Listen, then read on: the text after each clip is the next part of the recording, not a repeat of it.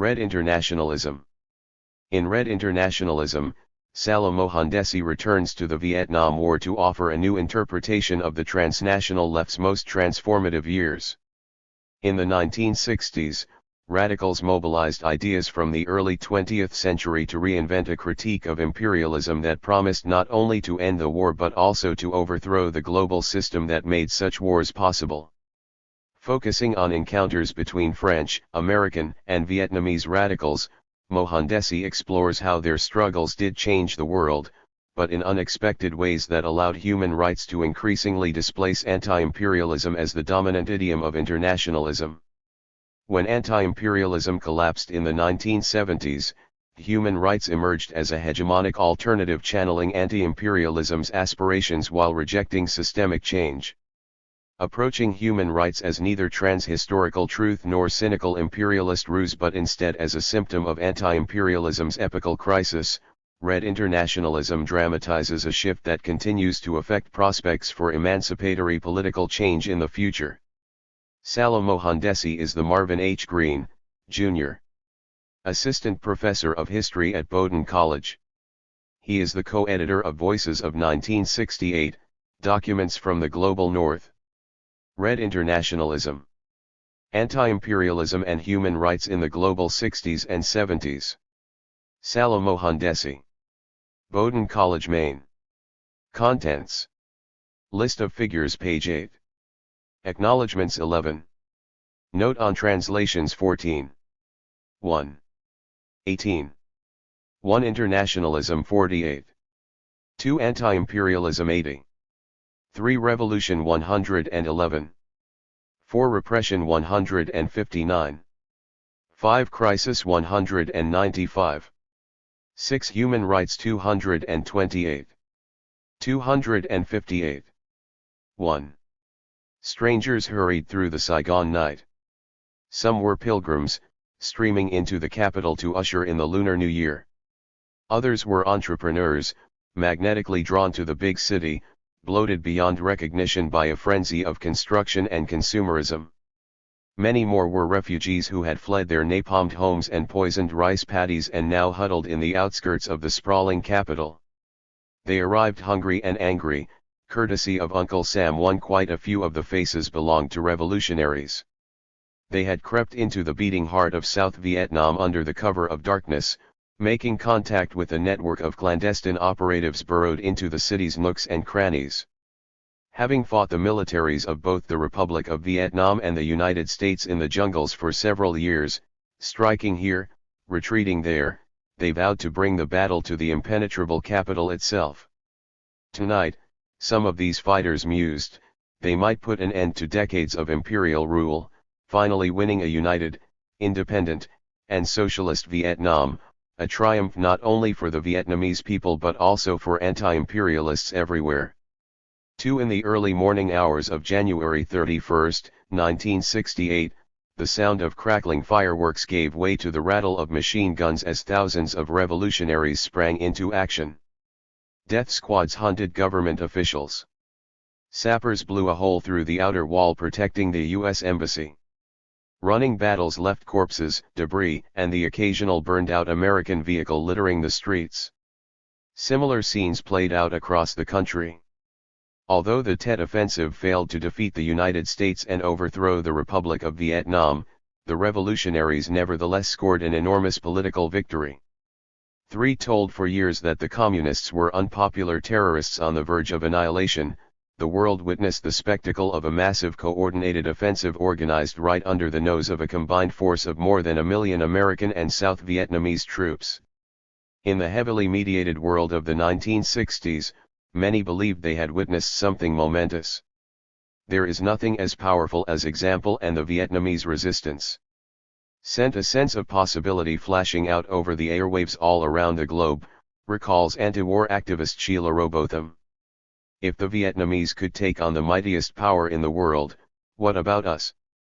For as Vietnamese fighters pressed their offensive, tens of thousands of radicals across North America and Western Europe raced to West Berlin to do their part in bringing the Vietnamese Revolution to victory. On February 17, 1968, they overwhelmed the giant auditorium of the Technical University of Berlin, assembling beneath a gigantic flag of the National Liberation Front inscribed with the famous injunction, "The duty of every revolutionary is to make the revolution." As one participant explained, it was the first real gathering of the clans, uniting such groups as the Socialist German Student League, the British Vietnam Solidarity Campaign, the French National Vietnam Committee, and the American Student Nonviolent Coordinating Committee. 5. What brought them together was a shared commitment to not only ending U.S. aggression in Vietnam but also joining with their Vietnamese comrades to overthrow the imperialist system. This is what inspired them to collaborate across borders in one of the largest radical anti-war convergences of the decade, the determination to make a contribution to the anti-imperialist struggles exploding across Asia, Africa, and Latin America. And hopefully soon in North America and Western Europe as well. 6. Huddled in that auditorium, where acrid cigarette smoke mixed with the stench of sweat, the anti-imperialists set to work. Faced with American escalation of the war, radicals called for a parallel escalation of their own efforts. They argued that the best way to support the Vietnamese people was to open a second front in the North Atlantic. Internationalism meant building a united global movement against imperialism, led by the heroic guerrillas of Vietnam. In France, their efforts to translate the Vietnamese example into a domestic idiom would help to bring about the largest general strike in history. And the unprecedented events of May 68, which seemed to prove that revolution was possible in the capitalist North Atlantic, in turn inspired radicals elsewhere. For a moment, world revolution appeared to be on the agenda. 7. A decade later, in 1978, veteran anti-war radicals returned their attention to Southeast Asia. Although the war had ended in U.S. defeat, with Vietnam reunified as an independent country embarking on the promised path to socialism, things had not turned out as expected. Re-education camps were packed with suspects. Poorly planned economic policies exacerbated the challenges created by wartime destruction. State repression forced many to emigrate. Most astonishingly of all, Vietnam was again at war. But instead of locking arms with their neighbors against 3. Imperialism, Vietnamese revolutionaries fought against them. Vietnam, Cambodia, and China, all nominally socialist states, all former allies against imperialism, all one-time beacons of international solidarity, were slaughtering each other in an unprecedented internecine war. 8. The Third Indochina War aggravated existing hardships, prompting even more refugees to flee Southeast Asia, often in dilapidated vessels that drifted across the South China Sea. Creaky fishing boats capsized. Refugees fell prey to pirates. Food ran out. Those who survived the harrowing passage found themselves herded into camps in neighboring Southeast Asian countries and tried their best to find meaning, care for each other, and create a new life. But eventually the host countries began to refuse entry to refugees, even forcing them back to sea. By early 1979, the region was engulfed in a humanitarian crisis. Many former North American and Western European anti-war radicals watched these images of suffering in dismay. Working with anti-communist Vietnamese living abroad, some erstwhile radicals organized a vast campaign to save the boat people. Initially hoping to cross into Vietnamese waters to rescue refugees from the sea, they settled instead on chartering a ship, appropriately named the Isle of Light, and navigating it to the coast of Malaysia to serve as a floating hospital. As they worked under a scorching sun to save the refugees, their comrades internationalized the campaign, even winning the support of the U.S. government, which was only too happy to use the crisis to rewrite the history of the war, rebrand itself as a virtuous nation, and shine a harsh spotlight on the Socialist Republic of Vietnam. 10 activists who once joined Vietnamese communists in an international anti-imperialist struggle against the United States now found themselves allied with the United States in a massive international campaign against human rights violations in Vietnam. 11 They had come to champion a very different kind of internationalism. Instead of politics, they preached morality. Instead of advocating the right of nations to self-determination, they promoted the rights of the individual. Instead of struggling to build a new world, they aimed to alleviate suffering in the imperfect one that existed. Instead of looking to the leadership of heroic guerrillas abroad, they claimed to save helpless victims. Instead of anti-imperialism, they spoke of human rights. By the end of the decade, anti-imperialism was in crisis, and human rights were on their way to securing the hegemony that they enjoy today. This book explains how that happened. Tracing the history of international anti-war activism from the early 1960s through the late 1970s, it shows how and why human rights displaced anti-imperialism as the dominant way that leftist activists in the North Atlantic imagined making the world a better place. 4. Scope. Although activists across the globe came to exchange anti-imperialism for human rights, nowhere was the shift more dramatic than in France. The French, and Parisians in particular, began the 1960s as some of the most engaged militants, sophisticated theorists, and uncompromising advocates of anti-imperialism, yet ended the 1970s as some of the most ferocious anti-communists, unabashed cheerleaders of interventionism, and vociferous proponents of human rights. In the colorful words of one contemporary observer, although once enjoying a cosmopolitan paramountcy in the general Marxist universe, Paris is today the capital of European intellectual reaction. 12 More recently, historian Robert Breyer has declared the whole episode to be one of the more spectacular reversals of intellectual history. 13 What made this reversal so stunning was not just its intensity but also its international repercussions. France had long exercised a cultural, political, and intellectual hegemony over the global left. A beacon for radicals everywhere, the country's revolutionary history held enormous attraction. From Karl Marx to V.I. Lenin, Ho Chi Minh to Zhou Enlai, Messilah Hadji to Frantz Fanon, countless anti-imperialists had walked the cobblestone streets of its capital.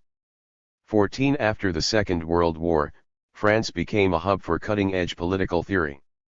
Because of this unique international status, developments in France could not help but have a significant impact elsewhere, particularly on the rest of the North Atlantic.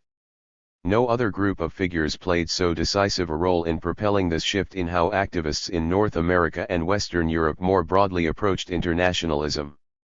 15 Although French radicals acted as a driving force, the story of how human rights displaced anti-imperialism cannot be told from a strictly national perspective because the activism of the 1960s and 1970s was thoroughly interconnected. As consummate internationalists, French radicals were in continuous dialogue with comrades not only in neighboring European countries but also across the Atlantic. Indeed, their most important contacts were often Americans, whose unique location inside the imperialist superpower of the era, or what they called the belly of the beast, lent their struggles great international credibility, turning them into a vanguard of sorts. The French closely followed events in the United States, learned from them, and were profoundly transformed by them. For that reason, while I focus on French radicals, this book also tracks developments in the United States, drawing the two into a single story. But as important as these connections between French radicals and their peers in the other capitalist countries of the North Atlantic were. 5 Scope. Relationships with what was then called the Third World were at times even more consequential. Struggles abroad not only furnished activists with a wealth of new ideas, tactics, and models but also served as powerful examples of change. This was especially true in France. Once the second largest maritime empire in the world, the hexagon's link to its colonies was so tight that decolonization boomeranged back into France with terrible velocity, effectively sparking a civil war at home that led to the collapse of the Fourth Republic. In this context, French activists were exceptionally attuned to developments abroad. They cut their teeth in solidarity movements, traveled abroad to see revolutions firsthand, and enthusiastically followed events in Asia, Africa, and Latin America. 16 Much the same can be said about the United States. Although the United States never possessed as large an overseas empire as the French and experienced decolonization differently, the country's legacies of settler colonialism and chattel slavery, its pernicious role in Latin America, and its post-war status as leader of the free world provoked substantial domestic concern. The government's string of military bases, incessant interventions, and obsession with annihilating communism in the Third World compelled many Americans to look abroad. As citizens of the most powerful imperialist state on the planet, American activists felt especially responsible for the fate of the Third World. Many took a keen interest in foreign policy, participated in solidarity movements, and made connections between struggles abroad and those of oppressed people inside the United States. Both in France and the United States, then, links with Asia, Africa, and Latin America were fundamental to the radical left. 17 radicals in France, the United States, and elsewhere in the North Atlantic turned to many struggles, yet it was the war in Vietnam, a former French colony and now the focus of U.S. intervention, that became their most important international point of reference in the 1960s and 1970s. Many activists concurred with Che Guevara's assessment that Vietnam was the focal point of all contradictions. 18 Vietnam, they believed, was the key to the entire world's situation. The stakes were incredibly high, the struggle was live, and its future undecided.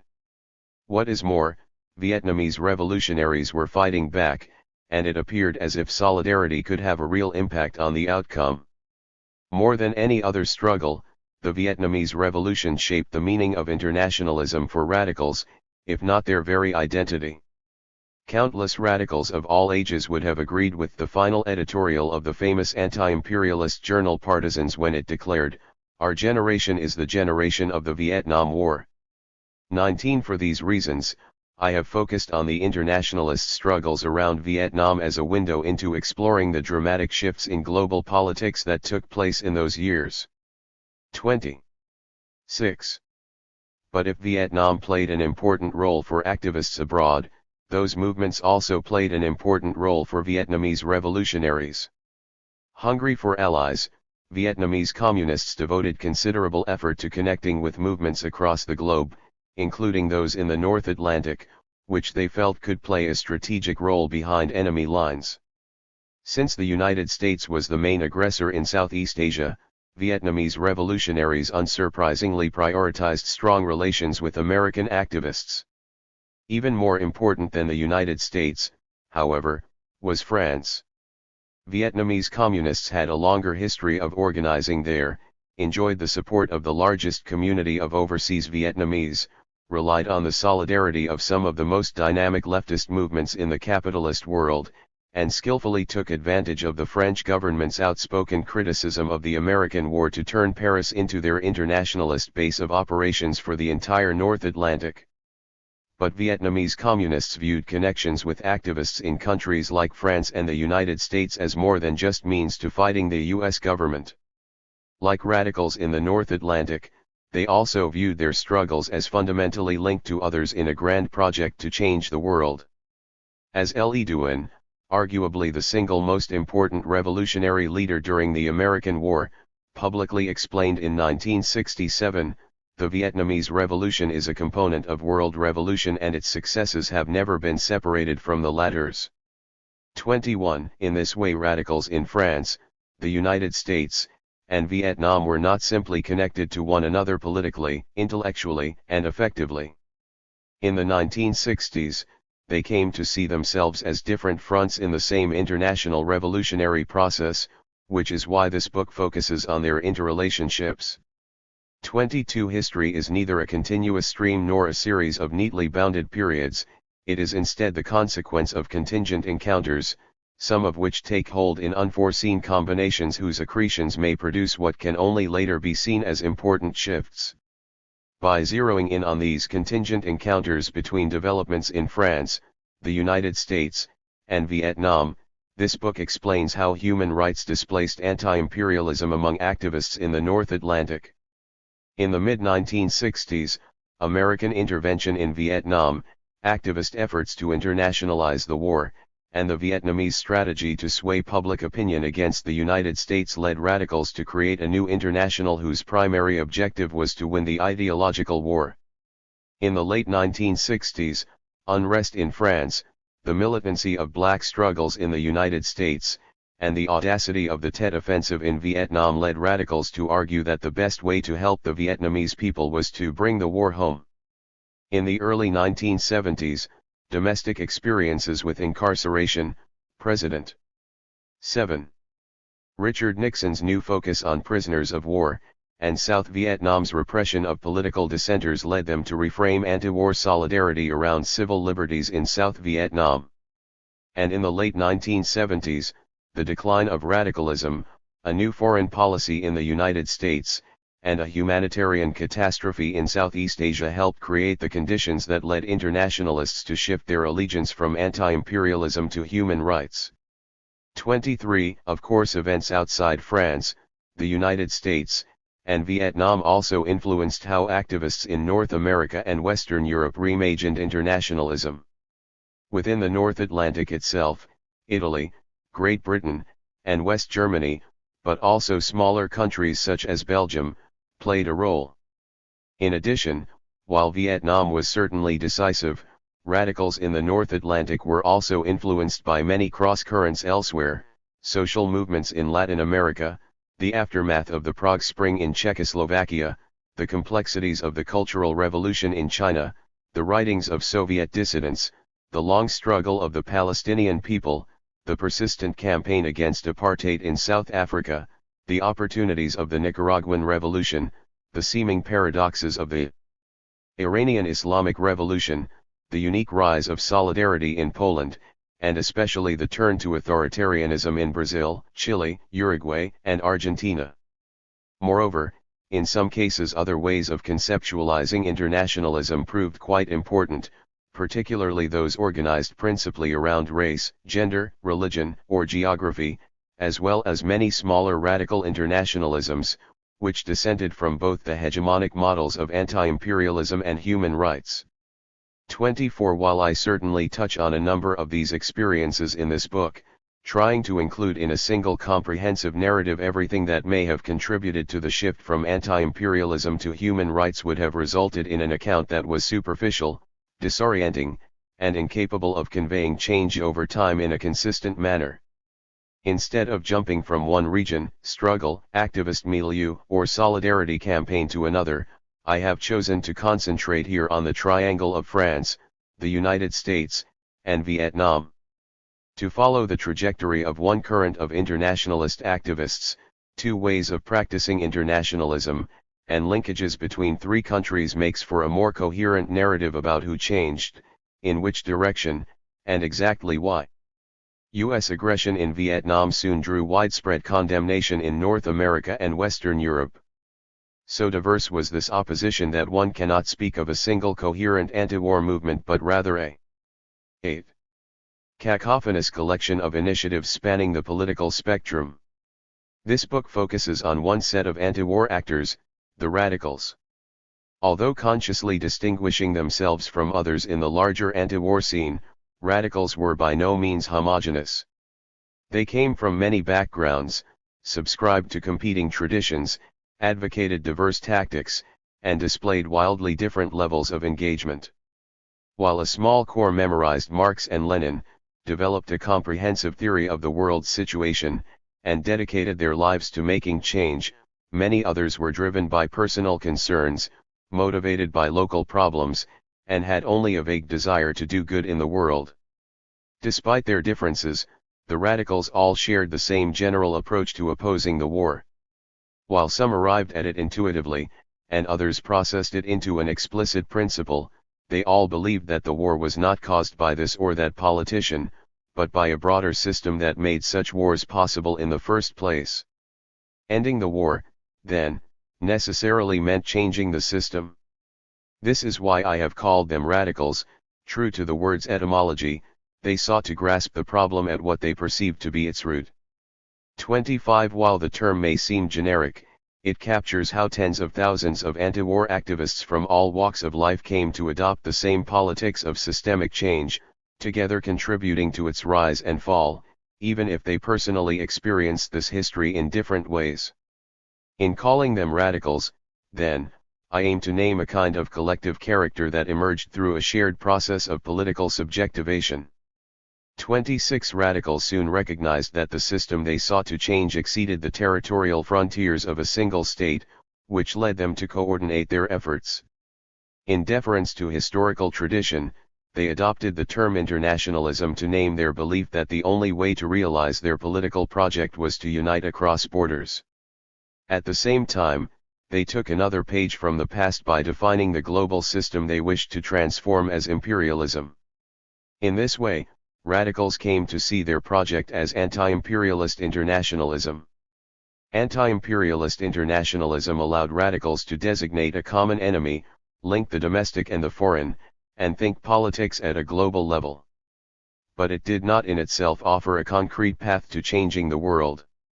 There were potentially many different ways to overthrow the global system of imperialism. 27 But in the 1960s, most anti-imperialist radicals more or less adopted a single approach. This was the Leninist problematic. If anti-imperialist internationalism was a way to frame the problem of uniting across borders in a struggle to change the world, then a problematic was the theoretical, practical, and strategic system that promised to actually solve. 9. That problem. To be sure, what came to be codified in the early 20th century as Leninism, and later as Marxism-Leninism, was more than just a way to practice international solidarity. As both a development of Marxist thinking and a mode of communist politics, it claimed to unite theory and practice into a comprehensive whole that could provide answers to just about everything, from ideology to strategy, the party to the state, the seizure of power to revolutionary culture, economic planning to socialist construction.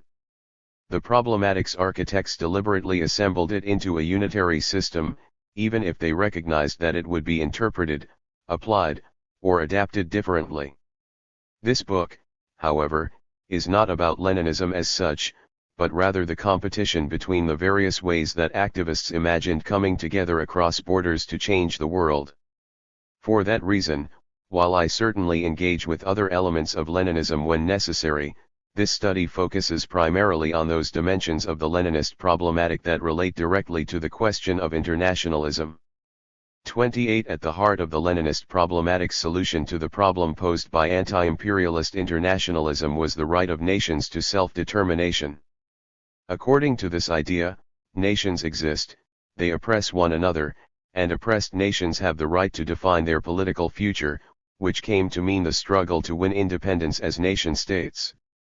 As for anti-imperialist radicals living in the oppressor nations, it was their duty to do whatever possible to lend a hand.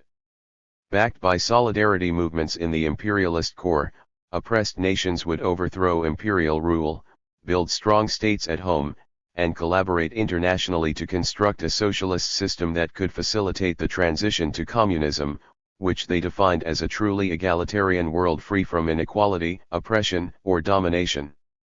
Of course, anti-imperialism was not the only kind of internationalist politics available in the progressive milieus of the North Atlantic. Despite similar aspirations, occasional alliances, and notable cross-fertilizations on the ground, radicals fought to make the world a better place under competing internationalist banners. Some suggested that the best way forward was through religious faith. Others proposed unity on the basis of racial identity. Still others looked to the idea of international sisterhood in the struggle against global patriarchy. Although the explosive political context of the 1960s boosted many of these competing internationalisms, none benefited more than anti-imperialism. The many revolutions, decolonization movements, and national liberation struggles rocking the planet in those years allowed ideas associated with anti-imperialist internationalism to extend far beyond the relatively small circle of committed Leninist radicals in North America and Western Europe. 10.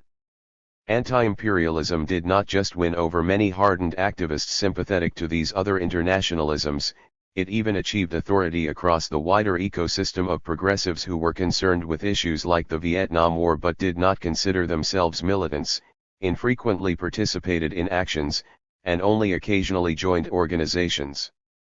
Although anxious about Leninism, opposed to revolution, and distrustful of Vietnamese communists, Countless progressives hoping to transform the world in an egalitarian direction nevertheless came to see the problem as imperialism, the solution as national self-determination, and their task as organizing solidarity with national liberation movements while pushing for change at home.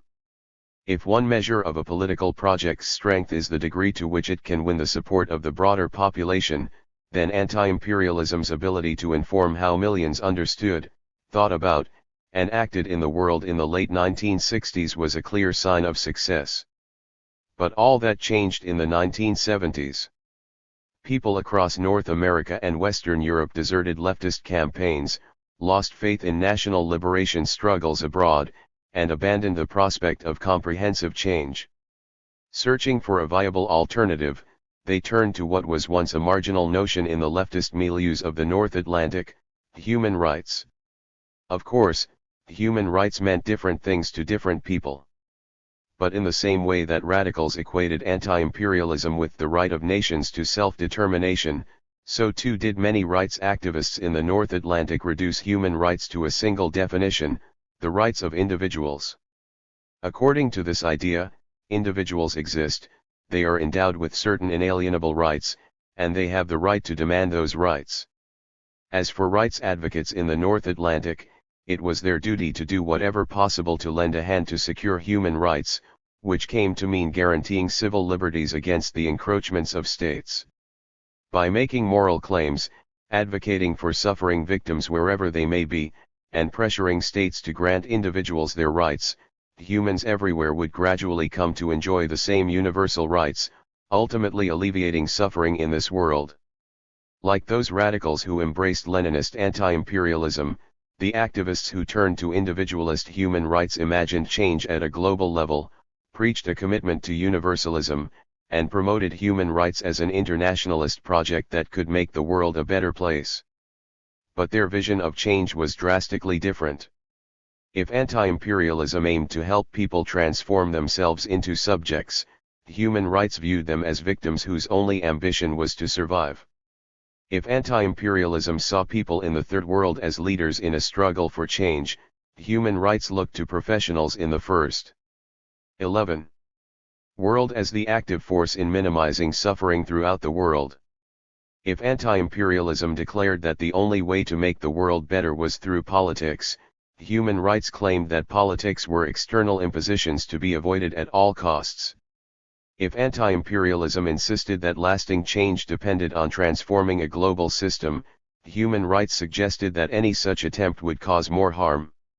Indeed, human rights activists argued that one of the main reasons why the victims they hoped to save were suffering so badly was because anti-imperialists had foolishly tried to revolutionize the world. For quite a few of these rights activists, the only real way to change the world was to prevent it from getting worse. 29. Although there was never a singular breakthrough, a definitive moment in which this specific vision of human rights emerged triumphant for everyone across the globe once and for all, by the late 1970s many people in the North Atlantic were not only abandoning anti-imperialism for some kind of individualist human rights, but also coming to see the latter as the only possible way to improve the world. Some historians have interpreted this dramatic transformation as one of evolution. According to this telling, radicals became humanitarians, revolution became ethics, and anti-imperialism became human rights. In its most teleological version, the end is said to be already present in the beginning, only waiting to be realized. 30. While there was certainly a degree of metamorphosis, especially when one turns to the biographies of individuals who traded the Little Red Book for government portfolios, the shift was more complex. As historian Samuel Moyn has argued, human rights succeeded not because they were implicit in all that came before, but because they survived while their rivals failed. 31. Following this approach, I reject the model of evolution in favor of displacement. Anti-imperialism did not mutate into human rights, it entered into crisis in the 1970s, creating a space for human rights to overtake it as the dominant way of doing internationalism. How did this happen? Much of it had to do with the collapse of the North American and Western European radical left. This decline had many causes, from state repression to an inability to build unity in difference, but I argue that since the trajectory of the radical left was so powerfully defined by events abroad, political developments in the rest of the world were a crucial factor in the collapse of anti-imperialism in the North Atlantic. By the late 1970s, national liberation struggles had fallen short of expectations. Instead of creating a new egalitarian world, they spawned nation-states that repressed their own people, accommodated themselves to capitalism, or fought shooting wars with each other. There was perhaps no greater symbol of this reversal than the Third Indochina War. Once a source of inspiration, the proof of anti-imperialist internationalism's success, Southeast Asia 12. Soon became a source of disillusionment, the proof of its failure. In China, anti-imperialists looked to capitalism, realigned with the United States, and turned on their allies. In Cambodia, anti-imperialists harassed their neighbors, constructed an autocracy, and massacred countless innocent people. In Vietnam, they curtailed democratic self-activity, targeted the ethnic Chinese minority, and occupied Cambodia. Of course, anti-imperialism did not vanish overnight. Some activists in the North Atlantic continued to fight under its flag. Others tried to reinvent radical internationalism in light of new struggles in places like Nicaragua. Nevertheless, radicals were undeniably far fewer in number, anti-imperialism was much less popular, and inherited ideas such as the party, the dictatorship of the proletariat, and even the right of nations to self-determination had become suspect. This spelled disaster for the entire anti-imperialist left, because anti-imperialism had aligned itself so closely with the Leninist problematic. The terrifying failures of movements tied to that problematic threw anti-imperialist internationalism itself into crisis, which in turn cleared the space for alternative ways of thinking global change. By advocating individual rights instead of national liberation, morality instead of politics, and reform instead of revolution, human rights not only survived this decade unscathed but also capitalized on a growing dissatisfaction with anti-imperialism to propose a different path.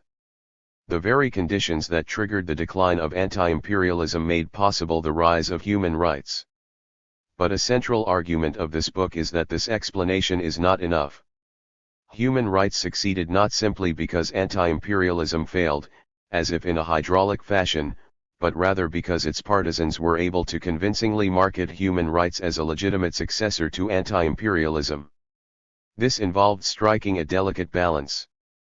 Human rights had to be presented as distinct from anti-imperialism. But if human rights were framed as too different, they could not have resonated with the desires of activists searching for a new home during the crisis of anti-imperialism. Proponents therefore had to make human rights appear as if they operated on the same continuum as their great rival. Human rights, to put it differently, had to be framed as sharing the same progressive goals of anti-imperialism without suffering from any of its weaknesses. Taking the example of international solidarity with Vietnam, I show how this was made possible in at least three ways. First, even though anti-imperialism and human rights differed from one another, the particular form of anti-imperialism that radicals adopted in the 1960s shared many elective affinities with the rival human rights internationalism. Activists supporting the idea of national self-determination often treated nations as essentialist subjects, much as rights activists viewed individuals. They 13 contributions saw the nation as endowed with inherent rights, mirroring the flat universalism of human rights. And while they did develop a different tactical repertoire, some radicals nevertheless made moral appeals, pointed to international law, or highlighted the suffering of Vietnamese as victims, all of which were hallmarks of human rights activism. Second, anti-imperialist radicals and human rights activists converged on a series of projects in the early 1970s, such as the exemplary campaign to save political prisoners in South Vietnam.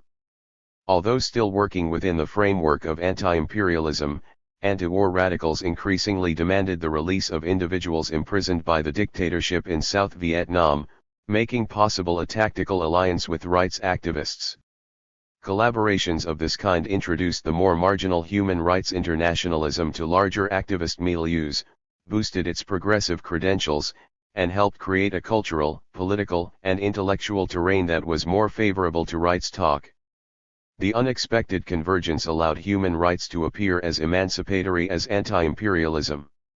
Consequently, when anti-imperialism slid into crisis in the late 1970s, activists could interpret human rights as simply a better way to realize their shared goal of making positive change in the world. Lastly, human rights internationalism superseded anti-imperialism because it benefited from the defection of some radicals in the 1970s. To truly compete with anti-imperialism, human rights activists had to do more than just present themselves as an alternative. They needed to match the kind of dynamic activist energy that had helped make anti-imperialism so popular. One solution came in the form of radicals who jumped ship, and in the process brought with them skills, experience, and a repertoire of exciting forms of solidarity. This transfer was largely made possible through the encounter between human rights and a new kind of humanitarianism. In places like France, many of these defectors did not leap directly to human rights. The internal contradictions of anti-imperialism led them to develop a kind of radical humanitarianism that carried forward Leninism's activist aura while rejecting its overall framework. Their search for a new way to frame their militant internationalist practice led them into the arms of human rights. In fusing humanitarianism and human rights, these renegade radicals helped elevate human rights internationalism into a force that could not merely compete with anti-imperialism, but perhaps even beat it at its own game. Contributions. In order to tell this history of the rivalry between different ways of thinking internationalism, I spent nearly a decade working with a wide range 14 of materials. I pored over the newspapers, manifestos, internal bulletins, and political programs of countless organizations housed in over a dozen archives and libraries in 5 countries. I relied on hundreds of published primary sources in several languages. And I learned much from the work of fellow scholars working in a number of intersecting disciplines. This book draws on, and aims to contribute to, 3 fields of inquiry in particular. One is the vast literature on the anti-war movements of the Vietnam War years. The book begins by arguing that anti-war activism was far more than some liberal, single-issue, American campaign to bring the boys home. 32 It leans on Bethany Keenan's research to demonstrate how anti-war activism was a crucial part of political life in countries like France. 33 It continues the work of Nyekpa by drawing attention to those radicals who saw anti-war activism as part of a much larger project of change. 34 It takes a cue from Sabina Rousseau by stretching the timeline of the war in order to make new discoveries about comparatively less studied topics such as refugees, political prisoners, and the Third Indochina War. 35 It develops the findings of historians like Harish C. Mehta to restore the agency of Vietnamese figures in shaping international anti-war activism. 36 And it takes inspiration from scholars like Judy Zuchunwu to illuminate the ways that political actors made sense of their internationalism. 37 Indeed. This book hopes not only to provide a richer history of how radicals in the North Atlantic related to struggles in Vietnam, but also to use that history to explore how radical activists imagined anti-imperialist internationalism in the 1960s and 1970s. To study the meaning of anti-imperialism among radicals in the North Atlantic, this book engages with the burgeoning field of the global Sixties. Leaning on scholars like Robin D. G. Kelly, it uncovers the forgotten dreams of activists in the North Atlantic. 38 Like Gerd Rainer Horn, it documents how activists turned those dreams into egalitarian innovations. 39 Like Martin Klimke, it emphasizes the interconnected nature of this transformational activism, doing for the United States and France what he did for the USA and West Germany. 40 Like Christoph Kalter, it sheds light on the centrality of the Third World to the trajectory of this interconnected anti-imperialist left in the North Atlantic. 41 Like Cynthia A. Young, it dissects the complex processes of adaptation, projection, and translation that characterized the internationalism of those years. 42 And like Kristen Ross, This book not only reconstructs the radical anti-imperialist experiments of the 1960s and 1970s, but also seeks to explain how they were mutilated, distorted, and replaced by competing internationalist projects like human rights. 43. This book takes special inspiration from figures like Alessandro Russo, who insist that we approach the radical emancipatory projects of the 60s on their own terms. 44. Consequently, it argues that the only way. 15. Contributions. To grasp the political significance of anti-imperialist internationalism is to look at its founding assumptions, internal contradictions, and the historical processes that led to its exhaustion. This means explaining not only why anti-imperialism succeeded but also, more importantly, why it failed, and searching for the reasons for that failure within that mode of politics itself.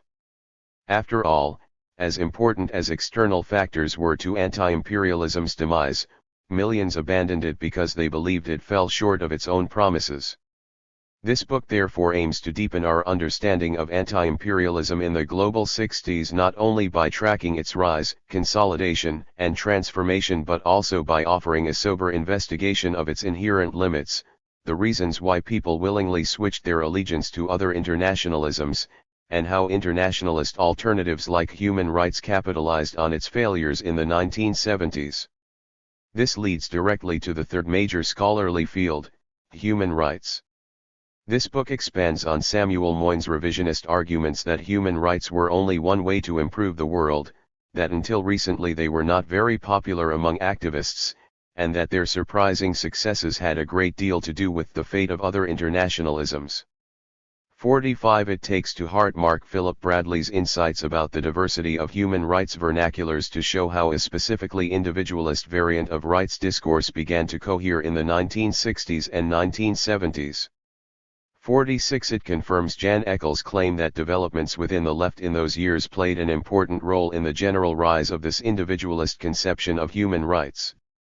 47. It develops Barbara Keyes's work to show how these rights activists found themselves allied with a U.S. government that appropriated this vision of human rights during a crucial moment of imperialist crisis. 48. And it draws on Eleanor Davies' study of radical humanitarianism to show how France served as a crucible for these dramatic shifts in the way people thought about changing the world. 49. But if Davies' project adopts the vantage point of human rights to explain how sans frontières may replace third worldism as the major way of approaching suffering in the rest of the world, this book offers an interpretation from the other side. After all, radicals did not conceptualize internationalism as addressing suffering but instead as collectively organizing international revolution against capitalist imperialism. Anti-imperialists did not even call themselves third worldists, which is what human rights crusaders hostile to anti-imperialism labeled them. Nor did they see their internationalism as so unidirectional. For them, internationalism was not about how they in North America and Western Europe should approach suffering in the rest of the globe, but rather about how radicals everywhere could collaborate to build a new world altogether, with revolutionaries abroad, like 16. Vietnamese communists, playing leading roles. My book, then, complements Davies' important study by firmly centering the perspective of the anti-imperialists themselves.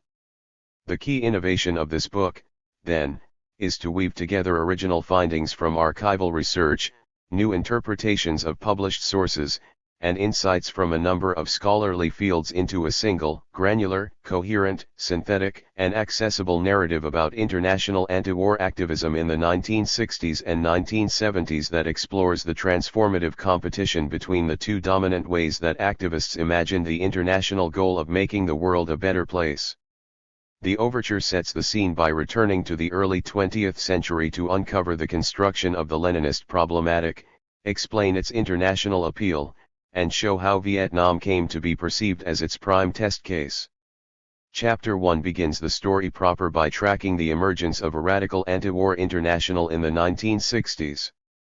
Chapter 2 explains why so many radicals followed the lead of Vietnamese revolutionaries by embracing Leninist anti-imperialism over other internationalist projects such as human rights. Chapter 3 discusses why radicals turned to revolution in the late 1960s. Chapter 4 demonstrates how in the early 1970s widespread repression prompted radicals to focus on incarceration, reassess civil liberties, and forge alliances with human rights activists. Chapter 5 surveys the collapse of radicalism, the apostasy of former radicals, and the meltdown of anti-imperialist internationalism in the context of the Third Indochina War. Chapter 6 turns to the international campaigns to save refugees in Southeast Asia to explain how the crisis of anti-imperialism created an important opportunity for human rights internationalism to take the lead in the late 1970s.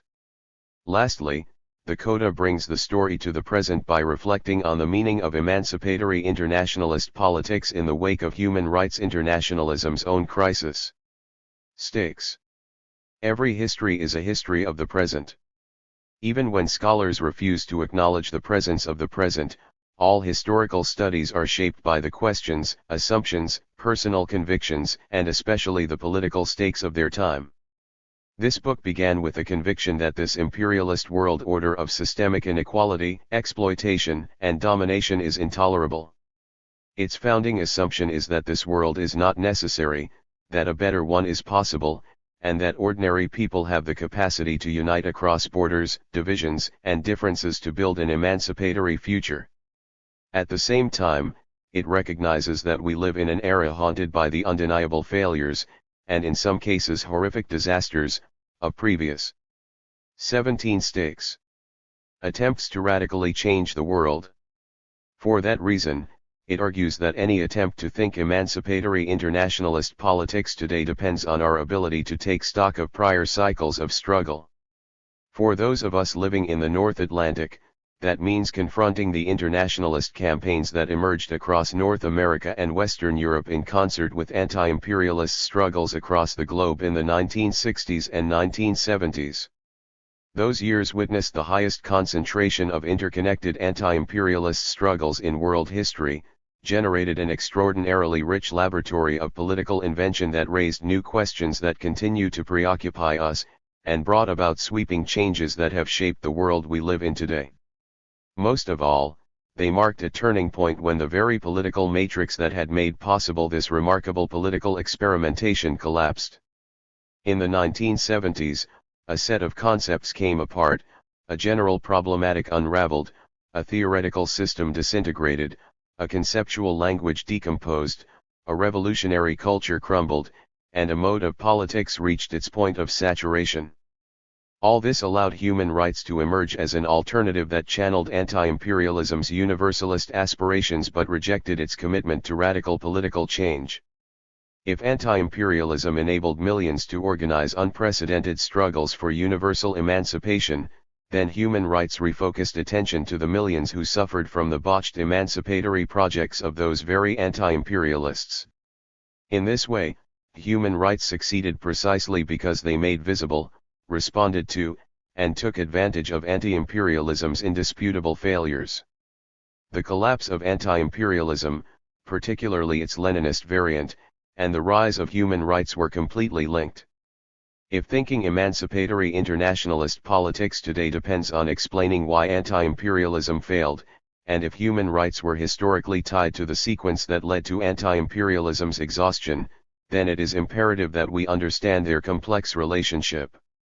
The wager of this book, then, is that taking anti-imperialism seriously sheds new light on human rights, and taking human rights seriously tells us a great deal about the appeal, trajectory, contradictions, and failure of anti-imperialism. As it should be clear, this approach does not presuppose neutrality, and still less any desire to somehow get the best of both worlds, but instead is rooted in the belief that taking each side seriously on its own terms is necessary to understanding the internationalist politics that define the 20th century. It is only by contending with this history that we can grasp the consequential transformations of the past, make sense of our own moment of crisis, and find ways to act in the turbulent years that lie ahead. 18. Overture. Lenin's Shadow. After years of traveling the globe, a young Vietnamese man with lustrous eyes and burning ambition hurried through Paris one hot summer day in 1919. As Europe struggled to recover from the devastation of total war, a flock of diplomats was planning a new world order at the Palace of Versailles, transforming the nearby French capital into the center of international attention. Encouraged by U.S. President Woodrow Wilson's public support for the principle of self-determination, Nguyen Tat Ton, a staunch critic of French colonial rule in Southeast Asia, sensed an opportunity. One working with other Vietnamese anti-colonialists living in France, he drafted a letter to Wilson, urging him to extend the principle of self-determination to the colonized peoples of the world, many of whom had done their part in the war. Too eager for the principle of national self-determination to pass from ideal to reality, they issued a list of demands, which called not for outright independence from France, but for equal treatment. Wilson's senior advisor acknowledged receipt of the letter, but the initiative went nowhere. Despite Wilson's grandiose rhetoric, the United States remained committed to preserving the imperial order, something the incorrigibly optimistic Nguyen Tat Ton would learn time and again in the years to come. Undaunted, he stayed in Paris and searched for an alternative. For his breakthrough finally came in July 1920, when he discovered V. I. Lenin's recently published draft theses on the national and the colonial questions. It came as a revelation. In those theses, there were political terms that were difficult to understand. But reading them again and again, finally I was able to grasp the essential part. What emotion, enthusiasm, enlightenment, and confidence they communicated to me. I wept for joy. Sitting by myself in my room, I would shout as if I were addressing large crowds, "Dear martyr compatriots! This is what we need, this is our path to liberation." Since then, he added, I had entire confidence in Lenin, in the Third International. Reborn as a Leninist, he dedicated his life to propagating. 19. This new anti-imperialist internationalist project, eventually changing his name to Ho Chi Minh, which means bringer of light. 5. In the coming years, other Vietnamese anti-colonialists would follow in his footsteps by espousing the Leninist problematic as the best way to bring about political change. In 1930, they founded a unified communist party to guide their efforts. To everyone's surprise, the communists would become the leading force in the national liberation struggle, eventually outfoxing their nationalist rivals, overthrowing the old regime, abolishing French colonial rule, and even fighting an internationalized struggle of epical proportions against the United States. Their successes against these foes would galvanize some of the most vibrant international solidarity campaigns of the era, inspire numerous anti-imperialist movements across the globe, and supercharge the struggles of millions. By the late 1960s, many came to see Vietnam as the vanguard of an international wave of anti-imperialist revolutions. The fate of the imperialist world order seemed to hang in the balance. Although there were many reasons for this remarkable outcome, Vietnamese communists themselves insisted that Leninism was a decisive factor. It gave them a framework to analyze the present, provided them with a strategy, bound them together into a disciplined party, furnished them with a blueprint for organizing a new polity, and connected them to an internationalist movement that supplied invaluable aid of all kinds. Leninism also came to play a very important role in the radical solidarity movements that took shape across the world to support the Vietnamese Revolution. For a moment in the 1960s and 1970s, radicals everywhere saw themselves as part of a universal struggle conceptualized in explicitly Leninist terms. This is not to say that anti-imperialists did not disagree with one another, interpret Leninism in different ways, fuse it with other ideas, or put it to different uses, but that millions of people came to share something like a common language that allowed them to act in a changing world. In this way, Leninism was central to the rise, and fall, of the interconnected anti-imperialist struggles that rocked the globe in those extraordinary years. 6. For these reasons, to understand the Vietnamese Revolution, the radical international solidarity movements of the Vietnam War years, and the very trajectory of anti-imperialist internationalism in the 20th century, one must take a serious look at Leninism. The following pages therefore survey the Leninist problematic in its internationalist dimensions. They reconstruct how it coalesced in the early 20th century, explain why Vietnamese revolutionaries came to adopt it, and show how its internal contradictions would create significant challenges for revolutionaries in the decades to come. 7. 20. Problems. In 1883, Commandant Henry Rivière led an expeditionary force to extend French influence beyond its small foothold in the south to the whole of the country we now call Vietnam. Although he fell in battle, Rivière's death created a stir back in Paris. A passionate imperialist, Prime Minister Jules Ferry used the opportunity to demand the conquest of Vietnam in its entirety. In July of that year, he announced to thunderous applause, "Something else is needed for France, that she cannot be merely a free country, that she must also be a great country, exercising all of her rightful influence over the destiny of Europe, that she ought to propagate this influence throughout the world and carry everywhere that she can her language, her customs, her flag, her arms, and her genius." 8. The same liberal republicans transforming France into a coherent nation through railroads, conscription, secular education, and language standardization enthused over imperial expansion, seeing nation building at home and imperial conquest abroad as part of the same modernizing process. 9. A decade later, French forces subdued the Vietnamese resistance, subsumed all of Vietnam, Cambodia, and Laos into a new colonial entity known as French Indochina, and conquered a dozen new territories across the globe. 10. According to one estimate, between 1880 and 1910, France's overseas empire grew over 12-fold in area, from approximately 350,000 square miles to 4.6 million, and over 16 times in population, from 3 to 50 million. 11. But the French were by no means alone. Their European rivals also extended their reach, snatching up new colonies and exerting control over nominally independent countries, especially in Latin America. By the first decade of the 20th century, these European powers, along with Japan and the United States, dominated nearly the entire planet. But since there was only so much of the globe to carve up, the headlong drive for colonies began to heighten antagonisms between the expanding empires. Although they tried to regulate their competition, coordinate the division of the globe, and stave off war, tensions continued to rise. Hoping to make sense of these bewildering developments, North Americans and Europeans from across the political spectrum turned to the concept of imperialism. Initially a rough synonym for the kind of state constructed by Napoleon III in France after 1848, the words imperialisme, imperialismus, and imperialism assumed a range of new meanings in the late 19th century, referring to phenomenon as diverse as military aggression, colonial conquest, formal. 21. Problems. Annexation, protective tariffs, economic dominance, or rivalry between great powers.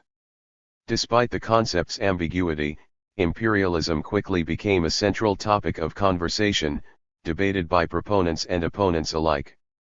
Nowhere did this debate play out more vigorously than in the emerging international socialist movement.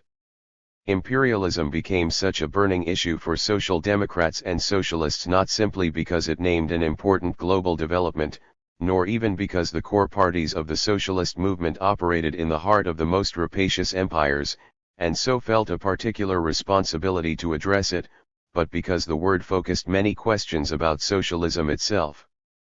It pushed social democrats and socialists to better theorize the global conjuncture, further clarify their goals, make more explicit their strategies, and more thoroughly interrogate the declared universalism of their project. It is no coincidence, for example, that one of the most famous debates in the international socialist movement, the so-called revisionist debate, played out in part over imperialism. 12. Advocating moderation, steady reform, and legislative campaigning over revolution at home, reformists like Edward Bernstein supported various forms of imperial domination abroad, openly suggesting that European colonialism helped savages and barbarians by pushing them along the natural evolutionary path to higher civilization. 13. By contrast, revolutionaries like Rosa Luxemburg vehemently insisted that socialism meant the abolition of all oppression, including imperialism in all its varieties. The showdown came in 1900 when the various socialist and social democratic parties that made up the Second International met in Paris. Repudiating Bernstein, delegates acclaimed a resolution from Luxembourg that condemned imperialism, calling on socialists everywhere to organize an internationalist struggle to overthrow it.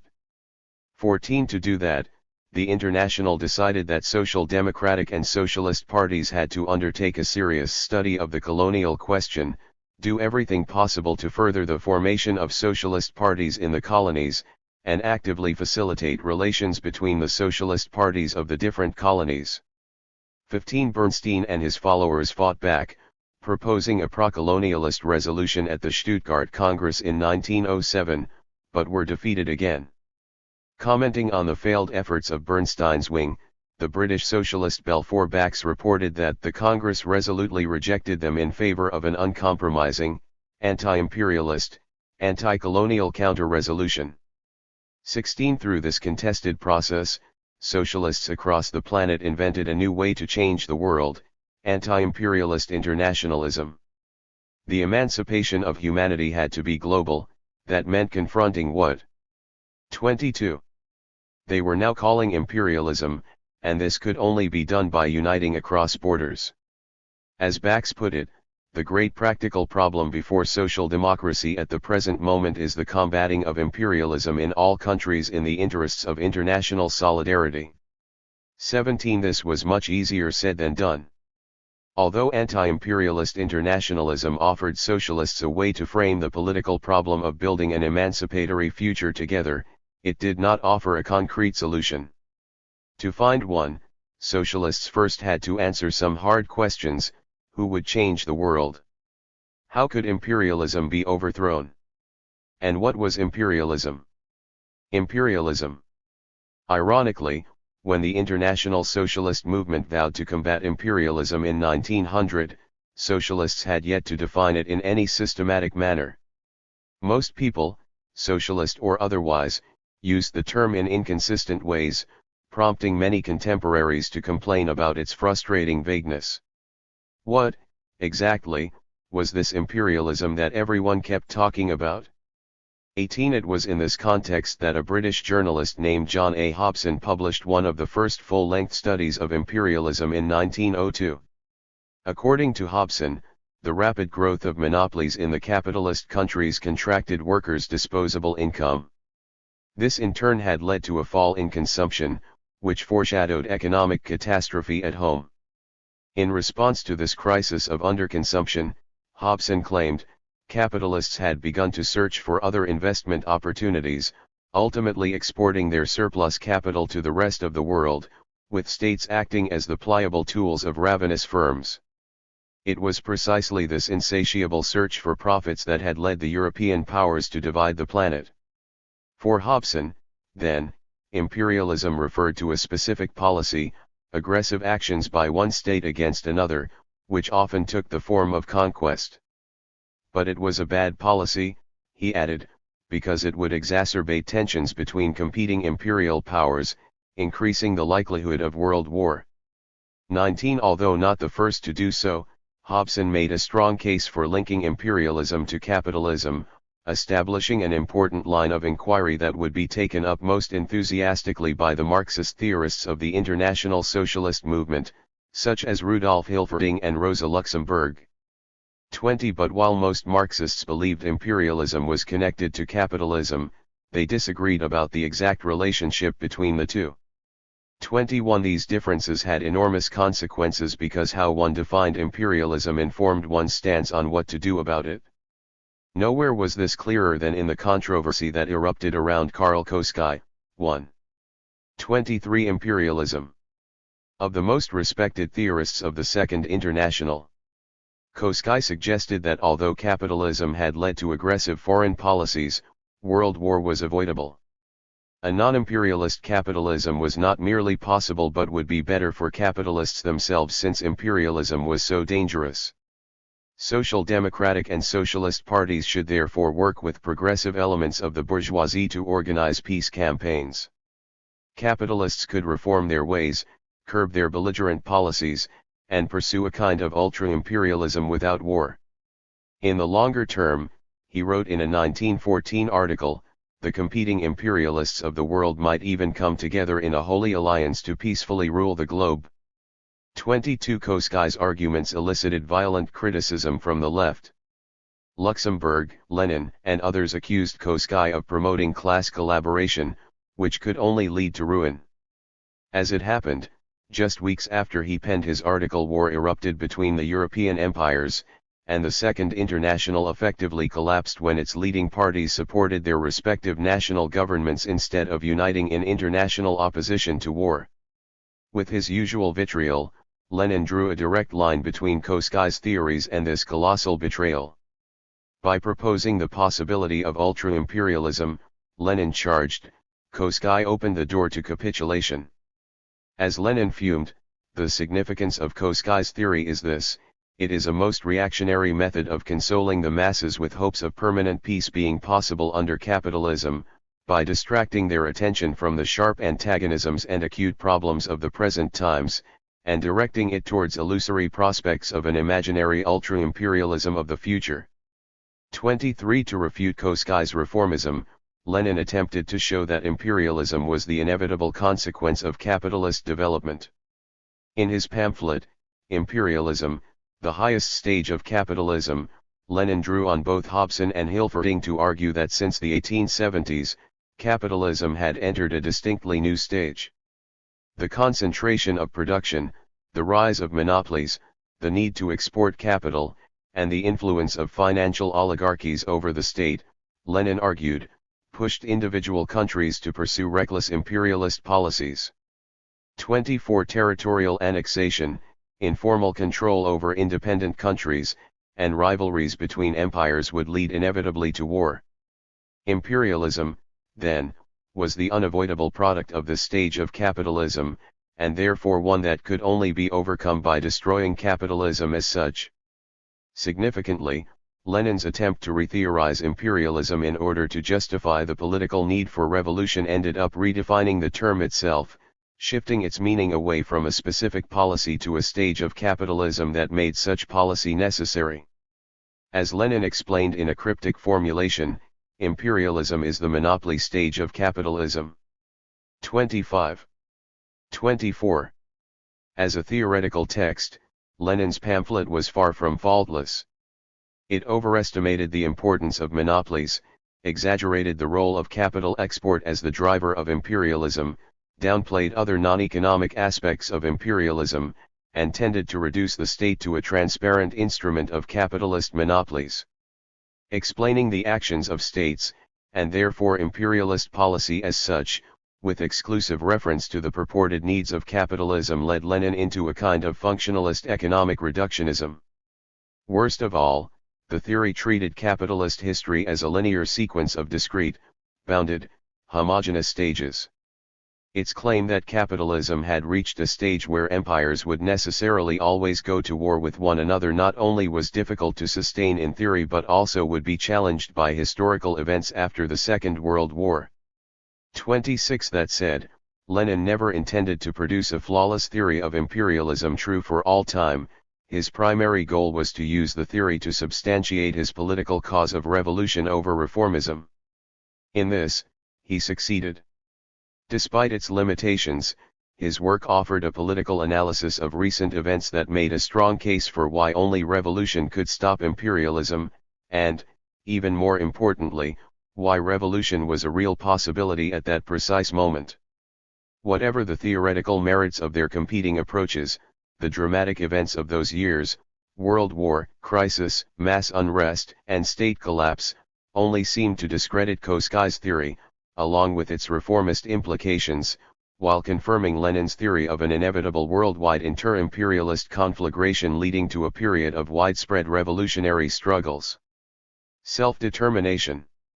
The first major debates between socialists over fighting imperialism focused on the massive land empires of Europe. About half the people living in the Russian Empire, for example, were not native Russian speakers, and many did not identify as Russian at all. Subjected to Russification, these minorities, such as Armenians, Tajiks, Poles, and Jews, were not only politically dominated by St. Petersburg but also forced to learn Russian, renounce their local customs, and embrace aspects of Russian culture. Perhaps unsurprisingly, socialists in these diverse empires were some of the first to identify this kind of oppression as a central issue. In trying to explain this imperialist violence, they coded these subject populations as nations, their oppression as national oppression, and the political problem of their emancipation as the national question. While they discussed many possible solutions, a few Marxists, especially those in the borderlands of Russia, argued that the best way to 25 self-determination, combat national oppression was to struggle for the right of nations to self-determination. Though a vague formula, self-determination soon came to mean the right of oppressed nations to secede from the empire that dominated them to form independent nation-states, if they so desired. 27 Although relatively unpopular, borderlands socialists eventually convinced Bolshevik leaders such as Lenin to embrace a version of the concept. 28 But even then, it was one of many possible solutions, and faced intense opposition, including from socialists in those oppressed nations.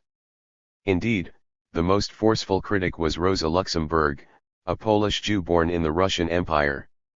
Beginning in 1908, she wrote a series of blistering articles shredding the core concepts at the foundation of the idea of the right of nations to self-determination.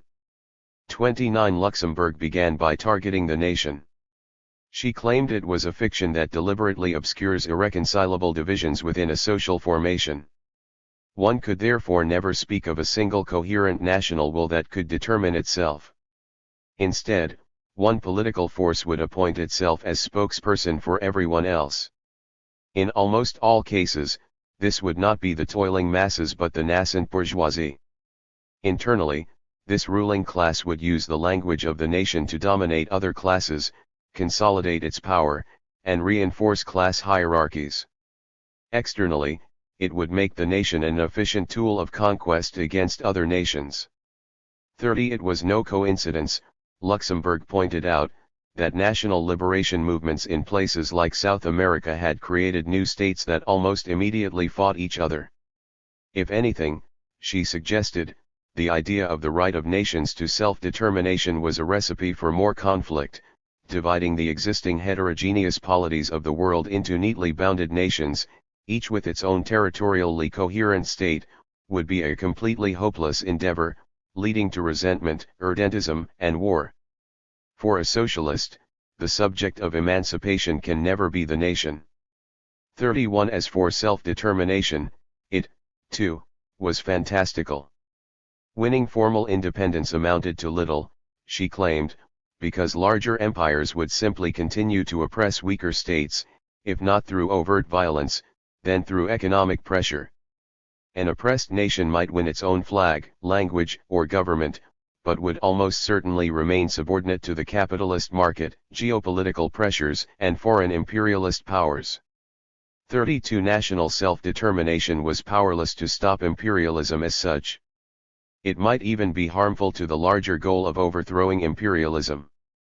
On the off chance that an oppressed nation succeeded in determining its own fate, how should socialists respond if that nation chose to pursue not socialism, but capitalism?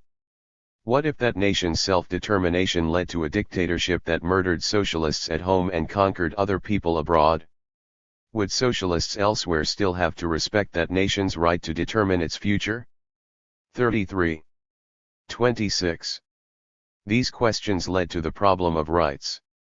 Why did Marxists feel obliged to articulate their struggles in the language of rights, Luxemburg wondered.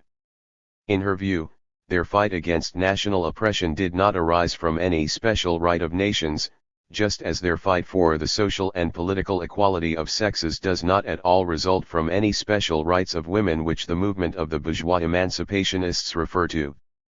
34 The duty to combat national oppression, she continued, stems solely from a general opposition to every form of social inequality and social domination, in a word, from the basic position of socialism. 35 Because socialism by definition meant combating all oppression, rights talk was unnecessary.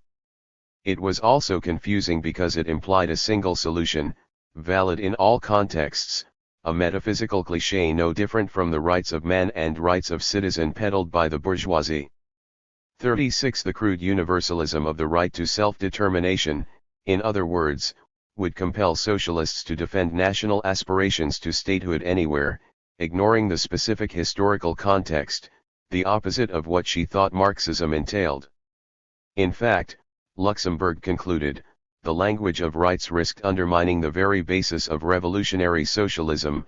It could wrongly encourage socialists to seek reforms on terms set by the existing system rather than striving for the abolition of the very system itself. Instead of speaking about rights, she argued, socialists should fight for the elimination of every condition of oppression that stirred up talk about rights in the first place. Not merely were the concepts flawed, she contended, but the very strategy of national self-determination was contrary to the course of history. In Luxemburg's view, capitalism was inevitably moving toward higher levels of global concentration, erasing local economies, unique cultures, and individual nation-states. This unstoppable march was a progressive development, and the socialist movement, which she called the legitimate child of capitalist development, would simply take over and complete the capitalist tendency toward centralization with an interconnected economy, a single international culture, and the disappearance of individual nations. 37. In this context, the idea of national self-determination, which implied small national units, the illusion of self-contained economies, and the preservation of cultural particularities, stood in direct contradiction to the tendency of capitalist development, and therefore, historically speaking, was a reactionary undertaking. 38. For Luxemburg, the task was not to step backward but to push this natural development along towards socialism. The most thorough rebuttal of Luxemburg's position came from none other than Lenin. Although initially lukewarm about national self-determination, Lenin became one of its most recognizable international 27 self-determination champions during the First World War. He began by arguing that the issue at hand was not cultural, psychological, or economic, but political. Luxemburg's assertion that independent nations were impotent in the face of global capitalism, he wrote, was just as intelligent as if someone, in discussing the programmatic demand for the supremacy of parliament, i.e., the assembly of people's representatives, in a bourgeois state, were to expound the perfectly correct conviction that big capital dominates in a bourgeois country, whatever the regime in it. 39. In other words, although it is true that capitalist interests would severely limit the power of any representative government, contesting elections nevertheless had important political effects, just as fighting for self-determination did. One of the most important of these, Lenin continued, was establishing the preconditions for unity between what he was now calling oppressor nations and oppressed nations. By adopting the idea of national self-determination, the workers of an oppressor nation would demonstrate their commitment to equality, eliminate hostility between themselves and the workers of the oppressed nation, and build mutual trust. Granting oppressed nations the right to freely secede was therefore the only way to build a voluntary union. In this, Lenin compared the right of nations to self-determination to the right to divorce. The right to separation did not mean that women should automatically always break their marriages. But it was only by ensuring that they had the right to divorce whenever they wished that marriage could become a voluntary partnership between equals. In the same way, if oppressed nationalities did not have the right to independence, no international union could be considered equal. 40. The right to self-determination, in other words, was a key political strategy for revolution, especially in peripheral countries like Russia. There, capitalism was less developed, the industrial working class was minuscule, peasants made up the vast majority of the population, legal action was highly restricted, and the Tsar governed one of the most ethnically, linguistically, and religiously diverse countries in Eurasia. Unevenness was the order of the day, which meant that revolution would be highly complex, if not downright contradictory. Whoever expects a pure social revolution, Lenin later wrote, will never live to see it. Such a person pays lip service to revolution without understanding what revolution is. 41 In the unique conditions of Russia, socialists had to ally with other forces, forge diverse coalitions, and endorse struggles that might not be overtly socialist. 42 By striking blows against Tsarist autocracy, national liberation struggles would play a decisive part in the revolutionary process. This idea was rooted in Lenin's belief that, before any country could build socialism, it would first have to complete what he called a bourgeois democratic revolution, which would lead to a constitution. 28. National Assembly, territorial unification, agrarian reform, and a domestic market, in short, a coherent nation-state. 43 Although achieved in most of North America and Western Europe, this process was only beginning to unfold in the rest of the world. In Eastern Europe and Asia the period of bourgeois democratic revolutions did not begin until 1905. The revolutions in Russia, Persia, Turkey, and China, the Balkan Wars, such is the chain of world events of our period in our Orient, Lenin explained. It is precisely and solely because Russia and the neighboring countries are passing through this period that we must have a clause in our program on the right of nations to self-determination. 44 The right of nations to self-determination, then, named the historically specific kind of revolution that these countries first had to pass through before attempting the fight for socialism proper. In this way, Lenin counterposed his own philosophy of history to Luxemburg's. While Luxemburg believed that capitalist development would force individual nations to gradually disappear into more homogeneous imperial units, Lenin maintained that capitalism would actually lead to the rapid disintegration of those massive empires into many new nations. In his view, independent national states did not inhibit capitalism, but ensured the best conditions for its development. 45 Fighting for the right of nations to self-determination, therefore, was to swim with the tide of history. While both approaches certainly had their flaws, Lenin's possessed several clear political advantages over Luxemburg's. He addressed the unevenness of capitalist development, reframed the debate in strategic terms, and opened the space for building political unity. In this, he centered the agency of colonized peoples, a weakness of Luxemburg's position. While some of her criticisms of self-determination were quite prescient, her philosophy of history lacked a satisfactory political alternative. Effectively tabling the issue, she maintained that socialism alone could solve the problem of national oppression. 46 As for what to do until then, Luxemburg never proposed a coherent plan. Sometimes she intimated that independence was futile. At times she seemed to suggest that only a proletarian revolution in the capitalist core could liberate oppressed nations. In still other cases, she argued that imperialism could be brought down by uniting the proletariat of all countries, but this left one wondering about Asia, Africa, or Latin America where the industrial proletariat often composed only a small percentage of the population. By contrast, one of Lenin's greatest strengths was that he deliberately enlarged the debate beyond Europe to the entire world. During the First World War, Lenin combined the national question with the colonial question, recasting all imperialist powers as oppressor nations, the people who suffered from imperialism as oppressed nations, and 29 Internationalism. Imperialist domination as national oppression. The global antagonism between oppressor and oppressed nations, he wrote, was the essence of imperialism. 47 In this way he came to define imperialism as both the progressively mounting oppression of the nations of the world by a handful of great powers and a period of wars between the latter to extend and consolidate the oppression of nations. For this reason, he argued, the focal point in the social democratic program must be that division of nations into oppressor and oppressed.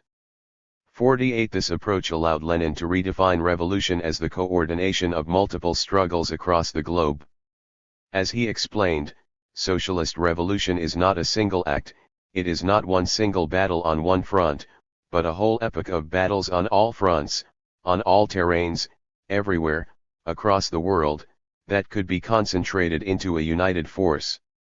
49 Even if they were not purely socialist, Lenin argued, national liberation movements were progressive and revolutionary, and therefore formed an integral part of this global process. 50. Lenin's insistence on self-determination, then, gave anti-imperialist internationalism real bite. Instead of waiting until proletarians in the imperial metropole freed them, which is what many socialists effectively advised, colonized peoples could have a decisive hand in making world socialism. Here, again, Lenin's uncanny ability to capture the moment tipped the scales in his favor. 51. As Lenin predicted, the First World War would unleash a wave of national liberation movements that shook the old imperial order. In Europe, 4 empires collapsed overnight, giving rise to a host of new nations and redrawing the map of the continent. Outside Europe, millions of oppressed people in places like Egypt, China, India, Korea, Persia, and Vietnam clamored for change, in some cases through force of arms. In this period of cataclysmic crisis, with liberation movements on the rise, Lenin's vision could not help but resonate. Internationalism. The Bolsheviks never believed they could independently build socialism in a backwards country like Russia. Lenin, however, gambled that prematurely taking power might inspire socialist revolutions in the more developed capitalist heartlands, and that these more powerful revolutionary forces could in turn aid the Bolsheviks in constructing socialism. Together, revolutionaries everywhere could make the long transition to full communism, an imagined world of peace, freedom, and equality beyond all oppression, exploitation, and domination. For Lenin, then, revolution at home had to be conceptualized within a fully internationalist framework. Its very fate depended on internationalism. 30. Despite strong objections from his comrades, Lenin exhorted the party to make preparations for insurrection. Against the odds, in October 1917 the Bolsheviks shocked the world by seizing control of the largest land empire on the planet. With the October Revolution, the abstract debates of the socialist movement suddenly became the basis of actionable policies in the first explicitly socialist government in history. Immediately after the storming of the Winter Palace, Lenin issued the Decree on Peace, which called for peace without annexations, an end to secret diplomacy, and the equality of all nations. 52. It was the first time any government had made national self-determination the center of its foreign policy, and the Bolsheviks made clear they wanted nothing less than to break the logic of imperialism itself. The capitalist empires raced to contain the menace. For President Wilson, the best tactic was to co-opt the idea of self-determination for a different project. Whereas Lenin extended the idea to the colonies, Wilson focused on Europe. Whereas Lenin demanded the immediate liberation of the colonies, Wilson advocated the gradual emancipation of subject peoples through the tutelage of allegedly more civilized empires. And whereas Lenin saw self-determination as part of a mass, internationalist, revolutionary struggle against imperialism, Wilson limited it to an elitist league of nations bent on preserving imperial rule. 53. Although the Bolshevik position was more radical, it was Wilson who initially captured global attention. While the Bolsheviks found themselves barred from the peace talks at Versailles, unrecognized by the great powers, and locked in a civil war inflamed by the capitalist empires, the United States emerged from the First World War stronger than ever. Wilson projected confidence, and a sophisticated propaganda machine popularized his message internationally, leading many to believe that he had not only the will but also the capacity to realize his promises. To many observers, the world was being remade not in Moscow but Versailles, and it was not Lenin but Wilson who had the combination of vision, influence, and political capital to help the colonized. 54. Although they looked to the United States, anti-colonial activists like the young Ho Chi Minh did not wait passively for Wilson to free them. They tried to make the most of the moment by projecting an expanded conception of self-determination back onto the U.S. president. Wilson found himself bombarded by messages from anti-colonial figures imploring him to make self-determination a reality.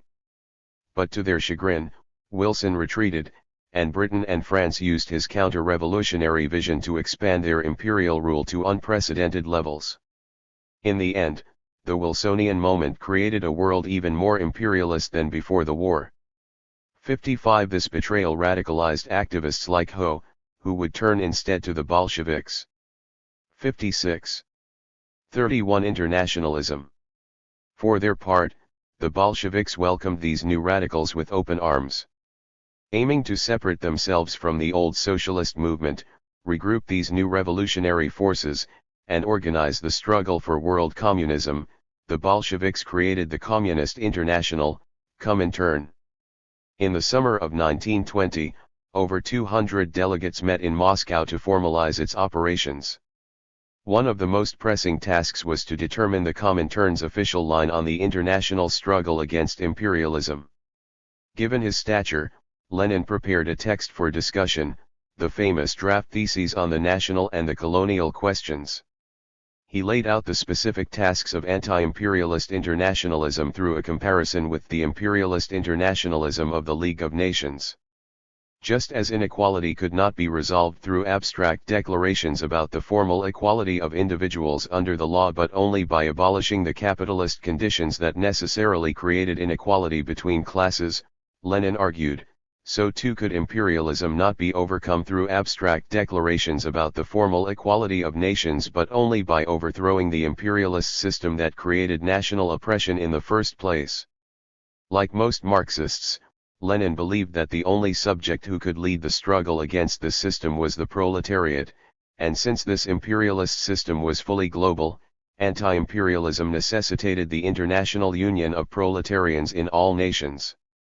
One of the major problems, however, was that the colonies and semi-colonies, those countries not formally colonized but still subject to imperialist domination, often lacked robust states, developed capitalist relations, and a sizable proletariat, the alleged bearer of the emancipatory project.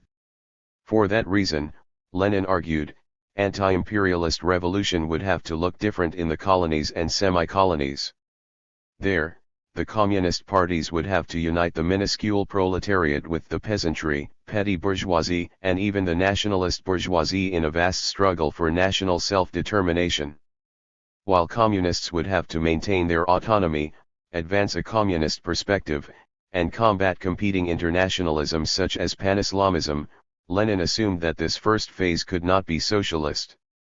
Only after the successful realization of national liberation, and with it the completion of the fundamental tasks of the bourgeois democratic revolution, could the Communist Party build a properly socialist system, the precondition for the transition to communism. 57. Although his draft was favorably received, a few delegates, in particular the Indian Marxist M. N. Roy, insisted on several revisions. Roy convinced the Comintern to treat national liberation movements as equal to revolutionary movements in the imperialist metropoles. He also doubted 32. That national bourgeoisies could be trusted, leading the Comintern to a compromise, while communists should oppose the reformist, or what was now called the bourgeois democratic, wing of the bourgeoisie, they should support the revolutionary, or the national revolutionary, wing. And he pressured Lenin to consider the possibility that revolutions in these backwards countries could bypass capitalism. Lenin conceded, explaining that the Communist International should advance the proposition, with the appropriate theoretical grounding, that the backwards countries, aided by the proletariat of the advanced countries, can go over to the Soviet system and, through certain stages of development, to communism, without having to pass through the capitalist stage. 58. But this depended entirely on certain conditions. If met, then national liberation movements could transform into almost continual revolutions; if not, then revolutionaries would have to adhere to the two-stage model, one in which, Roy himself clarified, the revolution in the colonies will not be a communist revolution in its first stages. 59. While the colonized would lead the liberation struggle, it was the duty of every militant in the imperialist core to assist. 60. In sharp contrast to the half-hearted solidarity of the Second International, Lenin commanded that any party wishing to join the Comintern would have to ruthlessly expose the colonial machinations of the imperialists of its own country, and had to support, indeed, not merely in word, every colonial liberation movement, demand the expulsion of its compatriot imperialists from the colonies, inculcate in the hearts of the workers of its own country an attitude of true brotherhood with the working population of the colonies and the oppressed nations, and conduct systematic agitation among the armed forces against all oppression of the colonial peoples. 61. The anti-imperialist struggles in the colonies, semi-colonies, and imperialist metropoles were parts of a much larger revolutionary process. All sides were expected to subordinate themselves to the interests of the worldwide communist revolution. Every struggle had to fight for the liberation not only of its own people but also of the entire world, and every successful revolution had a duty to use the resources of its new state to assist others. The whole was more important than the parts. This was called proletarian internationalism. It is not difficult to see why this way of thinking internationalism would have such wide appeal.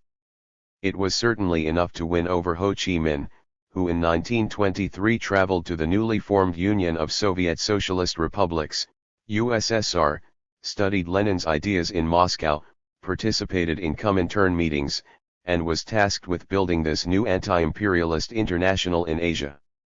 That said, much about this internationalist vision remained vague. It was unclear, for example, how the two stages related to one. 33. Nationalism. Another, eventually leading to sharp interpretive disputes between Maoists, who would insist on two discrete stages, and Trotskyists, who would demand a single continuous revolutionary process. It was also unclear how exactly the proletariat figured in this approach to internationalism. After all, the proletariat was so tiny in most of these colonies and semi-colonies that proletarian internationalism could not really be about the unity of proletarians across borders, but rather the alliance of party intellectuals claiming to have adopted the viewpoint of a class that barely existed according to their own criteria. Instead of an internationalism of proletarians, this was an internationalism of parties. Then there was the vexing problem of the nation. Although the Comintern claimed that the ultimate goal was to create an egalitarian future free of all national borders, indeed of all nations themselves, the means to achieving this end was an internationalist struggle that was still framed around the centrality of the nation. Communist parties tended to be national parties. Their struggles unfolded within the parameters set by national borders. And their immediate task was to win national independence, construct socialism within the boundaries of the nation, use their new national state to assist other movements, and unite these socialist national states into federations that could lay the groundwork for complete unity in the distant future. This, then, was a kind of nationalist internationalism in which the constituent units were nations. 62. Although emphasizing the international aspect of internationalism certainly had its advantages, it raised just as many questions. How can one be certain that the fight for national liberation will connect to the larger project of building world communism? What is to stop newly independent nations from pursuing their own national interests against internationalism? And, perhaps most urgently, what even is a nation? Nationalism. The rise of nationalism in the late 19th century troubled many socialists. In 1907, Otto Bauer offered one of the first Marxist interpretations. 63. Prioritizing consciousness, he defined the nation as a community of character. 64. The political corollary to this culturalist approach was cultural national autonomy, the proposition that all members of a nation should participate in the state, as a coherent nation, regardless of where they lived. Whatever the merits of Bauer's approach, Lenin believed it ceded too much. In his view, nationalism had a dual character. On the one hand, he recognized its appeal, valued its strategic importance, and even admired its emancipatory content. On the other, he felt that nationalism 34. Could easily slide into a divisive essentialism that would undermine the internationalist struggle for an egalitarian future. Marxists, then, had to play a delicate balancing act, channeling nationalism's potential for universal liberation without giving in to its potential for fragmentation. If Luxemburg made the mistake of dismissing nationalism outright, Lenin thought Bauer bent the stick too far the other way. As regards to nationalism, Lenin wrote to Maxim Gorky in 1913, "We have to bear down harder." Thankfully, Lenin added, he had a wonderful Georgian working on the problem. 65 In need of allies, Lenin had turned to a Georgian Bolshevik named Iosif Jugashvili who spoke Russian with a heavy accent and wrote in his native language until he was 28. Promoted as the party's expert on nationalities, Jugashvili published his first major work, The National Question and Social Democracy, in 1913. 66 Instead of checking nationalism, Jugashvili argued, Bauer's proposal would only deepen people's identification with an imagined nation, inciting them to disaggregate unified parties into smaller national organizations. In fact, at that very moment, the Jewish Bund was drawing on Bauer's work to not only seek formal recognition as the sole representative of Jewish workers everywhere, but also demand that the Bolsheviks federalize the party. Jugashvili countered this challenge by developing a new theory of the nation. A nation is a historically constituted, stable community of people, formed on the basis of a common language, territory, economic life, and psychological makeup manifested in a common culture. 67 Defining the nation in this way allowed him to counter the Bund's demands. Since Jews possessed no contiguous territory of their own, they were not a nation, and since they were not a nation, they could not have their own national organization within the larger movement. While the pamphlet helped win a political struggle, it introduced new problems. On the one hand, Jugashvili rejected racist, idealist, and naturalist approaches, viewing the nation as a historical construct. 68 Far from some ancient essence, the nation was a recent invention made possible by sweeping transformations such as industrialization, migration, and the fissuring of empires. On the other hand, his opposition to the culturalist conception led him to flirt with positivism. His rigid definition of the nation took the form of an enumeration of attributes that could be empirically measured, which seemed to naturalize the nation as an objective substance. This would have grave consequences, although his definition was intended to play a short-term tactical function in a polemical text. The pamphlet's popularity eventually turned it into the standard take, helping to cement a positivist way of seeing the nation. It is also worth noting that it simultaneously solidified the author's own identity. The pamphlet's success helped convince Jugashvili to commit to the Slavic pseudonym he happened to write it under, Stalin. 69 Leon Trotsky, who despised the author but praised the pamphlet, later alleged that it was actually Lenin's work. 70 While there is no evidence to prove this claim, Lenin did discuss the ideas with Stalin, and seemed to approve of his lieutenant's approach to the national question. Their partnership on this issue only deepened after the October Revolution in 1917. Civil war, imperialist encirclement, and the collapse of the Austro-Hungarian Empire terrified the new leaders. The Bolsheviks had to formulate a coherent policy to contain the fires of nationalism raging within a crumbling empire. 71 Lenin again took the lead, with substantial aid from Stalin, resident Maven, Commissar of Nationality Affairs, and soon to be General Secretary of the party. While the two had their disagreements, they together decided, against opposition from within their own party, that the best way to confront nationalism was to preempt it by promoting a massive state-centric project of non-Russian nation building. 72 According to historian Terry Martin, Lenin and Stalin aimed to accomplish several goals. First, they reasoned that granting minorities forms of nationhood would unmask nationalist movements, sharpen papered-over class differences, and allow the Bolsheviks to win over the lower classes of minority nations to the cause of communism. Second, they assumed that nationalism was a necessary stage in the historical development of peoples, and so an accelerated program of nation-building would modernize the country as a whole. Third, believing that non-Russian nationalism was a justifiable reaction to Great Russian chauvinism, they argued that championing nationhood among minorities would be the best way to defuse defensive local nationalism.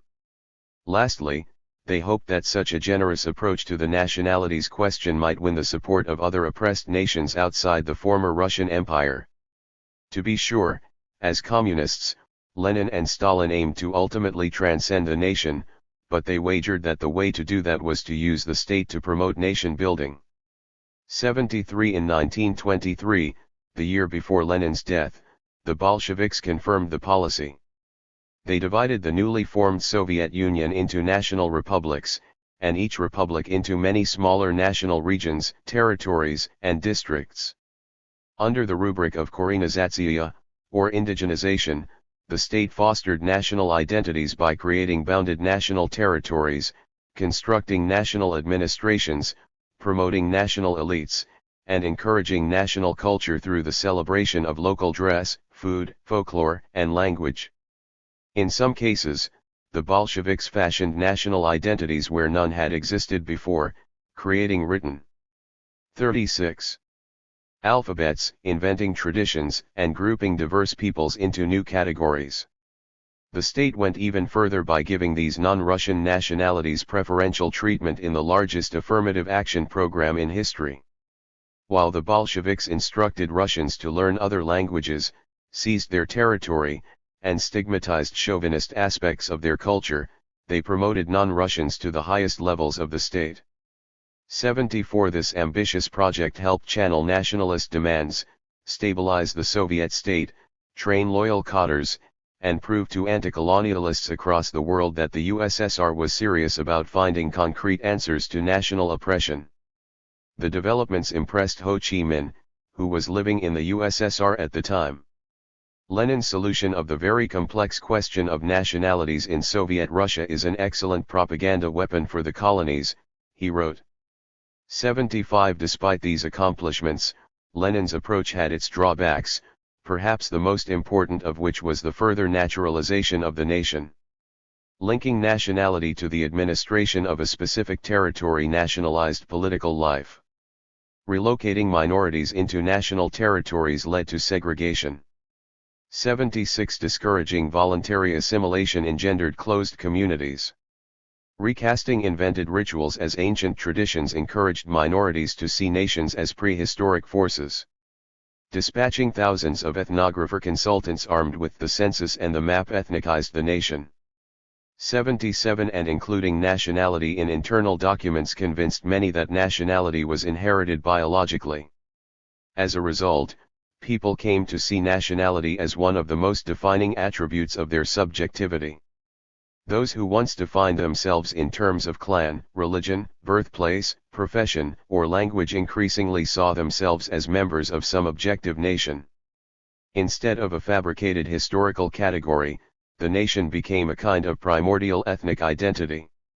78 This process was made possible by an extreme statism. Initially, Lenin believed that the Soviets, Red Guards, committees, and factory councils created during the revolution were new forms of counterpower that would encircle the existing state, erode its apparatuses, farm off its functions, and prepare the ground to smash the old state altogether. In its place, the Bolsheviks would construct a kind of non-state state rooted in this vast constellation of extra-parliamentary self-activity, the so-called dictatorship of the proletariat, which would build socialism and oversee the transition to the New World. After completing its tasks, it would disappear. 79 But, after seizing power, the Bolsheviks found themselves confronted with a series of monumental existential challenges: famine, disease, civil war, economic collapse, and imperialist intervention, that they were not prepared to tackle. They decided that the only way to 37 Leninism survive this state of emergency was to transform their party into a governing body with expansive authoritarian powers. This new party state curtailed civil liberties, narrowed the space for democratic activity, and reactivated the bureaucracy of the old empire. Instead of helping these autonomous mass organizations create the new world from below, the party state assumed primary responsibility for constructing communism from above. Just as the nation did not dissolve but grew even more real, the dictatorship of the proletariat became a full-blown state in its own right, more expansive than anything that had come before. The system that the Bolsheviks crafted eludes neat categorization. If one defines the nation-state as a kind of polity in which a single nation and a single state are meant to coincide as perfectly as possible, then the USSR was not a nation-state. But by fusing a deeply substantialist nationalism with a thoroughly expansive statism, the USSR can be understood as a species of nationalism-statism. This became even more apparent in the late 1920s with the turn to what was called socialism in one country. When it became clear that the revolutions in capitalist Europe had ended in defeat, and that the USSR was isolated, encircled, and deprived of the internationalist assistance that Lenin once thought necessary for making socialism, communists like Stalin argued that the Soviet Union should simply make socialism on its own. Although still interested in international struggles, and insistent that the transition to full communism could never succeed without revolutionary victories in other countries, Soviet leaders increasingly saw the defense, development, and modernization of the USSR as the basis for overthrowing imperialism, surpassing capitalism, and creating an egalitarian future. As a result, Stalin came to place an inordinate emphasis on hard work, self-reliance, national pride, state defense, and economic development.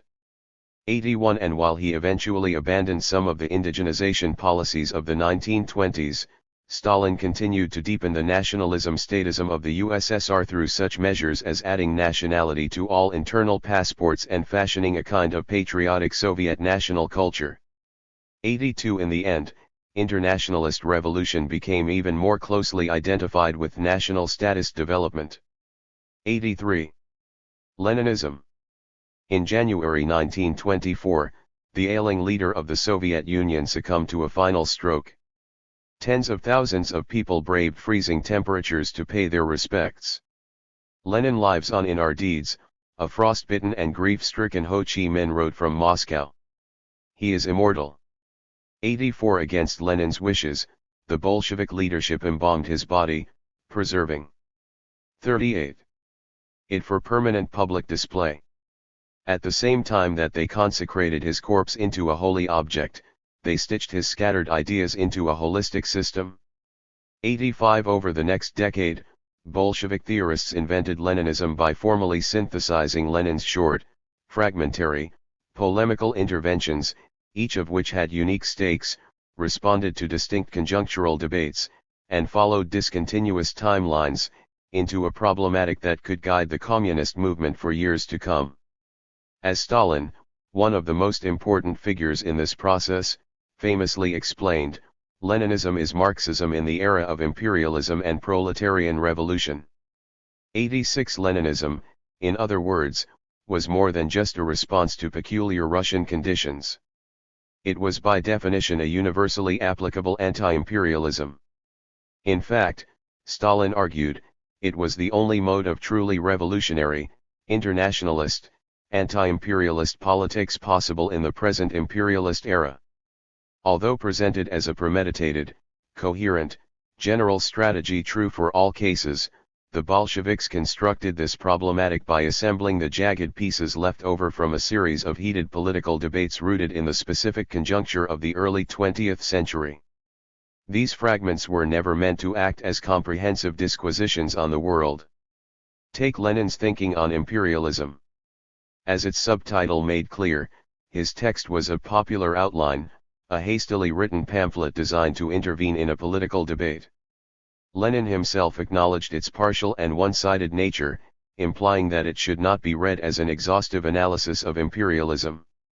87 Yet by the 1920s, it would be codified as not only a general theory of imperialism, but also the orthodox Marxist theory of imperialism for the international communist movement.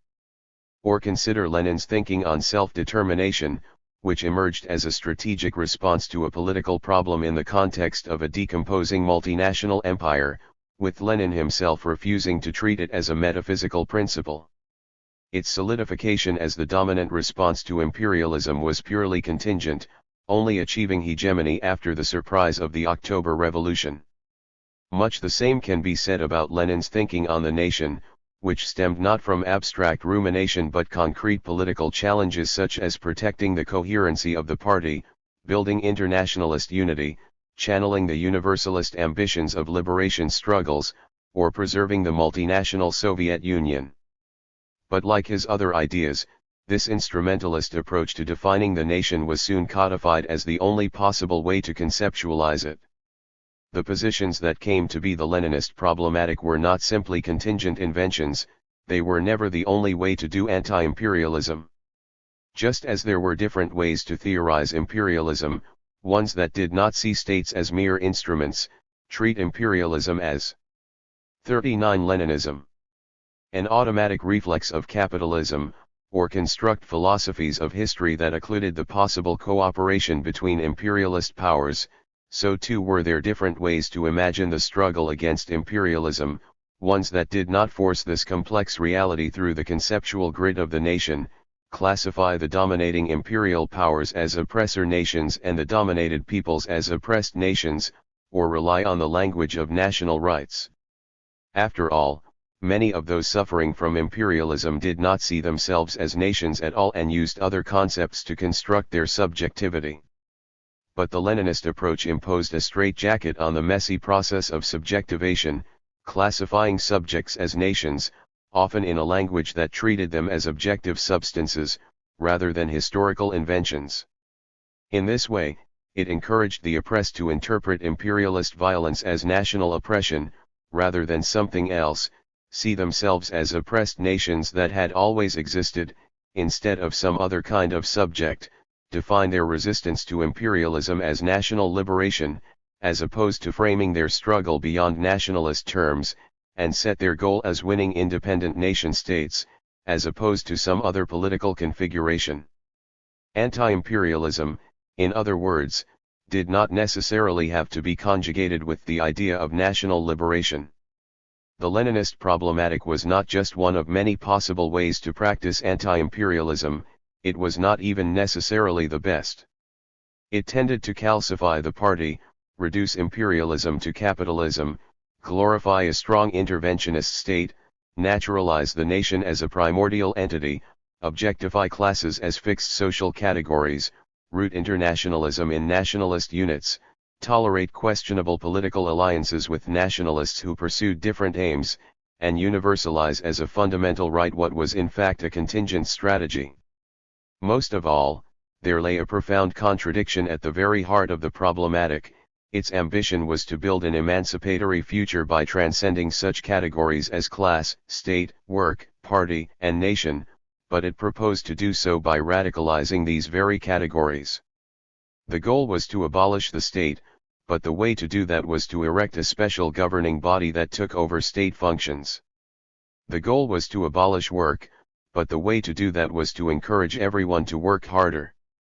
The goal was to abolish party politics, but the way to do that was to merge the vanguard party into the state. The goal was to abolish classes, but the way to do that was to think in class terms, lionize the working class, and evaluate all political change according to class criteria. The goal was to abolish nations, but the way to do that was to hypostatize nations, win national independence, and build strong nation-states. Far from an anomaly, the seemingly paradoxical coupling of nationalism with communism was built into the problematic. 88. 40. For Leninism, then, the only way out of this world was through its categories, and not just through them, but by doubling down on them. 89. All that said, there were legitimate reasons why this problematic became so successful. It named an enemy, validated a real desire for freedom, popularized a language of political change, presented a plan for winning liberation from imperial domination, promoted the agency of oppressed peoples in their own emancipation, provided a convincing way to build internationalism, offered an interpretation of history that could explain current events, and projected an electrifying vision of the future.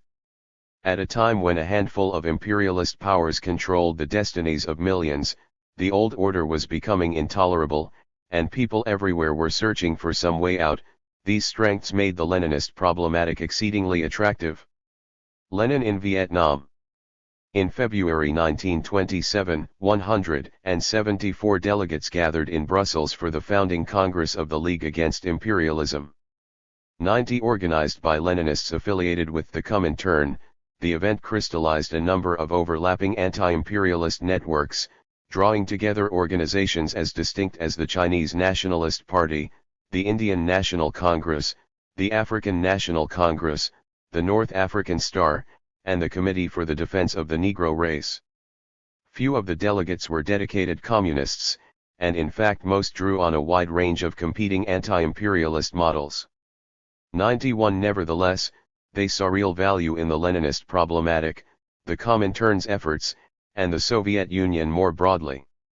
92 Although the USSR sometimes elevated its own interests over its internationalist commitments, making deals with capitalist powers, invading neighbors, and even allying with reactionary regimes at the expense of liberation movements, many anti-imperialists felt that the Bolsheviks had done more to combat imperialism than any other governing party in the world. 93 Their comparatively progressive nationalities' policies, intransigent opposition to the imperialist powers, and enviable successes in repelling foreign intervention in order to pursue an independent path turned the Soviet Union into a kind of anti-imperialist prototype. In addition to inspiring liberation movements, influencing their strategies, and supplying them with a model, the Bolsheviks went a step further by concretely aiding them. The Bolsheviks sponsored conferences, funded organizations, sent advisors abroad, and trained generations of anti-imperialists in Soviet institutions. Jawaharlal Nehru, a member of the League's executive committee, traveled to the Soviet Union. 41 Lenin in Vietnam. Albert Enzela of South Africa, Jomo Kenyatta of Kenya, Harry Haywood of the United States, Liu Shaoqi of China, and many others studied in Moscow. And a few of these alums went on to work for the Comintern as professional revolutionaries. Ho Chi Minh, for example, was sent to southern China to teach Vietnamese radicals there how to build a future communist party in Vietnam. Even anti-communist nationalists in Asia, Africa, and Latin America found Leninism valuable. Chiang Kai-shek, for example, was inspired by the October Revolution, read Marxist publications, toured the USSR, accepted Soviet aid, and collaborated with Comintern agents to reorganize the Nationalist Party along Leninist lines. Of course, he opposed the communists in his own country and had no intention of building world communism. He simply wanted to use Leninism, the communists, and the USSR for his own ends. Indeed, anti-colonial nationalists often took what they found useful from the communists and adapted it for different contexts, sometimes for opposing aims. If the Soviets harbored ulterior motives, manipulated nationalist forces, or prioritized their own interests, so too did many non-communist nationalists. 94 In fact, just a few months after the Congress, Chiang Kai-shek massacred the communists in China. Ho Chi Minh barely escaped with his life, fled to Moscow, and then returned to Europe, where he made contact with organizers affiliated with the League Against Imperialism. 95 Despite sharing some similar objectives, borrowing elements from the same model, and collaborating at times, anti-colonialists competed bitterly. Every region of the globe witnessed the rise of not one but several anti-colonial currents in the 1920s and 1930s, with each struggling to achieve hegemony over the national liberation struggle as a whole. 96 Although the USSR was a source of inspiration, and Leninist ideas were quite popular, communists rarely came out on top in Asia, Africa, and Latin America. In most cases, organized communist parties were simply outclassed by larger nationalist formations such as the Chinese Nationalist Party, Indian National Congress, or Indonesian National Party. This was also true in Vietnam. The country boasted a rich tradition of dissent, a crowded anti-colonial field, and a rising nationalist party. 97 By contrast, communism arrived relatively late, individual communists bickered amongst themselves, and a unified party only saw the light of day in 1930. But in that decade a wave of unrest shook Vietnam, taking many anti-colonialists by surprise. As it happened, the Indochinese Communist Party, ICP, managed to weather the storm better than its competitors, like the Nationalist Party, which was virtually annihilated by French repression. As historian Pierre Asselin writes, the chaos of these years was a boon for the ICP, which thereafter dominated the nationalist.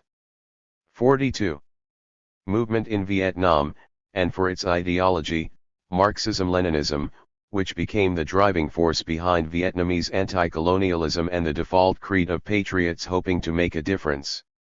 98 Vietnam became something of a historical exception. Unlike many other colonies, where a non-communist mass nationalist party came to dominate the national liberation struggle, in Vietnam avowed Leninists distinguished themselves in a highly fractured anti-colonial field. 99 Of course, Leninists were themselves far from unified. Many rank-and-file activists were not fluent in Leninism. Those communists who were constantly fought with one another, and their disputes sometimes ended in sectarian warfare, as with the rivalry between the Trotskyists and the ICP. The ICP itself was a site of vicious disagreements. Party leaders offered competing interpretations of Leninism, debated how to adapt it to Vietnamese conditions, and constantly revised their ideas. No position was absolute, the party line went through many twists and turns, and even a figure as central as Ho Chi Minh could find himself on the defensive, with some of his comrades denouncing him for being insufficiently Leninist. But, at the end of the day, all these leaders thought in Leninist terms, developed their actions with reference to the Leninist problematic, made their course corrections within the framework of Leninism, and publicly affirmed their fidelity to Lenin's thought. 100 Despite these undeniable fissures, Ho and his comrades were true Leninists, concludes historian Alec Holcomb. 101 But the Vietnamese figures who led the revolution were more than just faithful followers of Lenin. They saw themselves as making new contributions to Leninist politics, and they treated Vietnam as a kind of laboratory for Leninism. What is more, they were convinced that the experiment was yielding some promising results. As Ho attested, the Communists have recorded big results in the creative application of Marxism-Leninism to Vietnamese conditions. 102 The Leninist problematic, they argued, had allowed Communists to build a revolutionary force that outmaneuvered their competitors, resisted colonial repression, and fought the Japanese occupation of French Indochina during the Second World War. It was what allowed them to seize control of the post-war tumult, declare independence, and establish the Democratic Republic of Vietnam in 1945. It was what allowed them to organize social life, crush nationalist competitors, and lead a massive struggle against France's bid to recolonize Vietnam with American aid in the 1950s. And it was what allowed them to smash France at Dien Bien Phu in 1954. These were feats that few liberation movements could match. To be sure, as scholars have recently argued, communist victory was by no means smooth, inevitable, uncontested, or complete. 103 Even after 43 Leninist contradictions. Winning independence in 1954, communists governed only the North, faced stiff internal resistance, and still had to contend with other nationalist forces in the country as a whole. As for their successes, these were the result of many factors, quite a few of which were outside their control and had little to do with Leninist ideas. Nevertheless, it is undeniable that Leninism played a crucial role in building a cohesive, dedicated, popular, and well-supplied revolutionary force that could take advantage of the unexpected opportunities of the time. 104 It is possible, and in fact necessary, to acknowledge the messiness, contingency, and competition that define the situation in Vietnam while simultaneously accepting the centrality of Leninism in the mental universe of the revolutionaries who played such an important role in shaping this history. Vietnamese communists believed that, while there were certainly many reasons for their victories, Leninism was one of the most significant factors, if not the most decisive one. As Ho declared during the fight against France, "We triumph at the present time, we shall triumph in the future, because our path is enlightened by the great Marxist-Leninist doctrine." 105 Even if declarations like these were exaggerations, they confirm the general importance of Leninism to the identity of Vietnamese communists, reveal how communists often sought to create the impression that Leninism was essential to their success, and help explain why so many people, inside and outside the country, would come to see Vietnam as a Leninist proving ground. Leninist contradictions. But if Vietnam was to be a test case, as Vietnamese communists contended, the preliminary results were not entirely positive. Even if one were to evaluate the experiment solely on Leninist terms, there were signs of trouble. If anything, the complex reality in Vietnam revealed the fundamental contradictions of the problematic that Vietnamese communists claimed to have adopted as their guide to emancipation. The communists fought for freedom but repressed individual liberties. They encouraged mass democratic activity but elevated the party state as the source of all politics. 106 They made concrete efforts to abolish class society but did so by accentuating invented class identities. In their land reform campaign of the 1950s, for example, they sought to identify class enemies by using Leninist theory to divide Vietnamese society into class categories. When it became clear that these abstract categories did not apply to Vietnam's distinct social landscape, communists reclassified poor farmers as big landlords to shoehorn reality into their dogmatic schema. The widespread misclassification of Vietnamese led 44. To the deaths of innocent peasants, the repression of devoted revolutionaries, and the purge of party activists who protested the campaign. While land reform destroyed the power of landowners and redistributed land, the way the communists went about their project harmed many of the very people the revolution was supposed to emancipate. Faced with growing peasant resistance, the party ended the campaign, and Ho issued a public apology. 107 But perhaps the most glaring contradiction of all was Leninism's deep ambiguity as both a project for world communism and a project for national state development. On the one hand, Leninist national liberation was a universalist struggle against imperialism for the emancipation of all people. Vietnamese revolutionaries followed developments across the globe, studied abroad, supported struggles elsewhere, and worked closely with comrades in neighboring countries like China. They resupplied Chinese communists seeking respite in Vietnam, joined their communist comrades in the Chinese Civil War, and fought side by side with them on Vietnamese soil against France. 108 To take just one example of the deep theoretical, political, and effective ties between revolutionaries in Vietnam and China, one of the most important communist leaders in Vietnam adopted the name Truong Chinh, or Long March, in honor of the Chinese Communists' daring trek. From this perspective, then, national liberation was less about representing a fixed territory, an essentialized ethnic identity, or a pre-existing colonial subject, but more about creating new collective subjects in Vietnam, French Indochina, Southeast Asia, and beyond. The Vietnamese Revolution, in other words, was just one part of a single interconnected struggle to create a new world. A time will come when Chinese and Vietnamese revolutions will merge, Truong Chinh declared during the war against France, to counter American imperialists and their stooges, French colonialists and Chinese and Vietnamese traitors. 109 On this view, Vietnamese nationalism was about fidelity to the cause of anti-imperialist internationalism, and a traitor was one who sided with imperialism anywhere.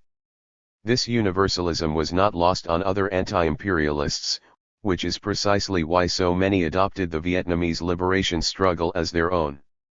The great victory of the Vietnamese people at Dien Bien Phu is no longer strictly speaking a Vietnamese victory, Frantz Fanon explained.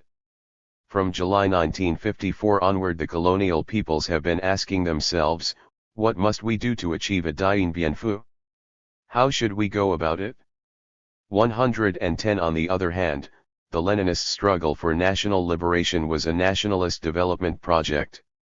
Vietnamese revolutionaries glorified Vietnam's past, mapped out national territory, issued identification. 45 Leninist contradictions. Cards, recruited labor power, built up industry, fostered a cult of personality, mobilized civil servants from the colonial regime, erected a state atop the old imperialist institutions, cultivated new hierarchical governing structures, and turned Leninism itself into an ideology of governance.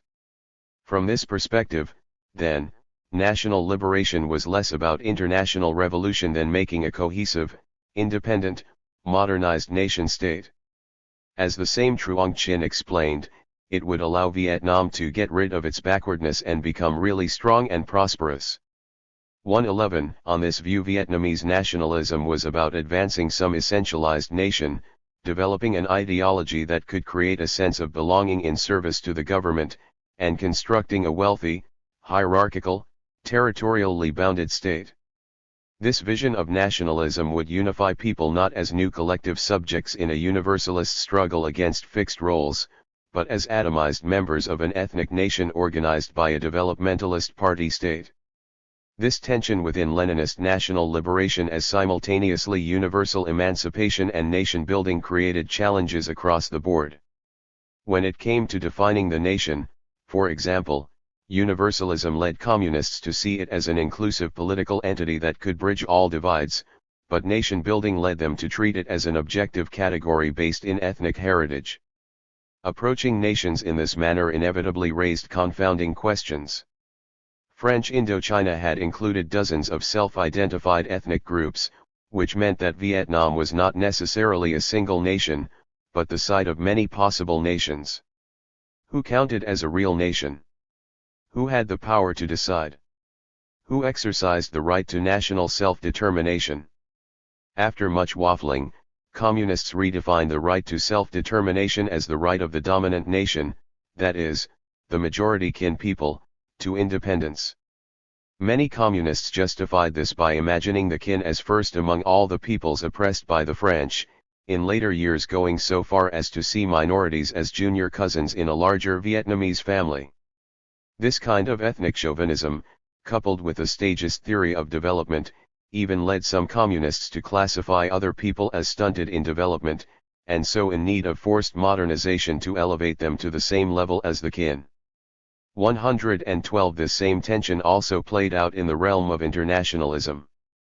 The universalist aspect of Leninism convinced many Vietnamese communists that their struggle was intimately connected to the emancipation of other people.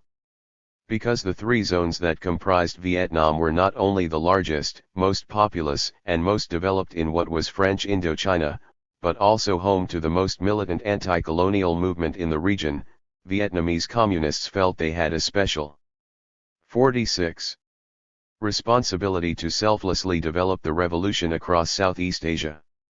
But the countervailing project of nation-building led quite a few to simultaneously embrace a kind of essentialist national identity, adopt a paternalistic Big Brother attitude, and contemplate the integration of neighboring peoples into an Indo-Chinese federation to be naturally led by Vietnam. This approach unsurprisingly sparked animosity, particularly from Cambodians, jeopardizing internationalism. 113. No one personified Leninist anti-imperialism's inherent tensions more poignantly than Ho Chi Minh himself. He was a cosmopolitan, a ranking Comintern official who knew at least 5 languages, and a lifelong internationalist who organized revolution in China, defended the struggles of African Americans, and helped found the French, Malay, Thai, Vietnamese, Khmer, and Lao communist parties. He was so deeply attached to the international communist movement, and would become so personally grieved by its growing fragmentation in later years, that one of his final wishes was for Vietnamese to work toward the restoration of unity among the fraternal parties on the basis of Marxism-Leninism and proletarian internationalism, in a way which conforms to both reason and sentiment. 114. But at the same time, Ho began his career as a nationalist, dedicated his life to freeing the fatherland, and styled himself as the avuncular leader of the Grand Vietnamese family. He was so deeply attached to his country that he asked that his ashes be scattered across the north, center, and south of Vietnam. 115. There has been much ink spilled over Ho's politics, with some scholars asserting he was a communist who used nationalism to conceal his true goal of world revolution, and others arguing that he was fundamentally a patriot who used communism as a means to realize his nationalist objectives. The Leninist problematic, however, allowed him to be both at the same time because it treated communism and nationalism as part of the same emancipatory process. For Ho and his Leninist contemporaries, there was no contradiction between the internationalist project of abolishing the interstate system to make world communism and the nationalist project of constructing a strong, respected, prosperous nation-state. 116. In practice, however, communism building and nation building were not necessarily the same thing, as the history of Vietnam itself would reveal. Communism, after all, called for the dissolution of all borders, the end of classes, the abolition of work, the withering away of the state, and the proliferation of free activity. But making a modern nation-state meant protecting borders, boosting productivity, expanding the government, creating a bureaucracy, and reducing politics to the state. This contradiction may appear obvious today, but this is largely because the 47 Leninist contradictions. Saturation of the Leninist problematic has made it possible to assume such a clear exterior perspective. While it may be difficult to accept, many anti-imperialists at the time did not perceive the inherent ambiguities, if not outright contradictions, in the Leninist problematic. Those few committed anti-imperialists who did see them believed that the positives outweighed the negatives, the problems would resolve themselves, or new solutions could be devised within the terms of the problematic.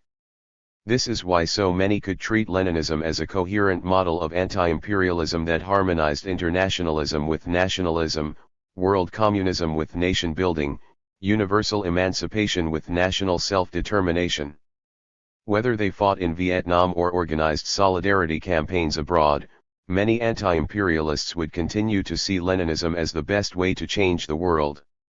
What is more, the leading role of communists in Vietnam, their open embrace of Leninism as a guide to revolution, and their repeated assertion that Leninism was a major reason for their victories would eventually lead anti-imperialists the world over to treat the long national liberation struggle in Vietnam, including the radical solidarity movements that emerged to support it, as an exemplary test case for the Leninist problematic itself.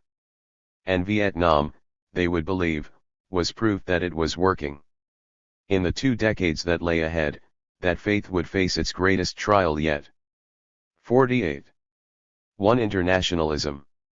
On May 26, 1966, Stephen Smale of the Vietnam Day Committee spoke at the 6 Hours for Vietnam, a colossal teach-in hosted by Parisian anti-war radicals.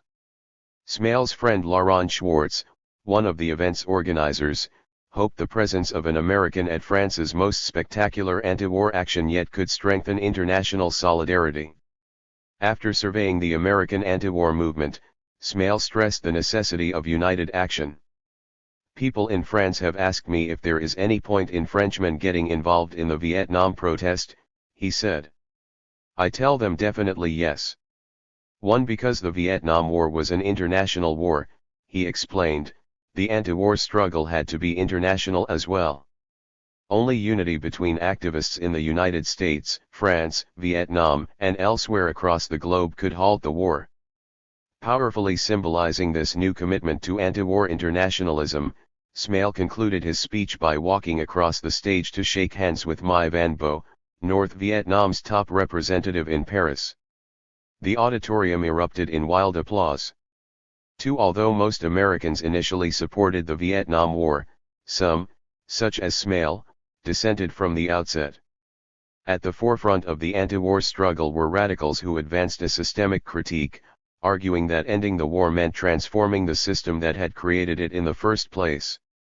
Marginalized for decades, these radicals became a significant force in American politics in large part because of the turmoil caused by the war itself. In addition to taking the lead in anti-war organizing at home, some tried to internationalize the struggle, reaching out to anti-war activists across the globe. Radicals in Western Europe proved especially responsive to the call, with the French in particular insisting on the strategic value of international coordination in the North Atlantic. That night in 1966, they received a tremendous fillip of encouragement from Smale. What is going on in Vietnam affects the world, he explained. The war was not some isolated American affair, but part of a much broader struggle between the United States and liberation movements fighting for self-determination across the globe. But the 49. A new conjuncture. United States could not win this war alone, it needed the support of its traditional allies, namely, Western European powers such as France. Three French radicals interpreted this to mean that their activism could play an important role in bringing the American war in Vietnam to an end. Convinced they had a special responsibility to combat the alliance of capitalist governments that sustained U.S. imperialism, French radicals began to cooperate with other European activists to organize their own anti-war alliance. While plenty of tangled transnational connections already wrapped their way across North America and Western Europe in the 1960s, no single issue would bring radicals from so many countries together in such a concrete way as the Vietnam War. But as they set about organizing international opposition to the war, these radicals soon confronted the limits of the existing left in North America and Western Europe. When the war escalated, much of the established left proved too weak to mount a robust internationalist response, voiced only lukewarm opposition, or simply supported the United States. Disappointed, these activists concluded that they had no choice but to create a new radical international in the North Atlantic. A new conjuncture. The Second World War shook the world order, making possible a wave of anti-colonial revolts that brought down the old empires. Between 1945 and 1965, the membership of the United Nations increased from 51 to 117 states.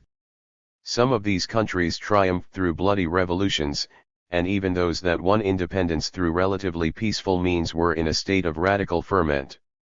By the early 1960s, much of the planet was caught up in a whirlwind of dramatic social, political, and economic change. But decolonization did not simply happen out there in Asia, Africa, and Latin America. It also shaped the political horizons of countries in North America and Western Europe. These liberation struggles showed that sweeping change was possible, and they radicalized thousands of future activists in the imperialist countries. They generated a wealth of new ideas, with the writings of Frantz Fanon, Che Guevara, Vion Wenjup, and others spreading across the globe through a transnational network of radical publishing houses.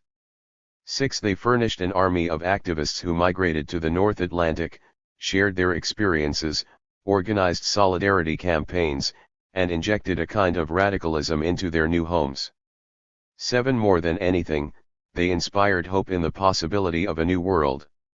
The ferocious winds from Asia, Africa, and Latin America helped to reveal the cracks in the edifice of the capitalist North Atlantic. Despite an internationalism, unprecedented economic boom, relative social stability, and a triumphalist rhetoric of progress, these countries were not without their problems. Stark inequalities persisted under managed capitalism, with entire social groups excluded from the post-war welfare state. Workers lived a world apart, viewed as another species, especially in Europe. Racism was prevalent, above all in the United States, a land of rampant discrimination, legal segregation, and lynching. Sexism pervaded nearly every aspect of everyday life. Young women faced sexual assault, and married women were often forced to leave their jobs to return home. In many countries, divorce was not considered a basic right, contraceptives were difficult to access, and abortion illegal. Even those who could enjoy the fruits of the affluent society were often left with a bitter taste. While there were more commodities on the shelves for those who could afford them, the economic boom did not necessarily lead to a more meaningful life. Many people who lived through the early 1960s recall quotidian life as constricting, conformist, and alienating. Against this background, the largest cohort of youth yet rejected the stultifying culture of their parents. Those privileged enough flooded into overcrowded, inadequate, and authoritarian universities, and while most students were quiescent, a vocal minority took to politics, redirecting the critical skills they had learned in the classroom toward not only the university but also society itself. Dissatisfaction with the emptiness of everyday life was matched by disquiet over the political sphere. Not only were young people everywhere denied the franchise, they also saw limited opportunities for formal political change. In Italy, the Christian Democrats had governed continuously since 1946. In West Germany, the Christian Democratic Union had ruled since the foundation of the country in 1949. In France, a general came to power through a coup in 1958. Even when the democratic process seemed relatively open, as in the United States, mainstream political parties often agreed on core issues, collaborated to edge out rivals, and pursued some of the same policies, such as U.S. intervention in Vietnam, which was supported by Democrats and Republicans alike. 10. In addition, for those in search of change, inherited radical options held little attraction. Activists felt betrayed by the leadership of the labor movement, which fought to maintain the peace at all costs, even if it meant stifling the demands of the rank and file.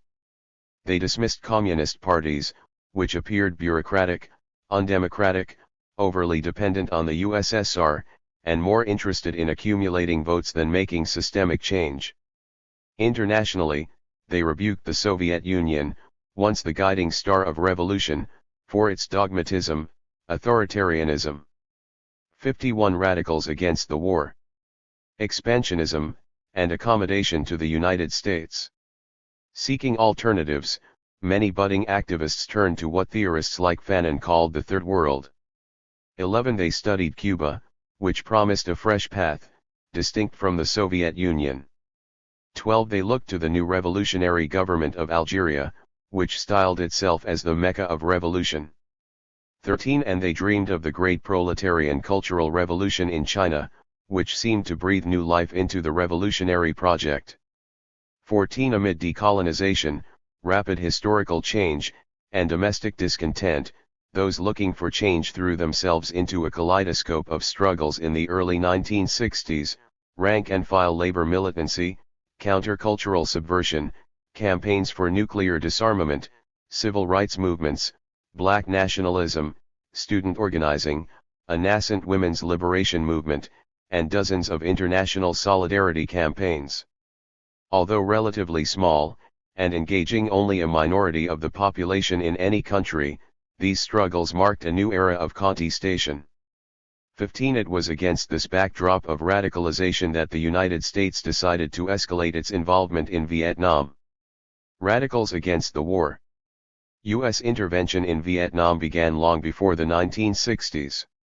In the 1950s, when Vietnamese struggled against French colonialism, the United States supported France with weapons, supplies, and funds to restore colonial rule.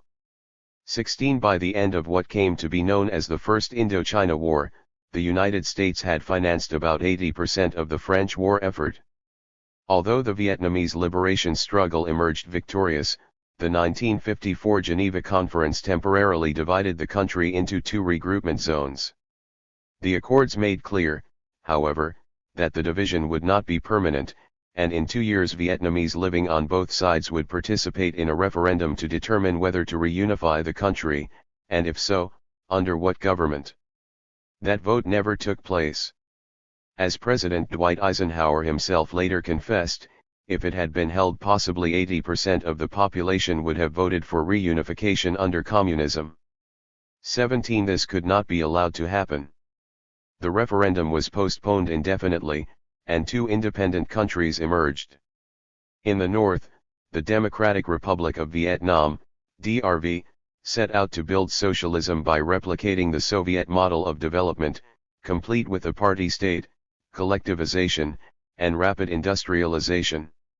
In the south, the United States worked to transform the Republic of Vietnam, RVN, into a capitalist democracy in its own image.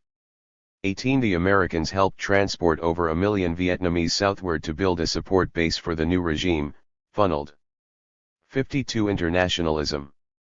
Millions of dollars into South Vietnam's economy, and dispatched hundreds of experts to the RVN to construct everything from irrigation systems to political institutions.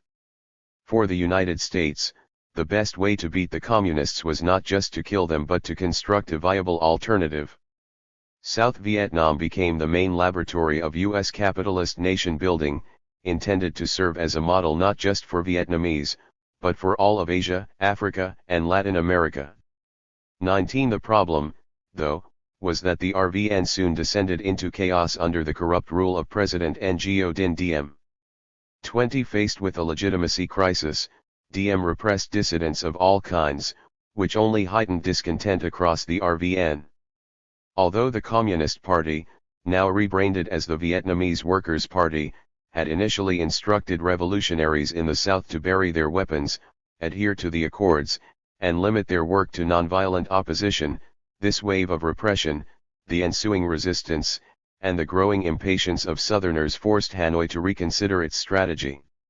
Although committed to the Southern cause, national unification, and international communism, figures like Ho Chi Minh urged caution, fearful that openly supporting the revolt might pull the United States deeper into Vietnam.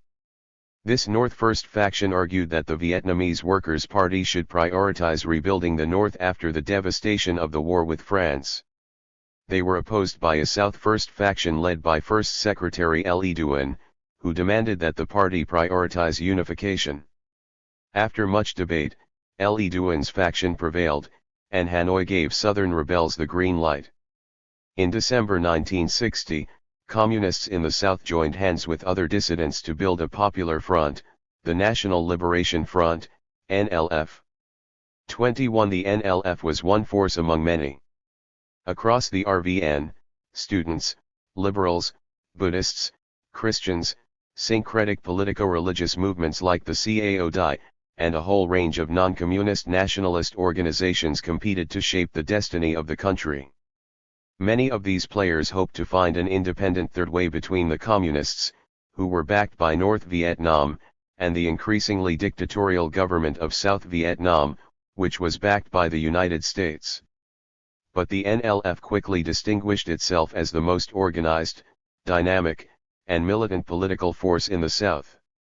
It soon overshadowed these other groups, co-opted their members, and won millions over to its cause. Its influence climbed to such heights that many contemporaries across the world came to view the NLF as the sole authentic voice of the Vietnamese Revolution. 22 Supervised by Hanoi, which sent supplies, weapons, and operatives down to the south, the NLF waged an implacable guerrilla war against 53 radicals against the war. An already unstable RVN state.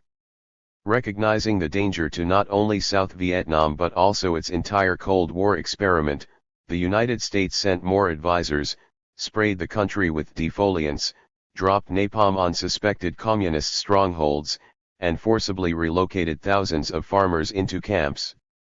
Despite substantial U.S. assistance, the Republic of Vietnam slid closer to the edge. Huge swathes of the country fell into the hands of the NLF. In these liberated zones, the NLF effectively ran a parallel government, building schools, overseeing land reform, and organizing security, tax collection, and food distribution. Socialist countries began to recognize the NLF as the legitimate government of South Vietnam. 23 By late 1964, the future of the RVN looked bleak. If the United States did not escalate its involvement, its grand model of capitalist modernization would very likely fall. In early 1965, President Lyndon Johnson made the fateful decision to bomb the North and deploy combat troops to the South. 24 The United States was at war. 25 When Johnson escalated American involvement in Vietnam, he could rest easy knowing that public opinion was on his side. According to a 1965 Gallup poll, 64% of respondents supported military intervention. Of course, most Americans could not find Vietnam on a map, let alone recount the country's history, but this hardly mattered, as faith in government was at an all-time high and the White House could do no wrong. In the context of the Cold War, with godless communism menacing the free world, most Americans believed it was their duty to back their government, as if replaying the patriotic fervor of the Second World War, whose traces were everywhere, in military parades, television shows, and sermons by veteran priests. Although a vocal minority of Americans had disapproved of U.S. involvement in Southeast Asia from the beginning, organized mass opposition was rare, largely because of the hazards of protesting during wartime. In the First World War, the federal government arrested anti-war activists under the Espionage Act of 1917, which left some, like socialist leader Eugene V. Debs, languishing in prison. This history, along with the more recent experiences of the House Un-American Activities Committee, the Smith Acts, COINTELPRO, and McCarthyism, continued to cast a long shadow into the 1960s. Publicly challenging the government in its war against professed communists, no matter how peaceful the demonstration or sterling the anti-communist credentials of the organizers, was risky business. So it should come as little surprise that, when the Students for a Democratic Society, SDS, called for a demonstration on April 17, 1965, they expected no more than a few thousand protesters to show up. 26 To everyone's astonishment, 20,000 gathered in the nation's capital. 54 Internationalism. For the single largest anti-war demonstration in American history to that date. After picketing the White House, they marched to the Washington Monument, where they listened to speeches interspersed with performances from musicians such as Joan Baez. 27 In his speech, Senator Ernest Gruening, one of the two members of Congress to vote against the Gulf of Tonkin resolution, demanded the immediate cessation of our bombing in North Vietnam. 28 Calling for sustained anti-war action, Stoughton Lynd referenced the example of French activists who had opposed the Algerian War. 29 Paul Potter, the 26-year-old president of SDS, headlined the rally with a rousing call to build a mass movement to end the war. I believe that the administration is serious about expanding the war in Asia, he said. The question is whether the people who are here are as serious about ending that war. The only way to do that, he explained, was to build a movement rather than a protest or some series of protests. 30 Although April 17 promised to inaugurate just such a movement in the United States, the demonstration, much like the anti-war activism that was to follow, was highly fractured, a hodgepodge of isolationists, pacifists, liberals, civil rights activists, black nationalists, anti-communists, social democrats, communists, anti-revisionists, and socialists of various stripes. What is often misremembered as the anti-war movement was never a coherent movement, but rather the happenstance coalescence of diverse, and often competing, initiatives, unified only by vague opposition to the Vietnam War. Although they occasionally coordinated their actions, especially for large demonstrations such as the April 17 action, anti-war groups remained independent of one another. They opposed the war for different reasons, pursued different tactics, and proposed wildly different solutions. 31 Quite a few of the groups protesting that day hailed from the far left of the political spectrum. 32 Contrary to the claims of anti-communist propaganda, the most innocuous of these was the Communist Party USA, PUSA. Founded in 1919, the PUSA had emerged from the McCarthyist repression of the 1950s as a shell of its former self.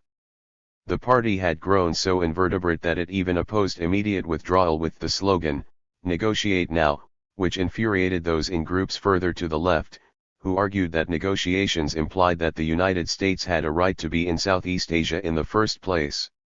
One of these groups was the Socialist Workers' Party, SWP, the largest Trotskyist organization in the United States. Unlike the Communist Party, the SWP demanded the U.S. out now. But despite its intransigent opposition to the war, the SWP consistently opposed overtly confrontational tactics, fearing they would alienate the broader American public, a stance that would later put the party at odds with others on the left. 33. 55 Radicals against the war. Another critic of the PUSA was Progressive Labor, PL. Formed in 1962, PL was firmly anti-imperialist, followed the Chinese line, and organized illegal trips to Cuba. Although mostly composed of older militants, PL's influence over the May 2 movement allowed it to connect with the burgeoning youth movement. The May 2 movement, which had emerged out of coordinated anti-war demonstrations in May 1964 in New York, San Francisco, and several other cities, became one of the first far-left youth groups to not only focus on Vietnam, but also openly support the NLF. We support the National Liberation Front of South Vietnam and other revolutionary movements because we realize that their struggle is our struggle, that when we aid our brothers in other countries, "We are aiding ourselves, for we are struggling against the same enemy," a 1965 statement explained. 34 After attending the April 17, 1965 demonstration, PL quickly recognized SDS's potential and decided to send its members directly into the larger student organization. The largest radical formation, and the one that took the initiative to organize the April 17 demonstration, was SDS. Originally founded as the youth affiliate of the League for Industrial Democracy, SDS won its independence in the 1960s, becoming a vessel for a new generation of activists hoping to move beyond what they called the old left. Championing participatory democracy, the struggle for racial equality, and a kind of anti-anti-communism, SDS soon became the premier organization of the white New Left. Although rather moderate in its early years, at their National Council meeting in December 1964, for example, SDSers voted against two anti-war proposals, one to encourage draft resistance and the other to send medical supplies to Vietnam. For being too radical, SDS would quickly radicalize. 35 In attendance that day as well was the Student Nonviolent Coordinating Committee, SNCC, one of the leading civil rights organizations of the era. Many SNCC activists immediately connected the anti-racist struggle at home with opposition to the war abroad, but while some publicly opposed the war, SNCC leader Bob Moses spoke at the April 17 demonstration, others were reluctant to openly condemn the U.S. government, fearing the loss of funds and the state support that had been decisively leveraged in the civil rights movement. But after much debate, in January 1966 SNCC became the first civil rights group to formally condemn the Vietnam War. Its shift to an open anti-war stance, which soon included draft resistance, marked a general radicalization in the group as a whole, much like its fraternal organization, SDS.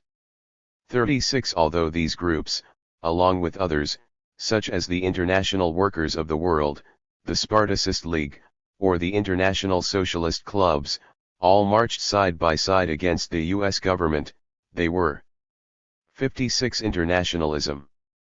Not on the best of terms.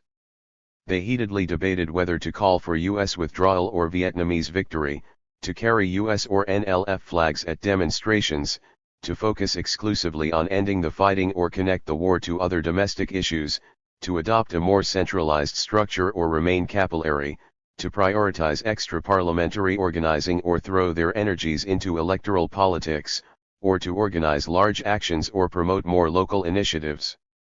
They even disagreed over their analysis of the war itself. Was the Vietnamese liberation struggle a single, continuous revolution, or would it follow a two-stage process, first a democratic revolution, then a properly socialist one? Was the Vietnamese Workers' Party an emancipatory international force, or would it degenerate into a Stalinist autocracy once in power? 37 Yet as serious as these differences were, they belied a deeper unity. Beneath these debates, many of the radicals shared the same general strategic assumption about the anti-war struggle, expressed most eloquently at the Washington, D.C. protest by Paul Potter. Potter argued that the war was not the product of this or that individual, but rather a much larger system that compelled those individuals to pursue war. What kind of a system is it that allows good men to make those kinds of decisions, he asked his audience. 38 Since the Vietnam War was caused by the system, Potter continued, the only way to end the war was to change the system. 39 Putting a halt to the bombing, pursuing negotiations, or electing a new president, as more moderate anti-war voices suggested, would not stop the Vietnam War. Even if such actions might reduce hostilities in Southeast Asia, if they did not change the system itself, then the United States would eventually pursue another Vietnam elsewhere. The goal, Potter concluded, was not simply to end this war but to create a new society in which Vietnams are unthinkable. 40 They might have expressed it differently, but all the radicals present shared this view of the war.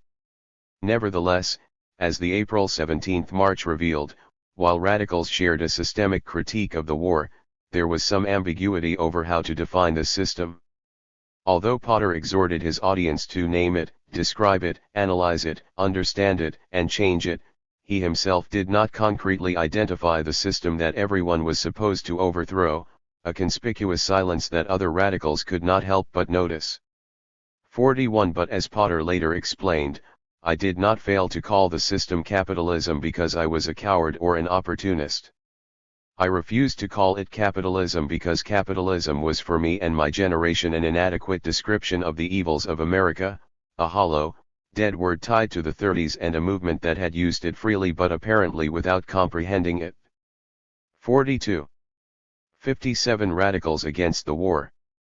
In this way, Potter gave voice to a new generation of radicals who sought to avoid the inherited habits, concepts, debates, and traditions of the old communist left. The desire to rethink radical politics in light of changed conditions was one of the key animating impulses of the New Left not only in the United States but also across the North Atlantic. This did not necessarily make their stance any less radical. While New Leftists like Potter may have initially avoided words such as capitalism or imperialism, they still agreed with other radicals about the necessity of changing the system. As we will see, however, over the next few years the radicalization of the New Left, and the concomitant adoption of Marxism as a shared theory, would lead many American radicals, even New Left skeptics, to believe that imperialism was in fact the best way to describe the system and Leninist anti-imperialism the best way to change it. 43 But all that lay in the future. In the early 1960s, the U.S. radical left was still trying to find its way after years in the wilderness.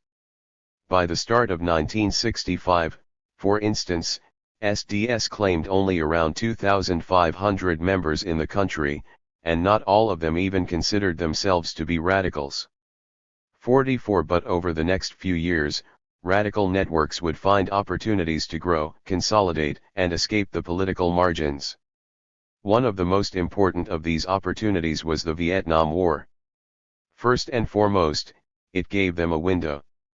When war broke out, established peace groups, labor unions, and moderate old left formations could have taken the lead in anti-war organizing, but years of anti-communism gave them pause. 45 Some, like the National Committee for a Sane Nuclear Policy, known as SANE, spoke out against the war, but stopped short of a full commitment. Others, like the American Federation of Labor and Congress of Industrial Organizations, AFL-CIO, openly supported the Vietnam War, with the Federation's leader, George Meany, only coming to oppose it in 1974, after the American withdrawal. 46 Radicals filled this void. Their prior organizing experiences, tireless commitment, and firm convictions compensated for their minuscule size, and they came to play a leading role in early anti-war organizing. 47 Moreover, as much as anti-communist moderates disliked the radicals, they felt compelled to join them against the common enemy of U.S. militarism. In stark contrast with earlier civil rights and peace demonstrations, where some organizers flatly banned communist participation, SDS activists, even liberal ones, accepted every progressive current in the April 1965 march. Although this infuriated many anti-communist peace activists, they would eventually recognize the importance of organizing mass actions against the war, and they ended up rubbing shoulders with radicals. In this way, the Vietnam War allowed radicals to gain mainstream exposure, a degree of legitimacy, and in time a kind of leadership over the larger anti-war scene. Lastly, the war itself became the primary, though not the only, engine of radicalization in the United States, leading some, especially a younger generation, into the arms of the radicals. 48 When the draft expanded, the death toll soared, and victory continued to elude the United States, the radical left was there, and ready, to propose a coherent political analysis to help Americans articulate their frustrations, push their ideas in more radical directions, and offer concrete ways to translate discontent into action. The Vietnam War, more than anything else, thickened the ranks of the radicals. Lyndon Johnson, some joked, was their best recruiter. His decision to escalate the war gave the radical left a once-in-a-lifetime chance to become a visible force in American political life again. Internationalizing the struggle. A little over a month after the Washington, D.C. demonstration, activists organized the largest teach-in to date in Berkeley, California. On May 21, 1965, Barbara Gullahorn, an anti-war activist at UC Berkeley, Jerry Rubin, a former sociology student who had visited Cuba, organized in the civil rights movement, and had since devoted himself to politics full-time, and Stephen Smale, a famous mathematician with a long history in radical politics, organized what came to be called Vietnam Day. Drawing nearly 35,000 people, the event rolled a debate, protest, and spectacle into a colossal 36-hour extravaganza. Because of the radical atmosphere of the Bay Area, heightened as it was by the free speech movement of the preceding year, this teach-in was also more militant than previous ones, with nearly all the radical tendencies of the time represented. Paul Potter spoke on behalf of SDS, Bob Moses of SNCC, Mario Savio of the Free Speech Movement, Levi Loeb of Progressive Labor, and Jack Barnes of the SWP's Youth Wing. 49 In addition to creating a space for the most radical perspectives, the organizers sought to foster a sense of unity by hosting a panel called United Political Action that featured speakers from rival groups. 50 After Vietnam Day, Gullahorn, Rubin, Smale, and others decided to continue their efforts as a formal organization, the Vietnam Day Committee, VDC. Less a party than a kind of united front against the war, the VDC welcomed every current of radicalism, from the PUSA to the SWP, the independent socialist clubs to unaffiliated radicals. 51 This kind of radical inclusivity was one of the VDC's keys to success, and it rapidly, and somewhat unexpectedly, became one of the most prominent anti-war formations in the United States, especially after SDS chose to focus its attention on other projects.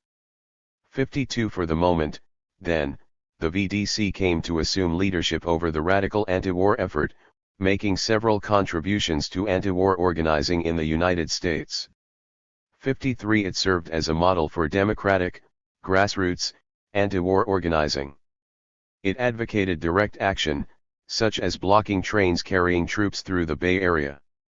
And, most importantly, it propagated a kind of radical anti-war internationalism. 54 The radicals who organized the VDC did not just believe that the only way to end the war was to change the system, they were convinced that the best way to transform that system was to amplify their efforts by uniting with other activists across the globe. At the time, this conviction was called internationalism, and it was central to the VDC. It even preceded the VDC's official founding. In selecting speakers for Vietnam Day, for example, Smale and Rubin reached out to noted anti-war figures abroad. Jean-Paul Sartre, whose opposition to the Algerian War impressed American radicals, refused to visit the United States out of protest, but still promised his support. 55 Bertrand Russell, now in his 90s, could not make the trip but recorded a speech. Iyanaga Shokichi, a fellow mathematician, organized a solidarity demonstration in Japan to coincide with the event. But the most important international contact was the French mathematician Laurent Schwartz, who took these internationalist ambitions furthest by suggesting a coordinated day of international protest. 56 On May 14, 1965, about a week before Vietnam Day, Schwartz wrote to Smale about the struggle that lay ahead. Having participated in the opposition to the Algerian War, Schwartz drew parallels between his experiences in France and the nascent American movement against the Vietnam War. You will know in the following months a situation very similar to ours during the Algerian War, he remarked. The government will become more and more ferocious and hypocritical, in a general climate of fear throughout the country, you will be rather isolated, calumniated, accused of being sick enemies of the USA. He then leavened his caution with encouragement, but your cause is the right one, and is considered as such everywhere in the world. Schwartz wanted Smale to know that he and others like him would do whatever they could to support the American struggle against the war. You may be sure to receive from your colleagues in France any help you want. He doubted that they could directly assist American activists, but Schwartz wondered if there might be a way to internationalize the movement by inventing ways of ensuring continued support for American efforts. Perhaps we could think of an international committee against war in Vietnam. And if not that, at the very least, an international day of protest, say in October. What do you think about it? 57. 60. Internationalism. The VDC took up his suggestion. Soon after Vietnam Day, it began preparations for what would be known as the International Days of Protest, the first major, internationally coordinated mass protests against the Vietnam War. As one of the VDC's flyers explained, people throughout the world must now move beyond single demonstrations and teach-ins to one massive internationally coordinated action. With these global protests, the full impact of world opinion can be brought to bear against the policy of the American government.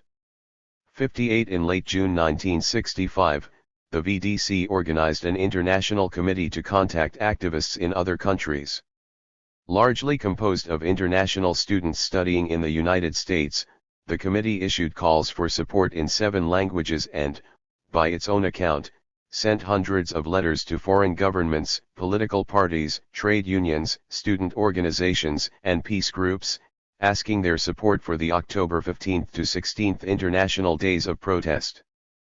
59. The response was immediate and encouraging. 60. When October 15 arrived, activists protested in dozens of countries, from Mexico to Canada, Senegal to Czechoslovakia, Japan to Australia. In London, Bertrand Russell kicked off a weekend of protest when he tore up his Labour Party membership card in front of a capacity audience, to show his disgust at the Labour government's support for U.S. policy. 61. In Italy, activists organized sizable demonstrations in 7 cities. 62. In Brussels, home to a rapidly growing anti-war movement, thousands participated in a weekend of anti-war events. Oddly, the French did not mobilize in great numbers that day, even though the idea for a day of protest in October had come from a Frenchman. Fearing conflicts with the French academic calendar, and thinking they could reach more students another time, French organizers decided to postpone their action until November, which fortuitously coincided with another major American demonstration. 63. Mirroring the November 27, 1965 March on Washington, D.C., French student activists organized an International University Week against the Vietnam War. 64. They also tried to go beyond the university by using the protests to reach the wider public, making the week against the Vietnam War one of the first big demonstrations in France against the war. 65. By then, the VDC had joined with radicals from several other anti-war organizations, including SDS, the SWP, the PUSA, and dozens of smaller anti-war collectives, to form a national organization, the National Coordinating Committee to End the War in Vietnam, NCC. Together with the VDC's International Committee, the NCC continued to internationalize the anti-war struggle and made certain that Americans knew just how many people across the world opposed their government's actions. It is most important, the VDC clarified, that American citizens be 61. Internationalizing the struggle. Informed about these demonstrations and that the truly worldwide, unified dissatisfaction with current U.S. foreign policy be adequately publicized. 66. Committed to international unity, the NCC called for a second International Days of Protest for March 1966, which proved even larger than the first. 67. Although they welcomed international connections of all kinds, those American radicals who advocated some kind of anti-war internationalism tended to prioritize links with other activists in Asia, Africa, and Latin America. Richard Aoki, who worked on the VDC's International Committee, spoke for many when he admitted, "I was most interested in Third World people and politics." 68. This was not simply because the Third World was where American activists looked for inspiration, but because many radicals believed the Third World was the strategic key to the world's situation. As Aoki explained in the VDC's newsletter, the Vietnam War was neither an error nor an isolated incident, but a direct and glaring reflection of the system's deliberate mission to crush national liberation movements fighting for self-determination across the Third World. This made the war in Vietnam an international war, which meant that its opposition must be international as well. But because the fight was primarily between the United States and the Third World, it followed that internationalism primarily meant coordination with movements in Asia, Africa, and Latin America. 69 By contrast, American activists did not yet consider Western Europe a decisive battlefield in this international war. While they certainly appreciated the solidarity of Europeans, connections with those movements were secondary. Before 1968, most American anti-war radicals did not pay very close attention to Europe, and especially France, which in any event seemed far more tranquil than its neighbors. 70 They might have admired the French resistance, or opposition to the Algerian War, but French activism against the Vietnam War did not hold the interest of American radicals. 71 Of course there were plenty of contacts on an individual basis, but few sustained, formal, international networks linking American radical organizations with those in countries like France. For most Americans in early 1966, building an international coalition between radicals in North America and Western Europe was not a strategic priority. Nevertheless, these early American initiatives, even if focused on the Third World, did play a decisive role in fostering a new kind of internationalism between radicals in the North Atlantic. While these connections with Western European activists may not have been important for most Americans, they were vital for Europeans.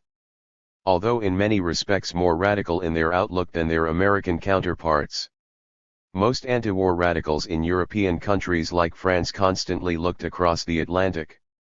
They studied the civil rights movement, the free speech movement, and the Vietnam Day Committee. They turned to the Americans for inspiration, strategic guidance, and tactical innovations, such as the teach-in, which spread like wildfire. Many European radicals conceptualized their anti-war internationalism as a way of supporting U.S. activists, whom they saw as the linchpin of global opposition to the war.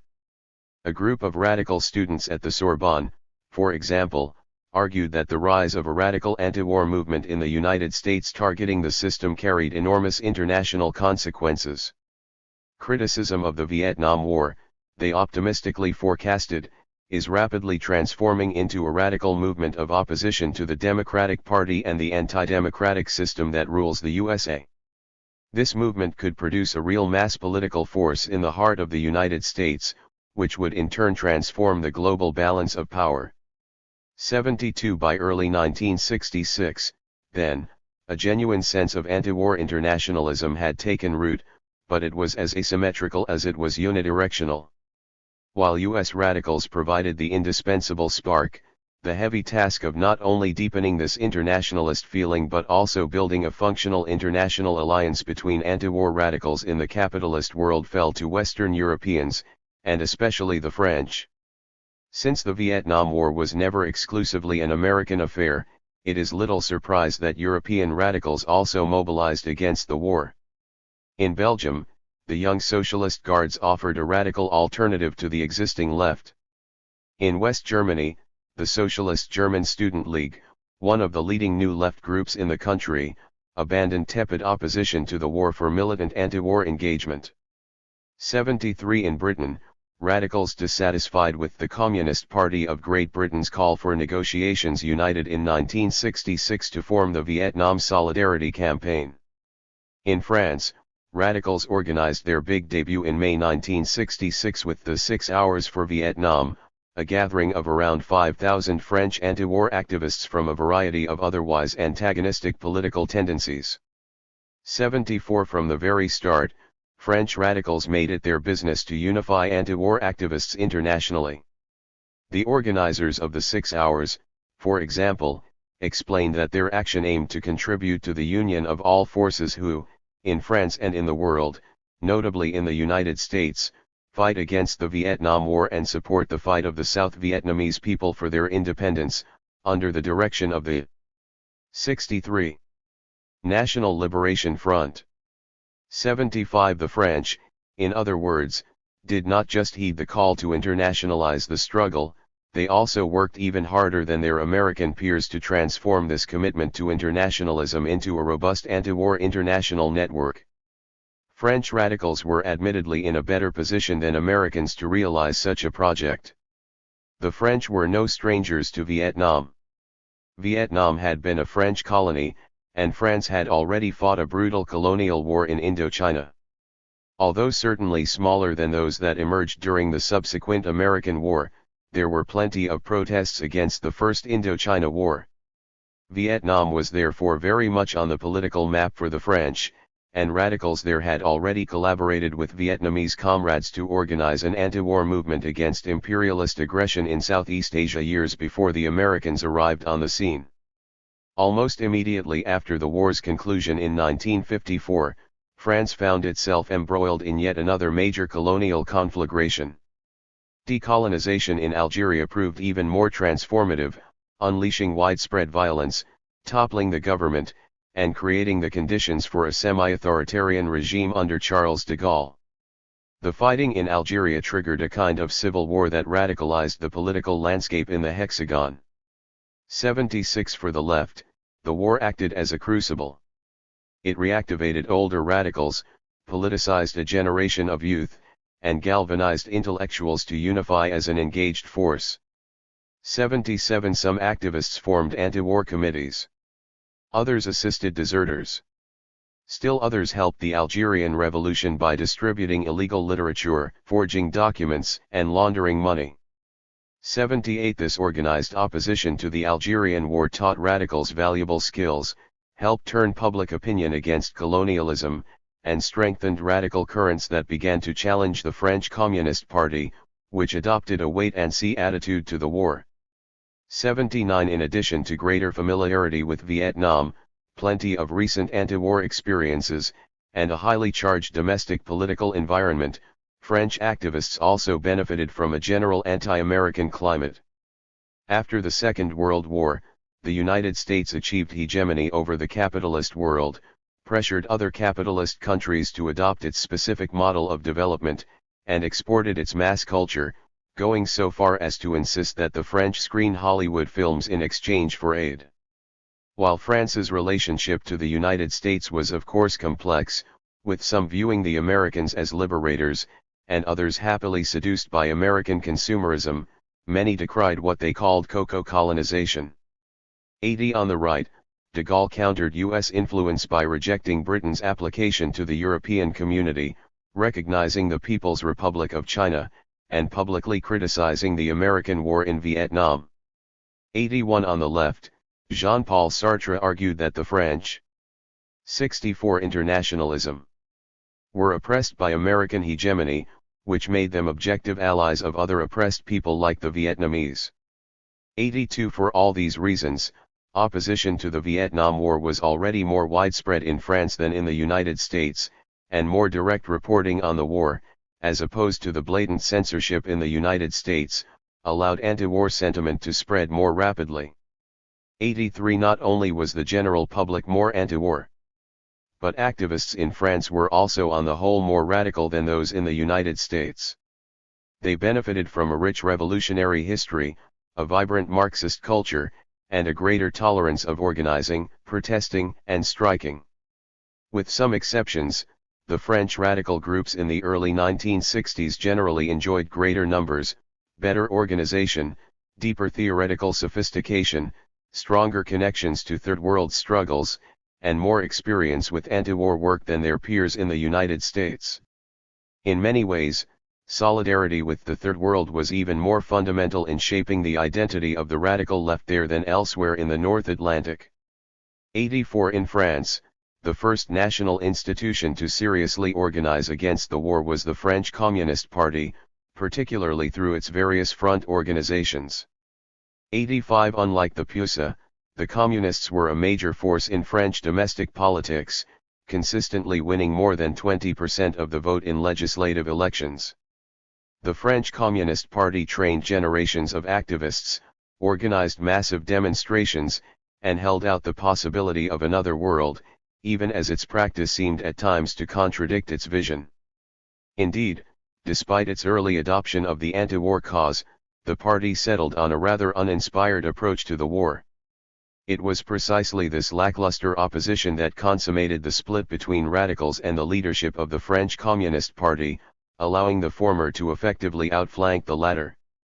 86 When the party broadcasted an ambiguous call for peace in Vietnam, radicals countered with the intransigent "the NLF will win."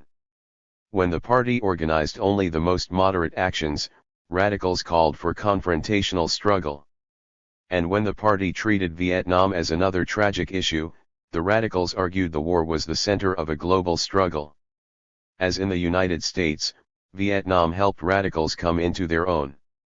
87 But, also like the United States, radicals in France were far from unified, and a number of competing radical anti-war formations rushed to seize the space forced open to the left of the French Communist Party. Many of these grew out of the party itself. The Marxist-Leninist Communist Party of France, for example, split from the official party, and then created its own independent anti-war organization, the Vietnam Information Center.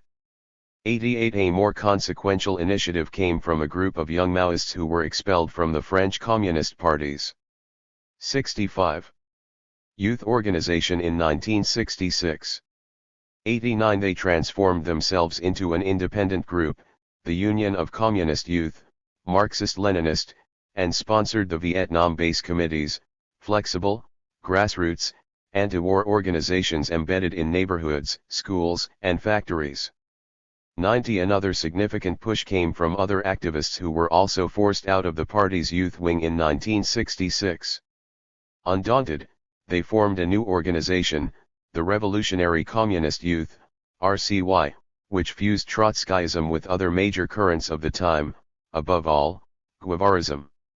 91 Much like these other radical groups, the RCY placed great emphasis on the Vietnam War.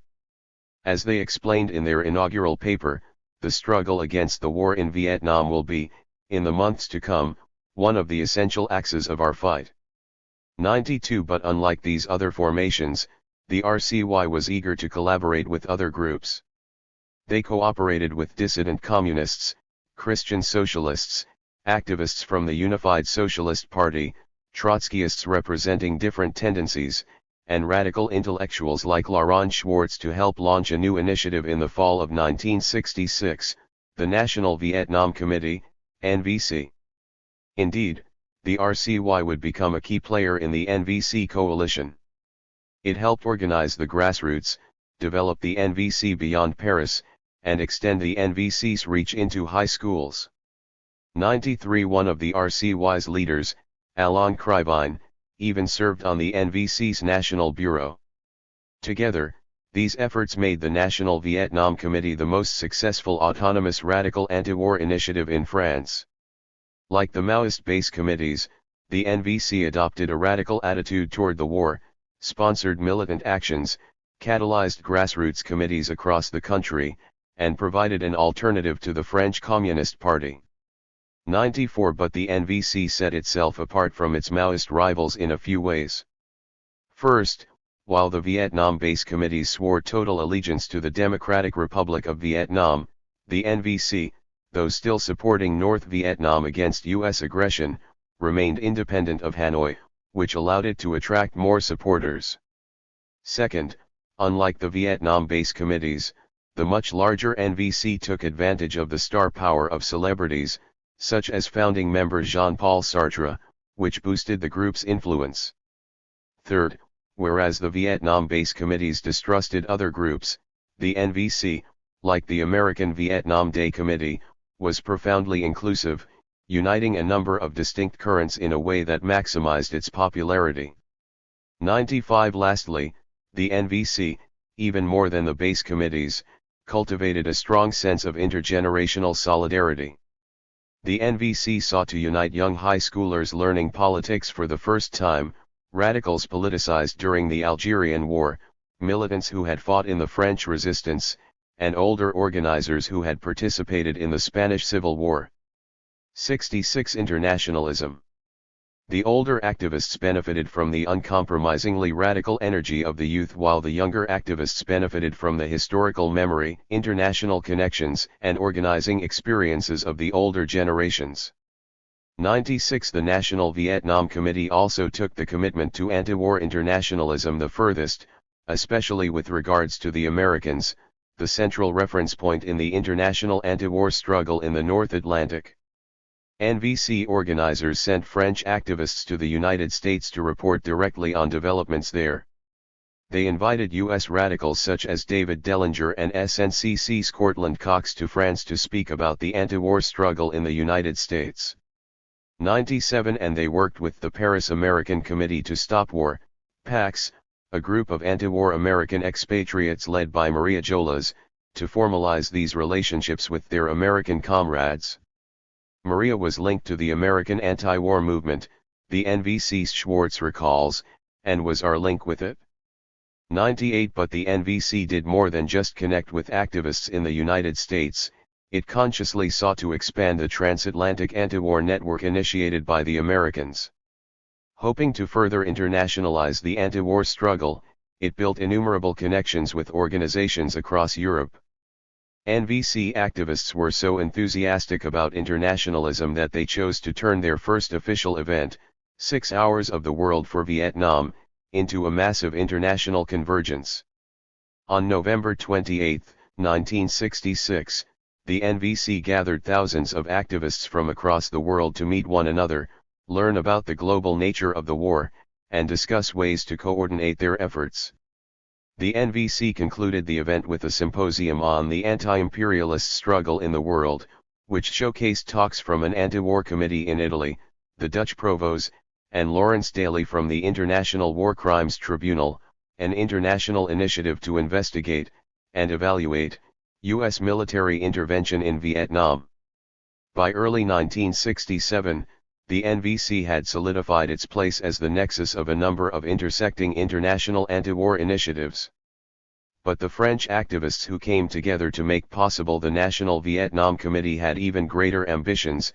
They hoped to move beyond personal contacts, information sharing, or synchronized demonstrations to build a formal international front. 99. Building a radical international. If internationalism referred to the belief that activists had to unite across borders to accomplish their political goals, then radicals defined an international as a concrete international organization that could 67. Building a radical international. Realize such unity. One of the most sustained attempts at building a functional anti-war international in the heart of imperialism was led by young radicals in Western Europe. 100. What made their commitment to organized internationalism so intense was not simply the urgency of the war but also their belief that the leaders of the established left in North America and Western Europe had thrown the principles of proletarian internationalism overboard precisely when they were needed most. 101. In their view, the social democratic parties that made up the Socialist International had not just turned their backs on radical internationalism, they had also become accomplices of imperialism. The most egregious example was Socialist Prime Minister Guy Mollet's repressive policies in Algeria, but radicals argued that this was not an isolated case, pointing to Vietnam as proof. In France, Socialist Léon Blum had declared war on Vietnam back in 1946.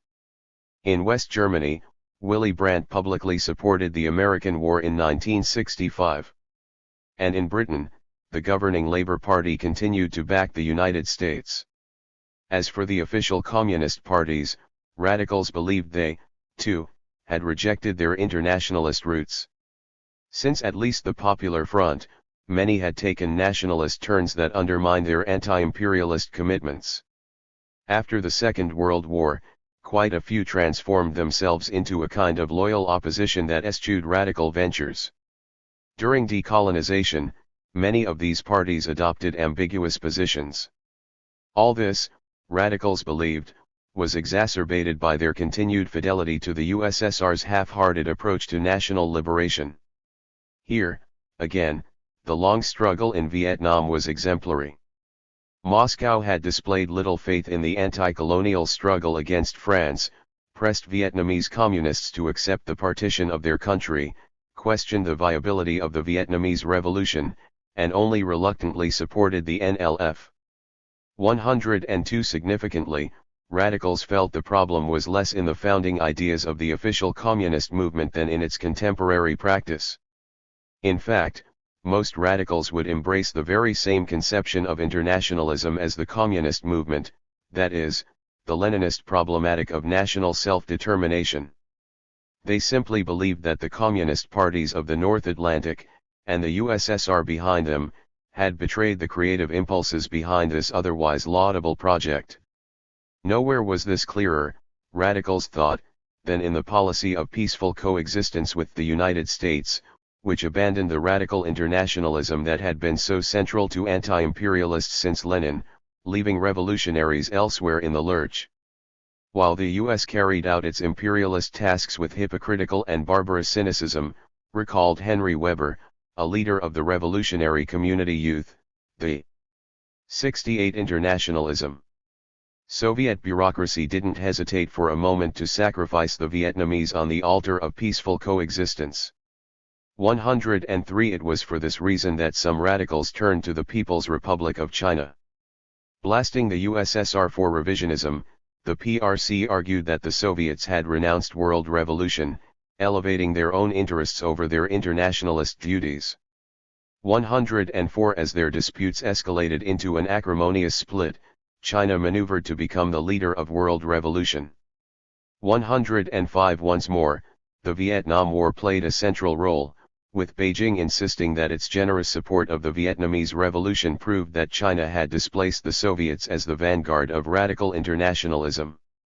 106 The PRC even toyed with the idea of creating a new communist international that would include North Vietnam. 107 China's stance convinced many in the North Atlantic, prompting them not merely to create new Maoist groups such as Progressive Labor in the United States or the Union of Communist Youth, Marxist-Leninist, in France but in some cases to construct new international links. Hardiel Baines, for instance, hoped to build a network in the Anglophone countries, while Jacques Grippa aimed to do the same in Western Europe. Despite these efforts, Maoists failed to unite in a new international.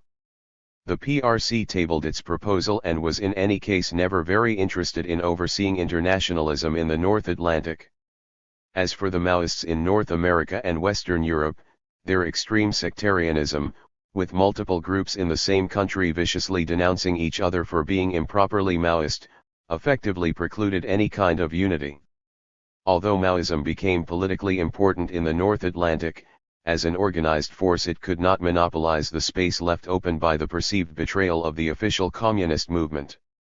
Nor did it facilitate the construction of an anti-war international. 108 The other major radical internationalist current was the reunified Trotskyist Fourth International, FI. For its part, the FI was eager to foster anti-war internationalism. In 1966, the FI leadership declared that the most urgent immediate task facing revolutionary Marxists on a worldwide scale is to strengthen the struggle against the imperialist aggression in Vietnam and for the Vietnamese Revolution. That meant tirelessly stressing the need for an anti-imperialist united front on an international scale. 109 But while the FI had the will, theory, and experience, it lacked the capacity. Ernest Tate, an FI international organizer, recalls that in the early 1960s the French section claimed perhaps 100 members, the Belgian only 50 or 60, while in Britain the FI did not even have an organized presence.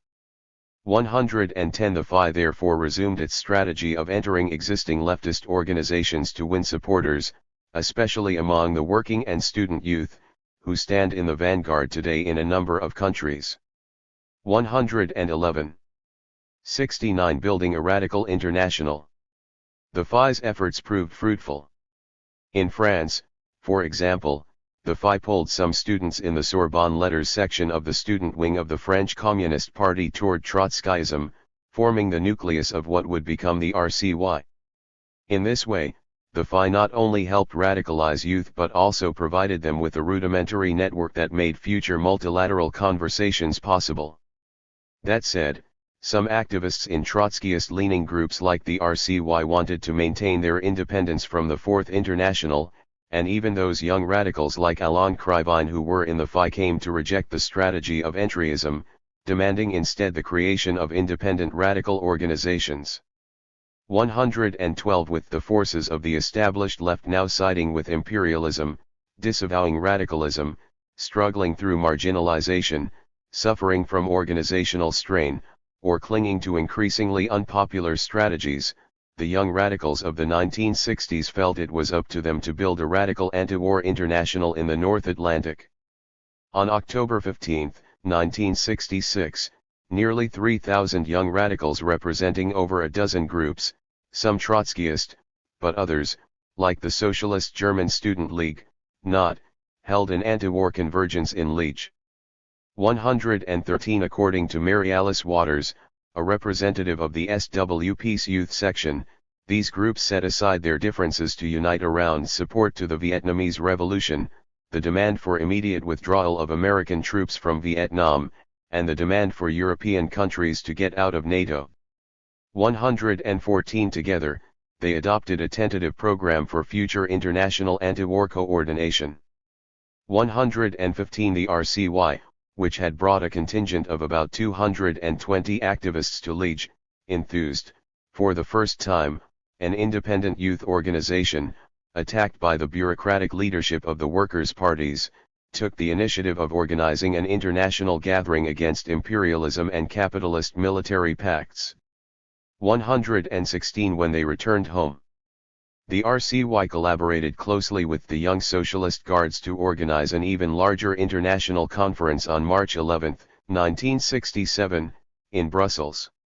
117 There, delegates representing groups like the Socialist German Student League, the British Vietnam Solidarity Campaign, the French Revolutionary Communist Youth, the youth section of the Italian Socialist Party of Proletarian Unity, and the youth section of the French Unified Socialist Party produced a statement that clearly explained why international unity among anti-war activists in North America and Western Europe was so essential. Whereas most Americans had largely subordinated links with radicals in Western Europe to forging relations with movements in the Third World, Western European radicals now made the case that a radical international within the advanced capitalist world could be just as important for the anti-war struggle. 70 Internationalism. They argued that the capitalist countries of North America and Western Europe were bound together in an international capitalist alliance. 118 That alliance, they continued, was codified through such bodies as the Organization for Economic Cooperation and Development, OECD, and especially the North Atlantic Treaty Organization, NATO, which they interpreted as the military expression of the solidarity of the principal capitalist countries of Europe and North America. 119 In a certain sense, then, these capitalist countries already had their own international, with the United States as its pivot.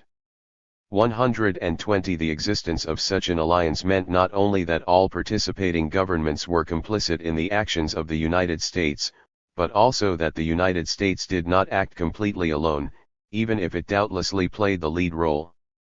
Radicals argued that because the U.S. war effort depended on the support of the major Western European countries, they had to form their own international to pressure those allied governments and confront the international organizations that tied them together, particularly NATO.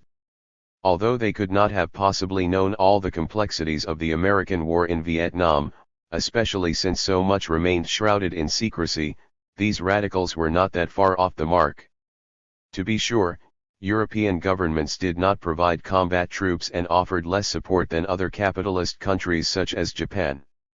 When they did ultimately contribute to the war effort, they did so reluctantly. 121 Most European politicians responded to Johnson's pressure to enter the war by dragging their feet. Some thought the war was simply unwinnable. Others were unconvinced that Vietnam posed an immediate threat. Still others feared the war would divert troops from Europe, leaving the region vulnerable to the Soviets. Most simply felt that shipping troops to die in Vietnam would be political suicide. Nevertheless, whatever their equivocations and evasions, European states did play an important part in the American war. 122 They had no qualms about crushing communists, and quite a few, like France, Britain, and the Netherlands, had already killed many in Southeast Asia. Moreover, while they all dodged Johnson's request for troops, many offered other kinds of assistance. Italy sent aid to South Vietnam. Great Britain offered arms sales, experienced counterinsurgency advisors from Malaysia, and valuable intelligence from its monitoring stations in the region.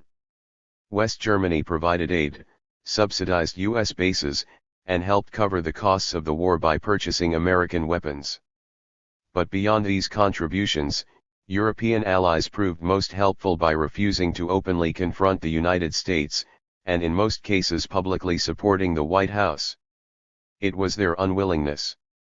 71 Building a radical international.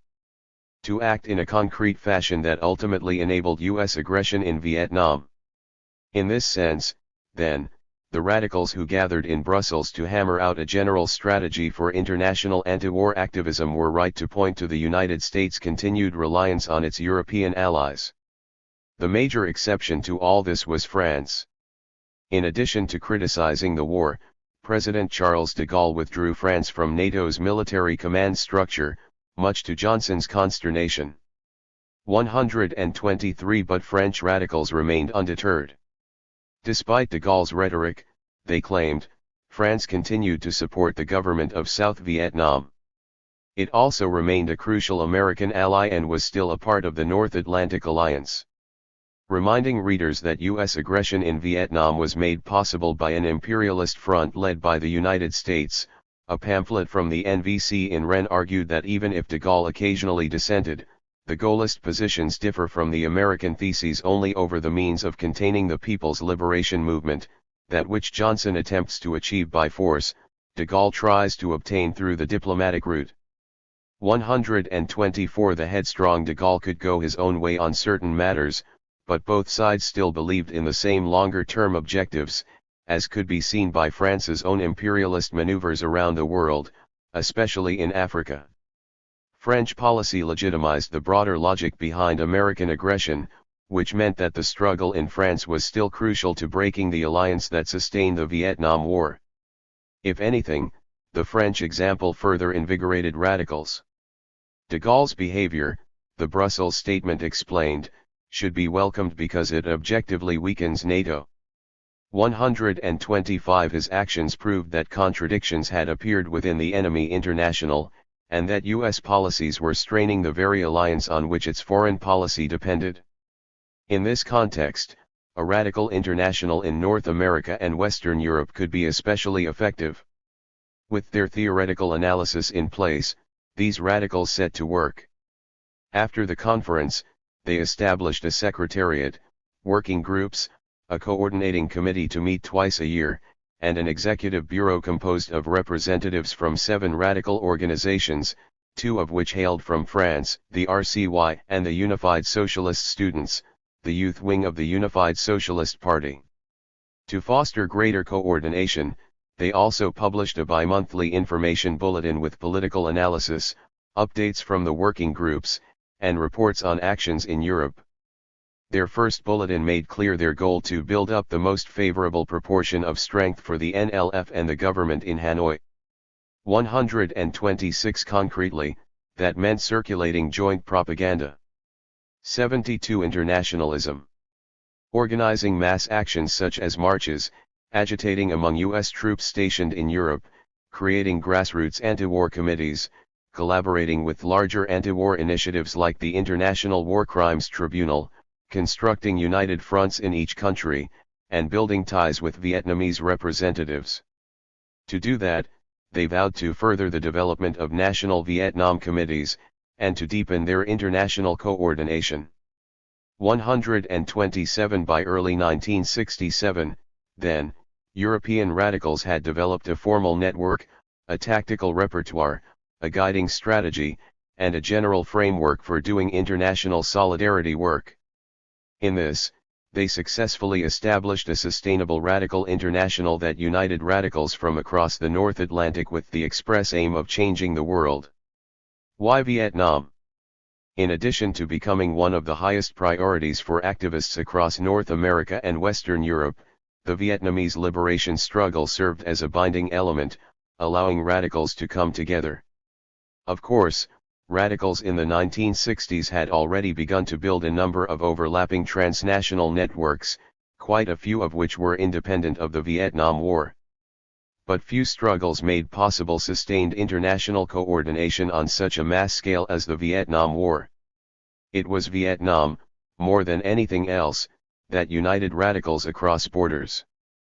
But why did Vietnam play this role? The answer lies in the timely and highly contingent encounter between a radicalized international context, nascent domestic ecosystems of struggle, and the unique character of the Vietnamese liberation struggle itself. The precondition for a reinvented radical international in North America and Western Europe was the unprecedented wave of liberation movements after the Second World War. Not only were more people waging struggles, but they also often saw themselves as part of a global movement and organized regular meetings throughout the 1950s and 1960s to fortify those ties.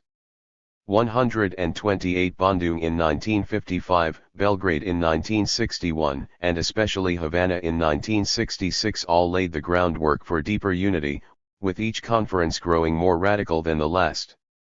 At Havana, in particular, radicals established the Organization of Solidarity with the people of Asia, Africa, and Latin America with the unabashed aim of fostering internationalist revolution.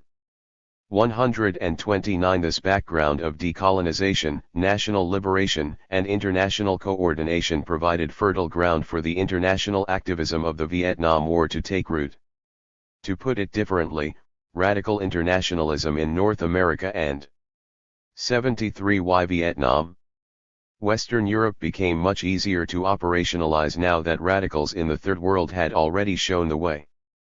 130 The second decisive factor was the re-emergence of domestic struggles in the North Atlantic in the late 1950s and early 1960s. These new movements schooled activists, forged an arsenal of tactics, and established new institutions, creating a kind of political ecosystem that made anti-war activism possible later in the decade. In Great Britain, for example, the majority of the Vietnam Solidarity campaign's rank and file had been active in the earlier campaign for nuclear disarmament.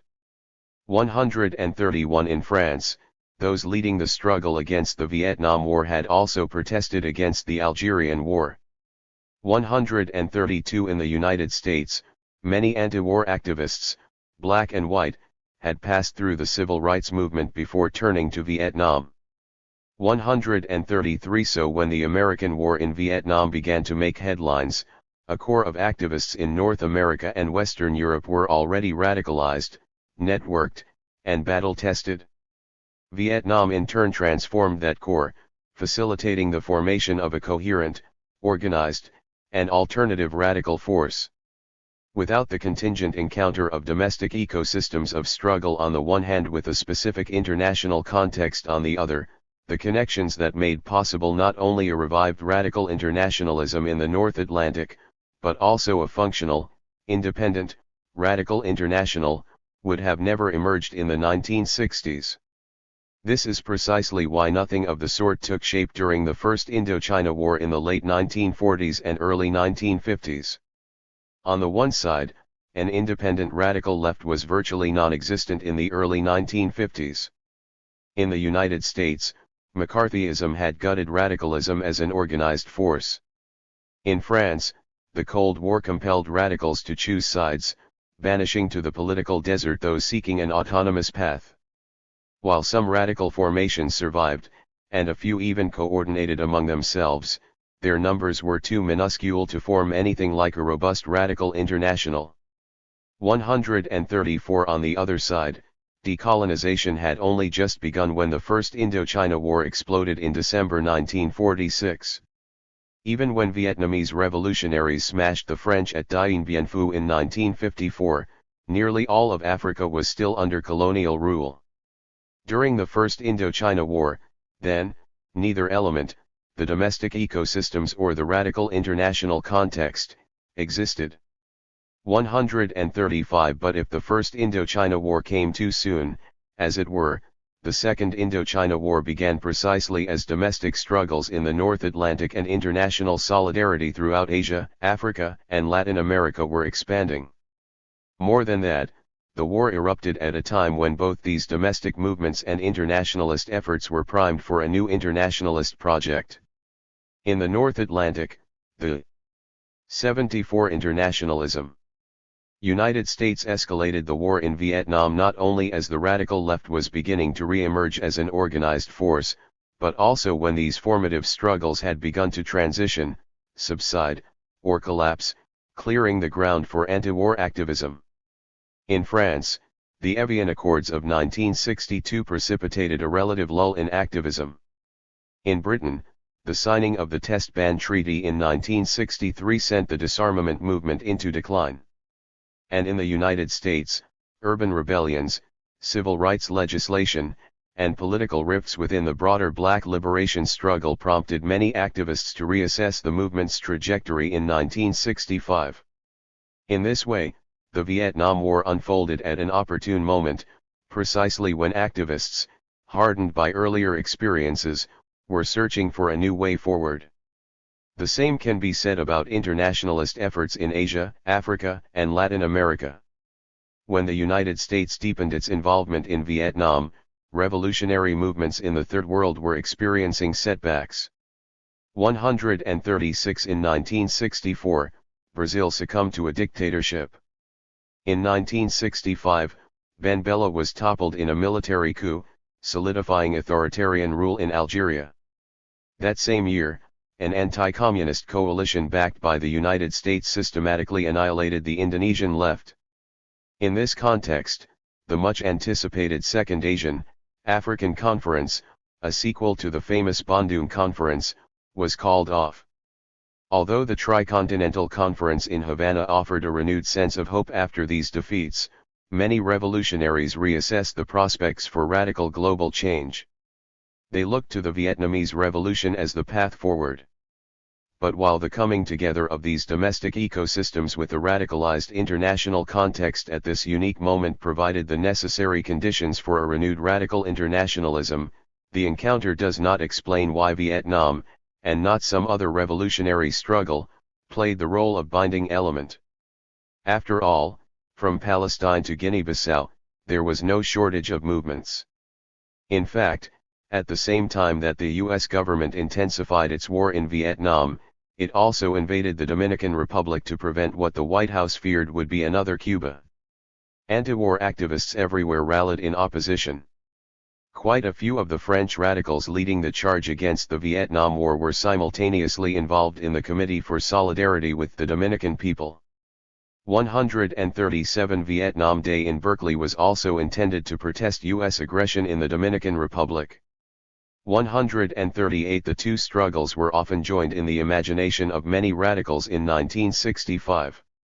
But then why was there no Santo Domingo International? Why Vietnam instead? The answer lies in the specific characteristics of the Vietnamese liberation struggle. To begin with, the sheer immensity of suffering in Vietnam. 75 Why Vietnam? Was staggering. The Vietnamese people had toiled under colonial occupation for decades, and hundreds of thousands had died in wars against the Japanese, French, and now the Americans. The United States, together with the Republic of Vietnam, torched villages, decimated acres of jungle, and slaughtered thousands with some of the most lethal weapons. 139 The appalling scale of destruction could not but help motivate activists in the North Atlantic to take action. In addition, there seemed to be no end in sight. Although the United States deployed troops to the Dominican Republic and Vietnam at roughly the same time, the war in the former effectively ended in late 1965, while the one in the latter not only dragged on, but also grew far more destructive with every passing year. Vietnam became one of the bloodiest active struggles of the period. In other words, unlike other exemplary struggles in China, Cuba, and Algeria, where revolutionaries had already taken power, the Vietnamese Revolution was still very much underway, its fate uncertain, the fighting fierce. All this meant that international solidarity with Vietnam could have a real effect, giving it an edge, weight, and exigency that solidarity with many other struggles did not quite have. But to many activists as well as bystanders in the 1960s, Vietnam was not just any active struggle. It was arguably the most consequential one of the decade. This was largely because activists perceived it to be the place where all the major trends of the post-war era were playing out: decolonization, imperialism, socialist construction, development, nation building, modernization, self-determination, the Sino-Soviet split, the Cold War.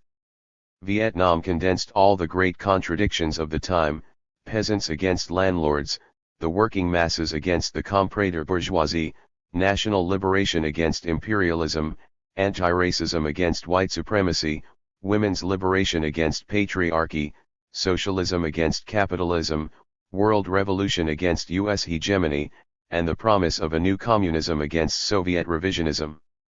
140 It was precisely this confluence that led so many radicals in North America and Western Europe to elevate the Vietnamese struggle over others. The struggle of the people of South Vietnam against American imperialism and the ruling class of Saigon is not only a struggle of international importance, the Brussels Statement explained. Vietnam is the key to the world's situation, a decisive test of strength between American imperialism and the colonial revolution and the whole labor movement. The International Capitalist Alliance directed by the American government, NATO, CETO, Treaty of Manila, is locked in combat with the Vietnamese Revolution, which is an integral part of the worldwide socialist revolution. 141 Vietnam was the focal point of the conjuncture. Everything hinged on its outcome. 142. 76 Internationalism. It is important to note that this interpretation echoed the way Vietnamese revolutionaries themselves framed their project. Nguyen Quoc Vinh, a communist who had organized in France, cultivated strong ties with international anti-war movements, and now managed the DRV's numerous multilingual publishing projects such as the Vietnam Courier, publicly argued that the most important contradictions of our times converge today in Vietnam. 143 His effective successor in France, Mai Van Bo, later argued that the American war was an epical struggle that concerns the destiny of all the peoples of the earth. A U.S. victory would be not only a defeat for the Vietnamese people but also a setback for the national liberation movement and for world revolution. It would give the United States an excellent opportunity to continue to disrupt liberation struggles in other regions, prevent the trend towards socialism of newly independent and free peoples, and impose America's neocolonialism everywhere. If the United States lost, however, it would be not only a triumph for the Vietnamese people in their quest for reunification, independence, and freedom, but also a victory for the worldwide national liberation movement, the struggle for joining national independence with socialism, and world revolution itself. Vietnam's victory against the United States, he added, would open a new era in the international struggle against imperialism, in the same way that the Dien Bien Phu victory that ended Vietnam's resistance war against French colonialism in 1954 has opened the era of the collapse of old colonialism around the world. 144 On top of these incredibly high stakes, it appeared as if Vietnamese revolutionaries might stand a fighting chance. Somehow, revolutionaries in one of the poorer parts of the world had held their own against the most advanced military in human history.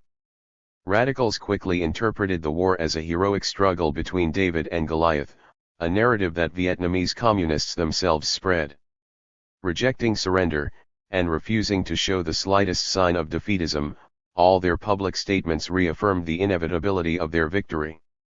Exclamations such as "Our unshakable will," all the way to complete victory regularly appeared on the front pages of the Vietnam Courier, the primary foreign language publication of the DRV, printed in French and English.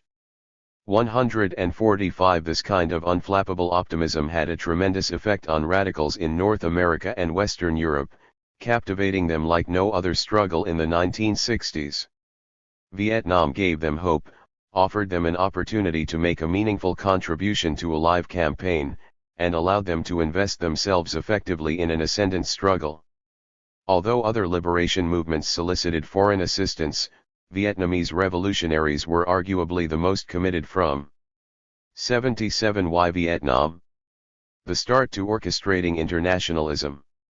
While many of these other movements limited themselves to expelling the foreigner, building a new nation-state, and occasionally gesturing to international cooperation, the communists who led the Vietnamese Revolution conceptualized their actions within a fully internationalist framework.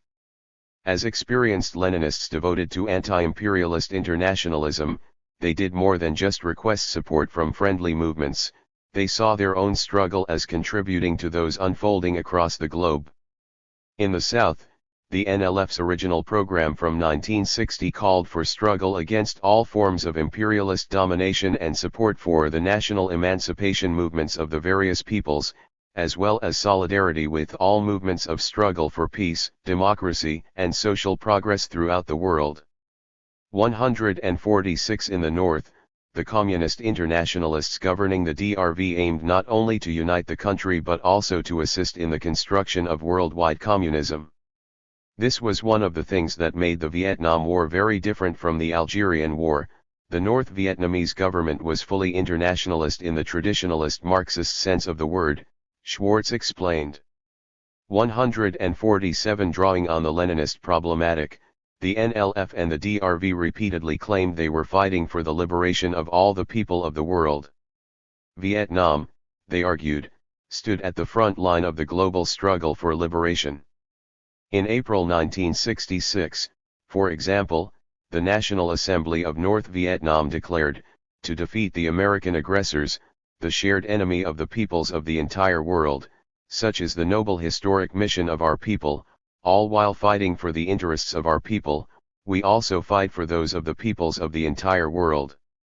148. In their view all the struggles were linked, which meant that a victory in Vietnam would help these other liberation movements.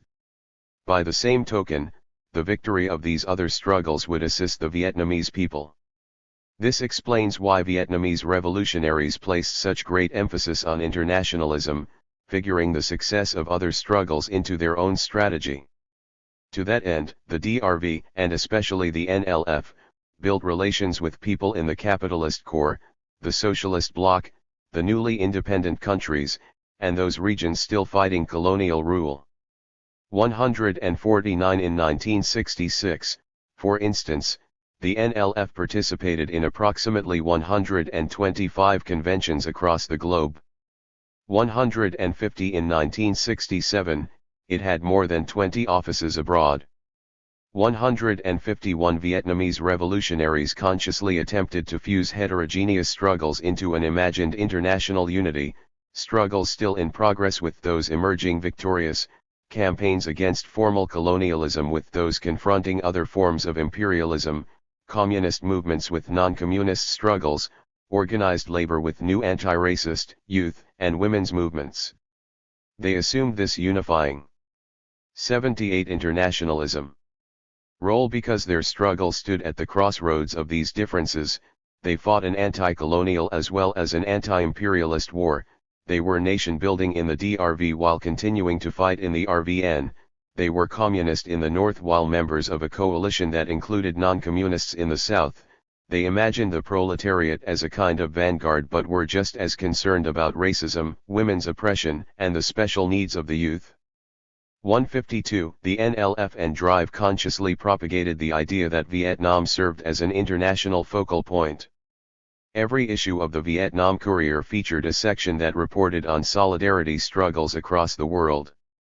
By bringing these distinct anti-war actions, in different countries, by different groups, for different ends, onto the same plane, Vietnamese revolutionaries encouraged the feeling that a unified international movement, centered on Vietnam, already existed. 153. Politically astute, Vietnamese communists strived for maximum inclusivity, carefully promoting and graciously thanking all anti-war forces, whatever their differences. 154. Just as the Vietnamese Workers' Party avoided publicly taking too firm a side during the Sino-Soviet split, recognizing that doing so would weaken the war effort, Vietnamese leaders thanked both the official communist parties and anti-war radicals in groups like the NVC, even though they were perfectly aware of their differences and knew that each claimed Vietnam for their own side.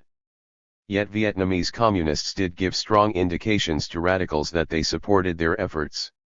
Because of the strategic importance of anti-war opposition in the United States, American radicals frequently received explicit encouragement from both the NLF and the DRV in the form of telegrams, letters, articles, and in person at meetings in Cuba, North Vietnam, or Czechoslovakia. But even the Europeans enjoyed unambiguous support from Vietnamese revolutionaries. In 1966, the DRV applauded in the pages of the Vietnam Courier the formation of the NVC, and Ho Chi Minh wrote a personal message to Schwartz, which NVC activists interpreted as official recognition of the National Vietnam Committee's role in the struggle against the war. 155 To the dismay of the French Communist Party, radicals regularly communicated with the DRV delegation in Paris. NLF and DRV representatives spoke at NVC events, and the two sides often collaborated on anti-war actions. 156 In addition to encouraging radicals in individual countries, the NLF and DRV promoted deeper international coordination between them, largely because they agreed with radical arguments about the strategic value of anti-war struggle in the North Atlantic. During the Brussels 79 Why Vietnam? Conference in March 1967, for example, My Van Bo sent radicals a letter of appreciation for their international initiative.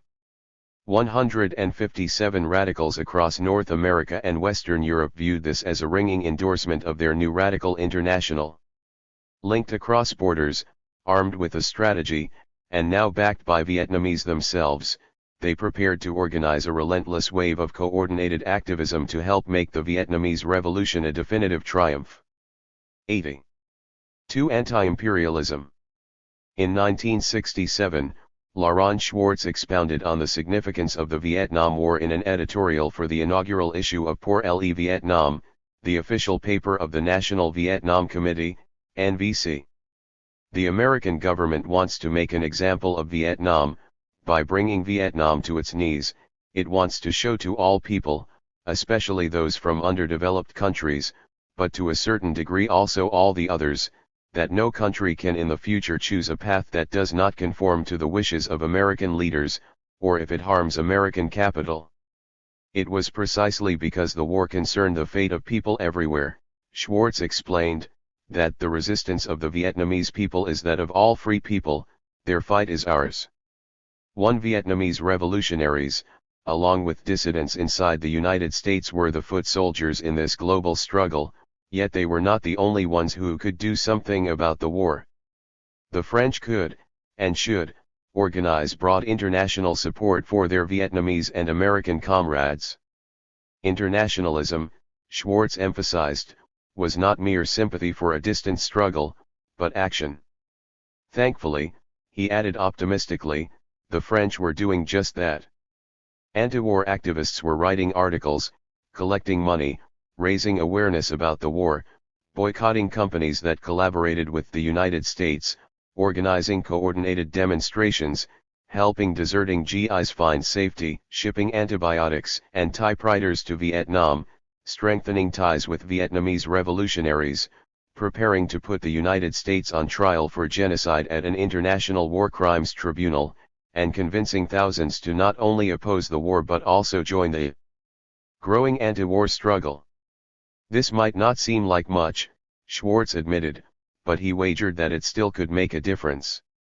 Vietnamese fighters needed not just artillery or planes delivered by the USSR or China but also moral and political support from people everywhere. This was the kind of solidarity that activists in the North Atlantic were well positioned to supply, and precisely what Vietnamese officials themselves sought most. 81. The war in Europe. From their comrades in this part of the world, Vietnamese revolutionaries believed that the war would be fought not only in the jungles of Vietnam but also on the terrain of ideas. Marching into the trenches of the ideological struggle was the best way for anti-war radicals to do their part. Schwartz's editorial also signaled the growing popularity of the systemic critique of the war. In their quest to better understand the system that made the war possible, many anti-war activists turned to Marxism, defining the system as imperialism and the struggle against it as anti-imperialism. While there were different ways to combat imperialism, by the late 1960s most radicals had adopted some version of the Leninist problematic of the right of nations to self-determination, effectively coupling anti-imperialism with national liberation. Radicals of different stripes debated how anti-imperialist struggles should unfold, how many stages were necessary, or who should be involved in them, but few engaged anti-imperialists seriously disputed the central premises of the problematic. This approach to internationalism became so popular that even those who did not consider themselves radicals adopted some of its core elements. They called the enemy imperialism, advocated national liberation, and talked about changing the system. By the late 1960s, anti-imperialism was beating out its many internationalist rivals, such as individualist human rights, to become the dominant way in which activists in the North Atlantic imagined international change. The war in Europe. With the US war effort going poorly, opposition in Europe mounting, and Allied governments reluctant to lend further support, Lyndon Johnson dispatched Vice President Hubert Humphrey to Europe in March 1967 to mend fraying relations. Given Charles de Gaulle's criticism of the war, Humphrey's stay in Paris assumed special importance. In France, the vice president met de Gaulle, laid a wreath at the tomb of the unknown soldier, and visited the statue of George Washington on the Place d'Iéna.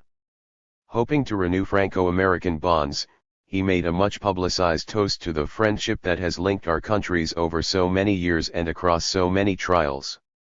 Two French anti-war activists organized a welcome committee of their own. On April 7, 1967, they met Humphrey at the airport with chants of U.S. assassins.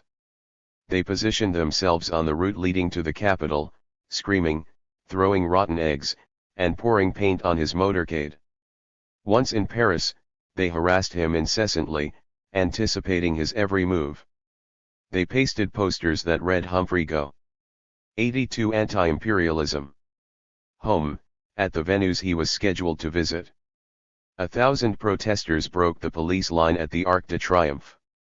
They threw rocks at the windows of the American Express office.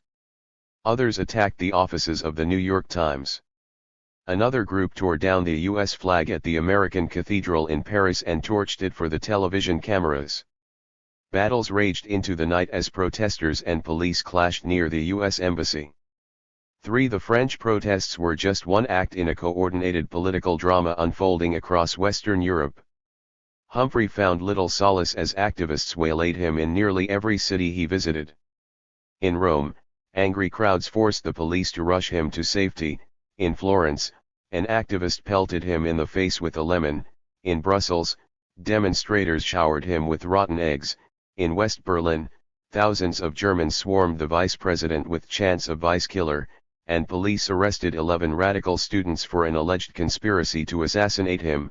In London, only rain succeeded in thinning the ranks of protesters.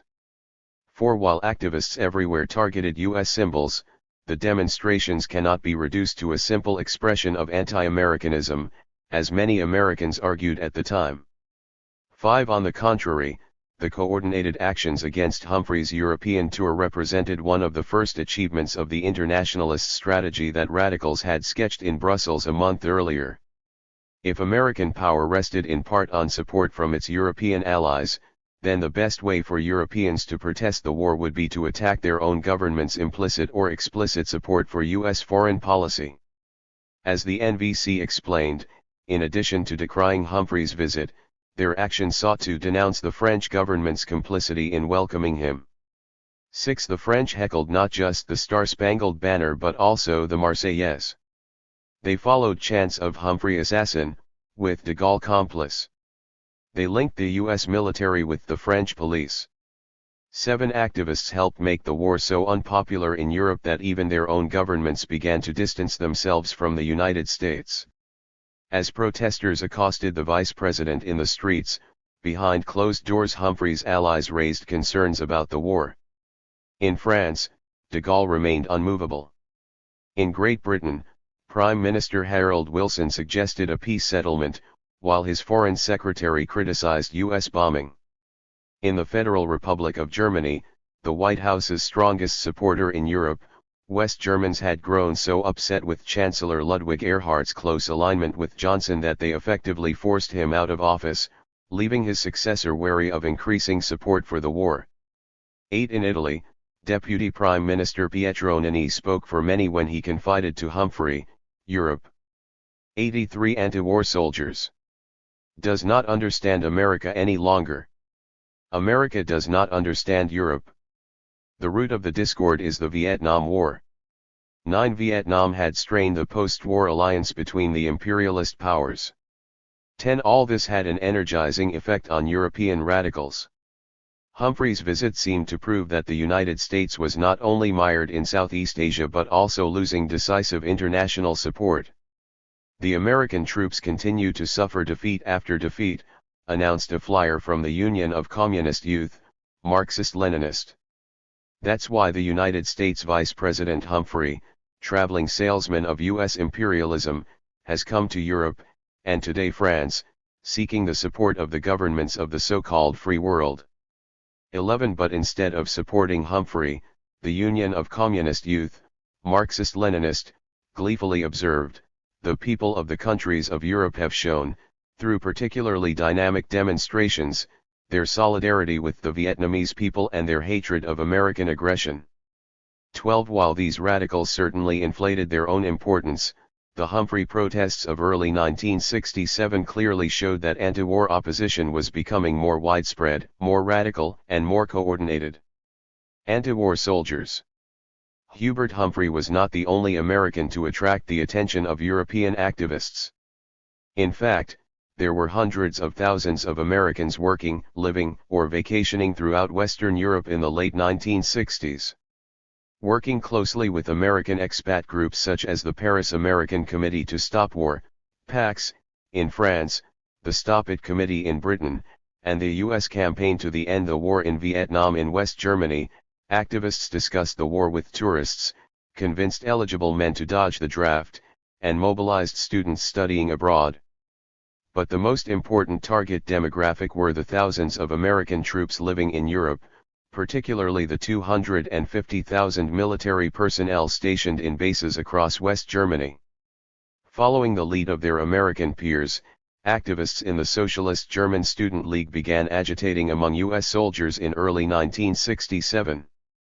13. Soliciting desertion was a punishable offense, but this did not stop radicals from inciting soldiers to abandon the military, sheltering GIs in safe houses, and helping deserters flee to neighboring countries. 14. Sweden's progressive policies, general opposition to the war, and refusal to join NATO made it an attractive destination, but quite a few deserters also tried their luck in France, hoping to take advantage of the tense relations between Paris and Washington, D.C. 84. Anti-imperialism. The test came in May 1967, when an American GI named Louis Armsfield was caught in the Latin Quarter. Although technically obliged to return deserters to the United States, the French government unexpectedly allowed Armsfield to legally live and work in the country. By setting such a precedent, France quickly became a popular destination for other deserters, and European radicals pieced together an elaborate network to help them travel safely. West Germans organized the first leg of the journey, passing the Americans to the provosts in the Netherlands, who then sent them off to France. 15. In some cases, deserters would travel directly into France, often meeting with French radicals in cities like Strasbourg before making their way to Paris, where they often connected with NVC activists. 16. By the end of the year, Karl Dietrich Wolff, president of the Socialist German Student League, boasted that they were ferrying nearly 150 soldiers out of Germany a month. 17. Once in France, a few groups helped deserters find their way. 18. One was colloquially known as Rita, which was backed by PAX, the NVC, and noted anti-war luminaries such as Jean-Paul Sartre, who allowed the group to use his mailbox. 19. Unveiled at a televised press conference with Student Nonviolent Coordinating Committee, SNCC, leader Stokely Carmichael. In late 1967, the new organization aimed to organize not only deserters, but also anti-war soldiers within the military. 20 Arita. The group's newsletter put it, is a resistor inside the armed forces, an American serviceman who resists imperialistic aggression in SE. Asia. 21 The group's leader, a GI named Dick Perrin, later explained, we developed a network with soldiers still in the military, guys who wanted to take part but were reluctant to desert. We made a point of saying that was okay. In fact, those anti-war GIs who stayed in became really helpful.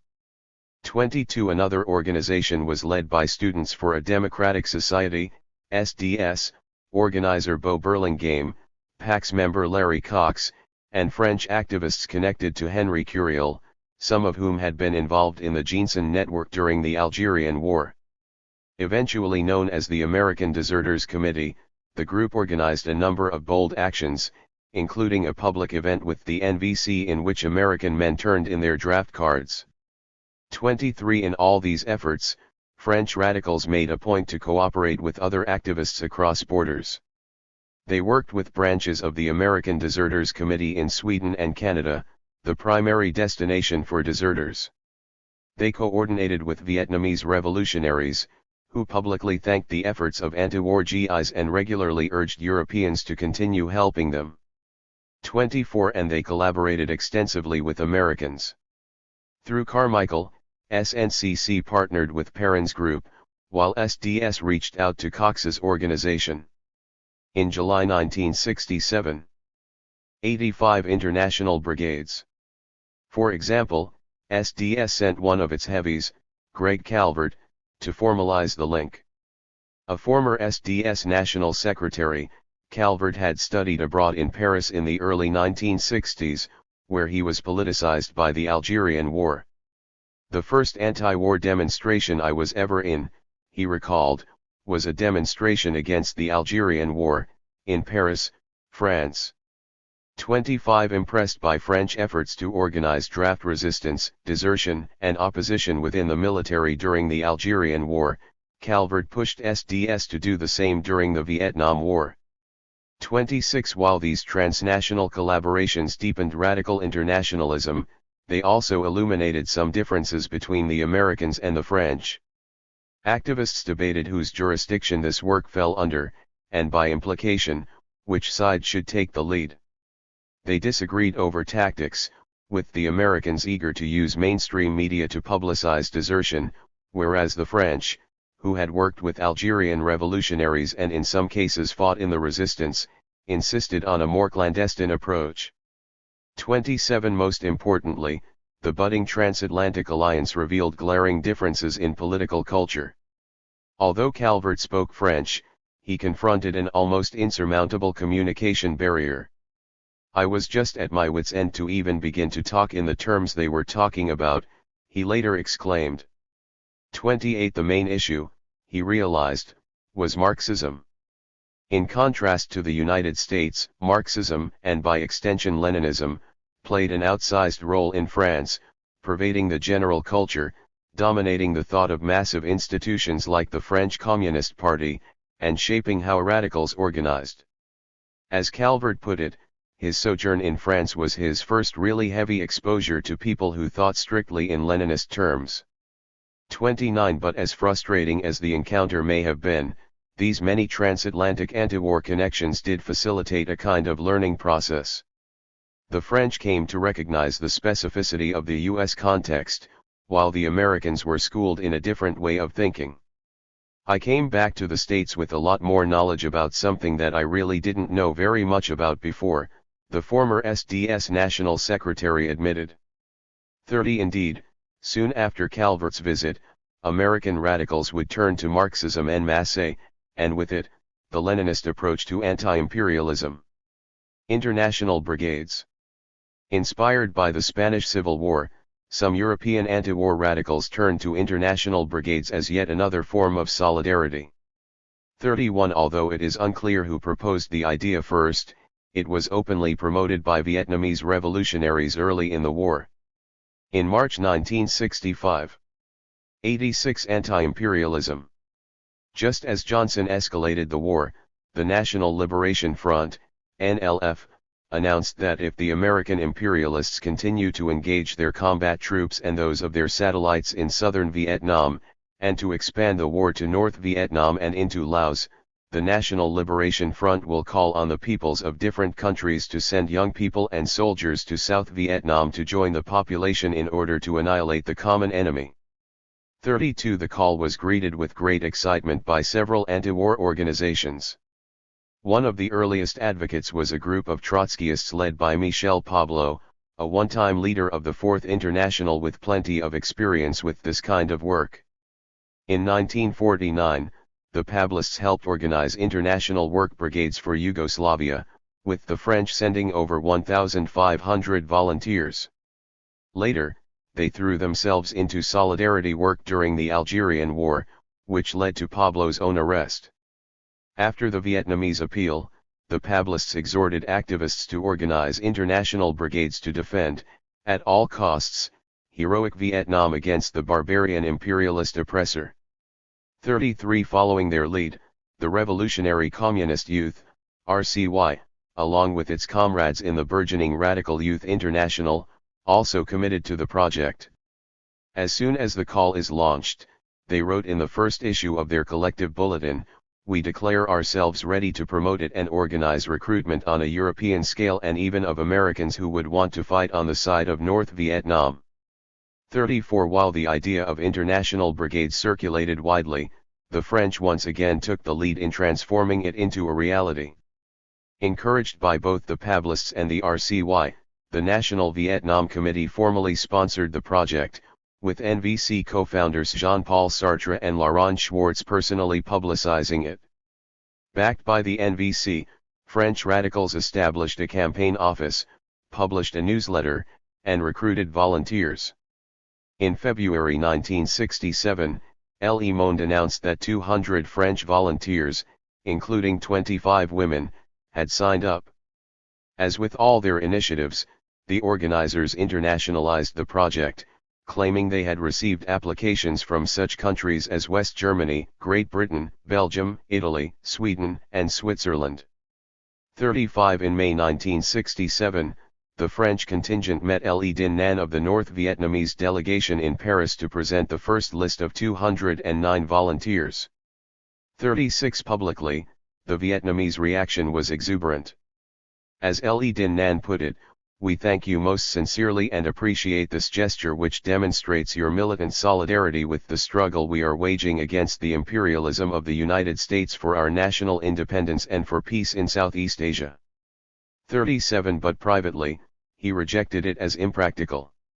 As Gilbert Marquis of the NVC recalls, "We were received by the 87 international brigades Vietnamese, who did not discourage us, on the contrary, thanked us, but left us absolutely no hope that they would support this campaign." 38 NVC activists were not the only European radicals rebuffed in this manner. When Tariq Ali of the British Vietnam Solidarity Campaign visited Vietnam in February 1967, he broached the topic of international volunteers with Pham Van Dong. According to Ali, the Prime Minister of the Democratic Republic of Vietnam, DRV, raised several objections to the idea, emphasizing its military impracticability in particular. Given the nature of the air war, brigades were of little value in the north. As the Prime Minister reportedly put it, "This is not Spain in the 30s, where the technological level of combat was primitive. You have seen the scale of the US attacks on us. International brigades are no good against B-52 bombers. International brigades would be just as ill-suited to the guerrilla war in the South. In the South," he explained, "any brigade from abroad would not be able to function at all effectively. Many areas we control by night are overrun by the enemy during the day. We disappear very effectively because, after all, we are Vietnamese. Just imagine trying to hide several thousand European faces in the forests of the South. If anything, volunteers could become a burden." Pham Van Dong explained, even if we had them to help repair bridges and roads and schools and hospitals, we would be more worried about their safety and would have to expend more resources on housing and looking after them. Civil or military, international brigades were off the table.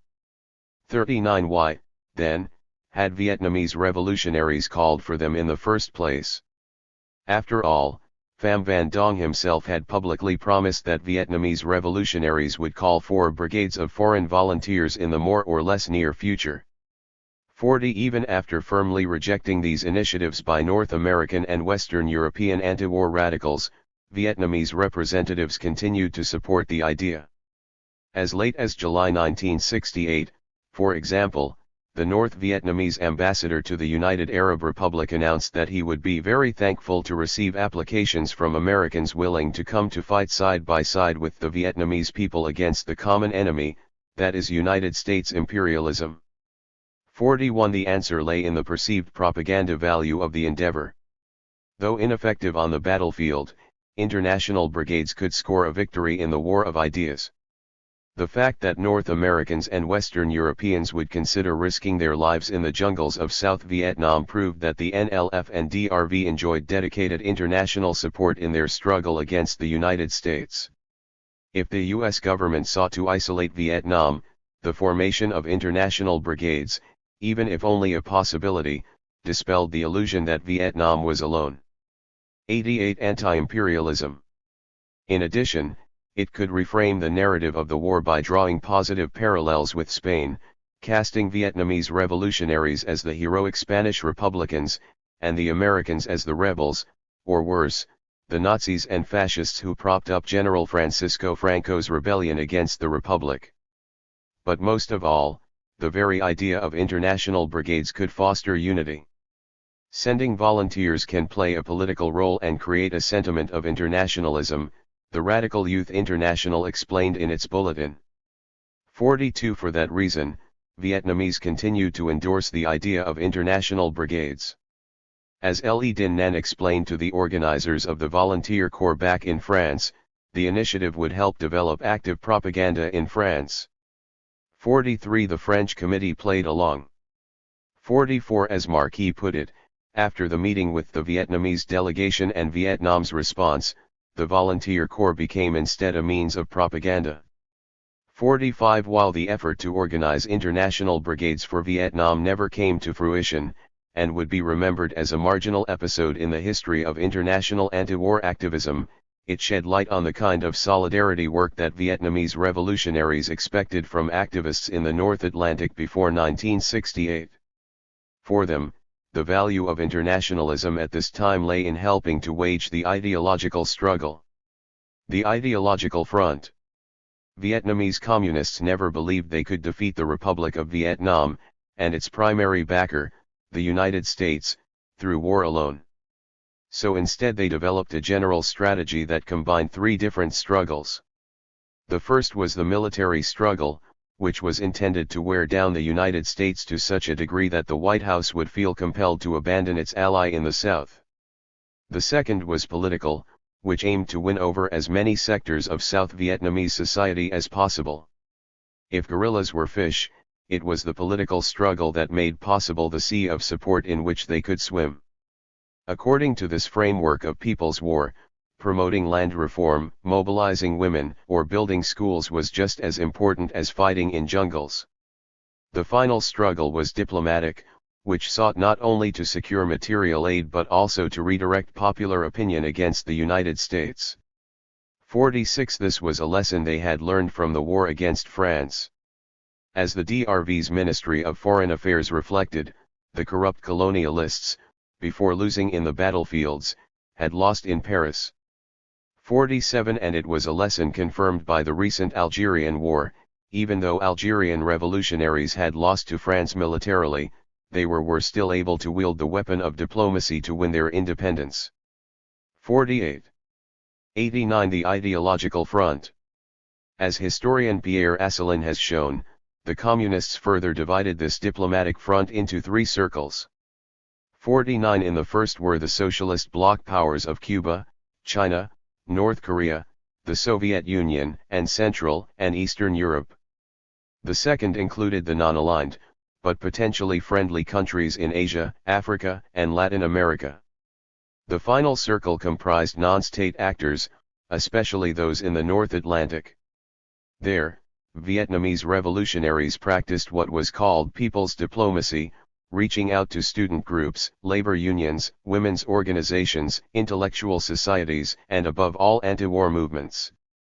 The DRV, and especially the NLF, aimed, in the words of Asselin, to turn Western publics against their own governments supportive of American policy in Vietnam, and against the U.S. government specifically.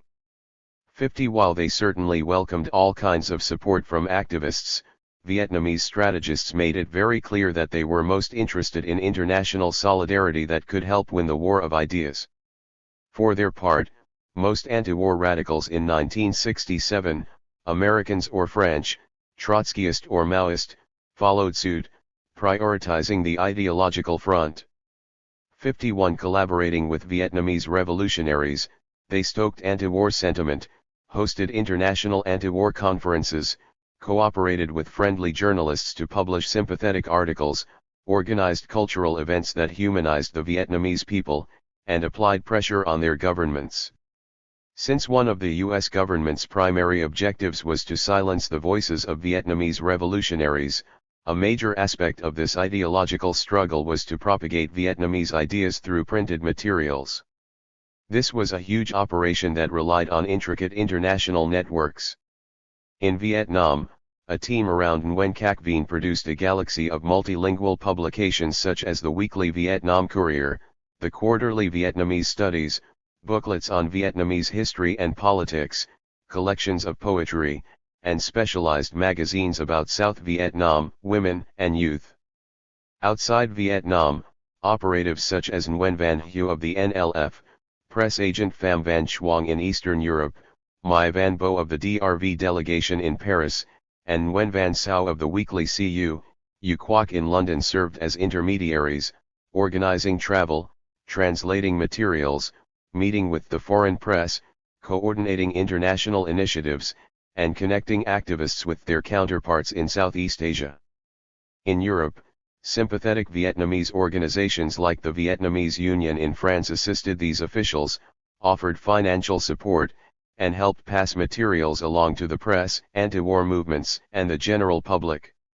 And across North America and Western Europe, activists in anti-war organizations such as the National Vietnam Committee or leftist institutions like François Maspero's famous bookstore in Paris discussed these texts, distributed 90 anti-imperialism them, and used them as the basis of their own agitational materials. 52 In this way revolutionary ideas reached diverse audiences in the very heart of the capitalist world. 53 Unsurprisingly, intellectual celebrities such as Simone de Beauvoir, Jean-Paul Sartre, and Bertrand Russell played an important role in these ideological efforts. In fact, it was Russell, now honorary president of the British Vietnam Solidarity Campaign, who spearheaded what would become the most famous example of internationally coordinated struggle on the ideological front, the International War Crimes Tribunal, IWCT. Wanting to make a greater contribution to the anti-war struggle, Russell proposed a tribunal to investigate whether the United States had committed war crimes, much as the famous Nuremberg trials had done for the Nazis after the Second World War. 54 In the summer and autumn of 1965, he sent one of his representatives, an American named Ralph Schoenman, to meet with Ma Ti-Chu, Dinh Bat, and Pham Van Chuong about the proposal. 55 In February 1966, Schoenman traveled to North Vietnam to speak with Ho Chi Minh and Pham Van Dong, while Russell Stetler, another American, flew to Paris and Helsinki in the summer to meet with other DRV representatives. 56 Vietnamese officials enthusiastically supported the idea. Speaking for the North, Ho Chi Minh and Pham Van Dong agreed to donate funds, allow investigators into the DRV, grant the tribunal access to all facilities, and make available all evidence in their possession. Speaking for the South, Nguyen Hu though conveyed to Russell that the National Liberation Front wishes you to know that we appreciate vividly the War Crimes Tribunal. The National Liberation Front is ready to coordinate as actively as possible in all the work of the War Crimes Tribunal. Whatever assistance is required from our Central Committee will be provided concretely and immediately. 57 As historian Harish C. Mehta has shown, Vietnamese were thoroughly involved in the project. 58 With Vietnamese blessing, Bertrand Russell's Peace Foundation contacted other activists in Europe to expand the tribunal. As many of Russell's associates were also active in the Vietnam Solidarity Campaign, they easily enlisted the support of other British anti-war radicals. Tasked with contacting the Americans, Schoenman traveled to the United States, where he met with anti-war groups like the May 2 Movement, SDS, and SNCC, which agreed to support the tribunal. 59 Russell personally wrote to Sartre, who happily lent his services, as did many others in the National Vietnam Committee. The French poured considerable energy into the tribunal. They provided logistical support, prepared to host the tribunal in Paris, and assumed responsibility for propaganda in France, Italy, Belgium, and West Germany. 60 They also supplied key. 91 The ideological front. Personnel: Sartre served as executive president, Laurent Schwartz acted as co-president, youth activists like those in the RCY promoted the tribunal on the ground, and dozens of French doctors, journalists, lawyers, and filmmakers volunteered their services, many traveling to Vietnam as part of the investigative teams. 61 Tribunal organizers reached out to activists across the world, with Russell even writing a letter of invitation to Che Guevara, who had to decline because he was too busy preparing guerrilla war in Bolivia. 62 Despite these global ties, the tribunal's organizers decided for strategic reasons to focus their efforts on the imperialist countries of North America and Western Europe. This was reflected in the composition of tribunal members, the majority of whom were based in the North Atlantic, such as Lelio Basso from Italy, Peter Weiss from Germany, Tariq Ali from Britain, and James Baldwin, Stokely Carmichael, David Dellinger, and Carl Oglesby from the United States. The organizers also strategically sought to unite figures from across the leftist spectrum into a broad coalition, albeit one still explicitly shaped by radical ideas. This sustained commitment to a radical framing in turn convinced the more openly revolutionary militants, such as those in the Radical Anti-War Youth International, to throw their weight behind the IWCT. 63 During the fall of 1966, activists formalized the tribunal's procedures, collected documentary material on the war, and deployed a suite of teams to gather first-hand accounts in Vietnam. 64 Despite logistical challenges, the White House's unwillingness to participate, and de Gaulle's refusal to allow the tribunal to convene in Paris, the IWCT finally met in Stockholm in May 1967 and Copenhagen in December 1967 to review the evidence, hear testimonies, and evaluate U.S. involvement in Vietnam. In deliberating the American war in Vietnam, the tribunal chose not simply to condemn the United States in abstract terms but instead to determine, in Sartre's words, whether imperialist policies infringe laws formulated by imperialism itself. 65 The United States, along with all the major powers, had agreed to certain laws governing the conduct of war.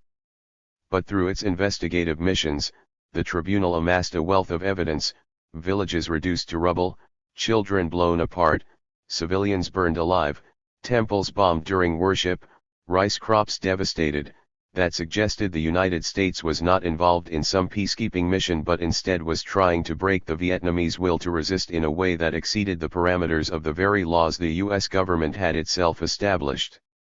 In addition to the conduct of the war, the tribunal explored its causes. Lyndon Johnson justified U.S. intervention by arguing that the United States was helping an independent country resist foreign incursion. But 92 Anti-imperialism. The tribunal reconstructed the history of the war in a way that demonstrated how the main threat to Vietnam's sovereignty was in fact the United States. As the lawyer Lelio Basso put it, not only is there not a war between the two states of Vietnam, there is not even a civil war in the South. This war is being fought by the people on one side and by the American army and mercenary troops on the other. 66. In this way activists sought to replace the U.S. government's narrative about the war with one of their own, reframing the Vietnam War as a grand struggle between a united Vietnamese people and an invading U.S. military. Armed with this alternative narrative, and backed by copious evidence from the field, the tribunal ultimately found the United States guilty of all charges, including genocide. 67. Of course, as many contemporaries noted, the tribunal could not possibly enforce this judgment. But that was never the objective. Instead of meting out punishment, the tribunal aimed to change opinions. As French anti-war activists argued, the IWCT can facilitate rising consciousness in the Western world. 68. Sartre elaborated on this point in his inaugural statement, explaining that the tribunal was a jury, but the judges are everywhere, they are the peoples of the world, and in particular the American people. It is for them that we are working. 69. The primary goal of the tribunal was to shift the balance of forces on the ideological terrain. This was exactly the kind of support Vietnamese revolutionaries wanted from their North American and Western European comrades.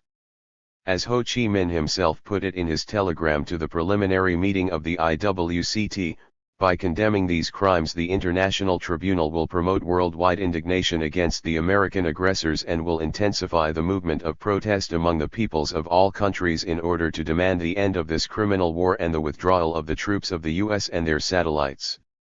It will contribute to the awakening of the conscience of peoples of the world against American imperialism, he added. 70. Prime Minister Pham Van Dong underlined the point, the tribunal would have a wide and profound impact on world opinion, helping to intensify and widen the international movement of solidarity with the Vietnamese people.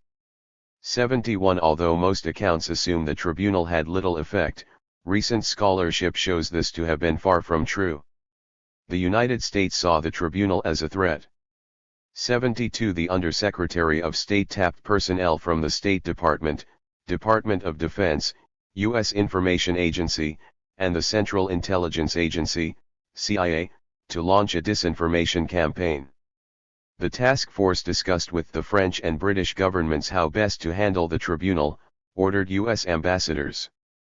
93. The ideological front. Abroad to convince foreign governments sympathetic to the Bertrand Russell Peace Foundation to withdraw their support, collaborated with the press to present the tribunal as a communist front, and considered hosting a competing trial, though they ultimately nixed the idea out of fear that it might draw more attention to the tribunal itself.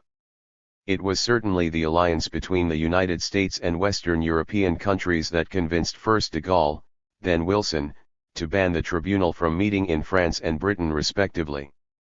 73. Far from ignoring the tribunal, then, the U.S. government worked hard to neutralize it. With worldwide anti-war opposition mounting in 1967, the Johnson administration had reason to worry. A White House study from that year concluded that the DRV's political and psychological campaign in the free world was succeeding. 74. The tribunal did yield results. In France, activists publicized its findings. The NVC hosted a gargantuan public meeting at the Mutualite to review the evidence, and the mainstream media reported on the proceedings. In this way, the tribunal contributed to boosting anti-war sentiment in France and Europe more broadly. Given the lengths the White House went to undermine the IWCT, the tribunal had much less impact in the United States, but even there it still had an effect. Quite a few American activists saw the tribunal as a valuable resource. It offered a holistic narrative of the war, a set of cutting legal arguments against U.S. aggression, and a mass of damning evidence, much of it quite revelatory, even for engaged activists. It was, for example, the tribunal that brought to light the use of cluster bombs. As anti-war journalist Karen Wald explained, the evidence, testimonies, and arguments publicized by the proceedings could be used to recruit and mobilize new people into the anti-war movement. 75. In his speech at the IWCT's second meeting in December 1967, Carl Oglesby, former president of SDS, confirmed that the tribunal played an important role among activists in the United States. 76. Echoing Wald, he pointed to three concrete ways it had assisted American anti-war efforts. First, it provided a clear legal base for draft resistors since it proved that the United States had itself broken international law. 77 Second, it served as the clearinghouse of information on the war. He explained, "You understand that it is not easy always for us, unless we probe with great care, to get an accurate picture of what actually happens in Vietnam. The tribunal's capacity for pulling together and then developing in a most public and conspicuous way the elements of the war's reality, this function has been very important to us in the United States." Lastly, Oglesby argued that the tribunal had contributed to the building of an internationally solid New Left movement. 78. 94 Anti-Imperialism. The IWCT formalized ad hoc contacts, forged new ones, and expanded the reach of the network to include representatives from other countries. It was through the IWCT, for example, that the French NVC came to build stronger ties with black radicals in the United States, a connection that would prove transformative. But if the IWCT represented one of the high points of anti-war international coordination, it simultaneously revealed the challenges of doing internationalism. Securing adequate resources was an endless battle. 79 Organizing such an involved project was tedious, exhausting, and at times boring. 80 Most of all, harmonizing different interests, personalities, experiences, and objectives across borders, languages, and pre-existing organizational divides proved exceedingly difficult. For example, tensions immediately arose between the Russell Peace Foundation and Vietnamese representatives such as Mai Van Bo. Vietnamese in London and Paris sought greater influence, insisting, for instance, that they choose the tribunal's investigative teams to North Vietnam. Russell, by contrast, felt they were imposing too much control, which jeopardized the tribunal's value. 81 To resolve the issue, Russell went above their heads, writing directly to Ho Chi Minh. Since the best way Europeans could help the Vietnamese people was to change opinion in the West, he argued, our actions and our evidence of the crimes of the United States must be impressive, irrefutable, and supported by independent voices drawn widely from sectors of opinion and society. 82 The tribunal had to appear as neutral as possible. Ho Chi Minh agreed, and he took steps to ensure the relative objectivity of the tribunal. The spat, however, exposed tensions not only between Europeans and Vietnamese, but also within the Vietnamese political hierarchy. 83 Despite projecting a veneer of unity to the world, Vietnamese revolutionaries were themselves embroiled in sharp debates over everything from military strategy to the Sino-Soviet split. At that very moment, Ho Chi Minh himself was coming under fire in Hanoi.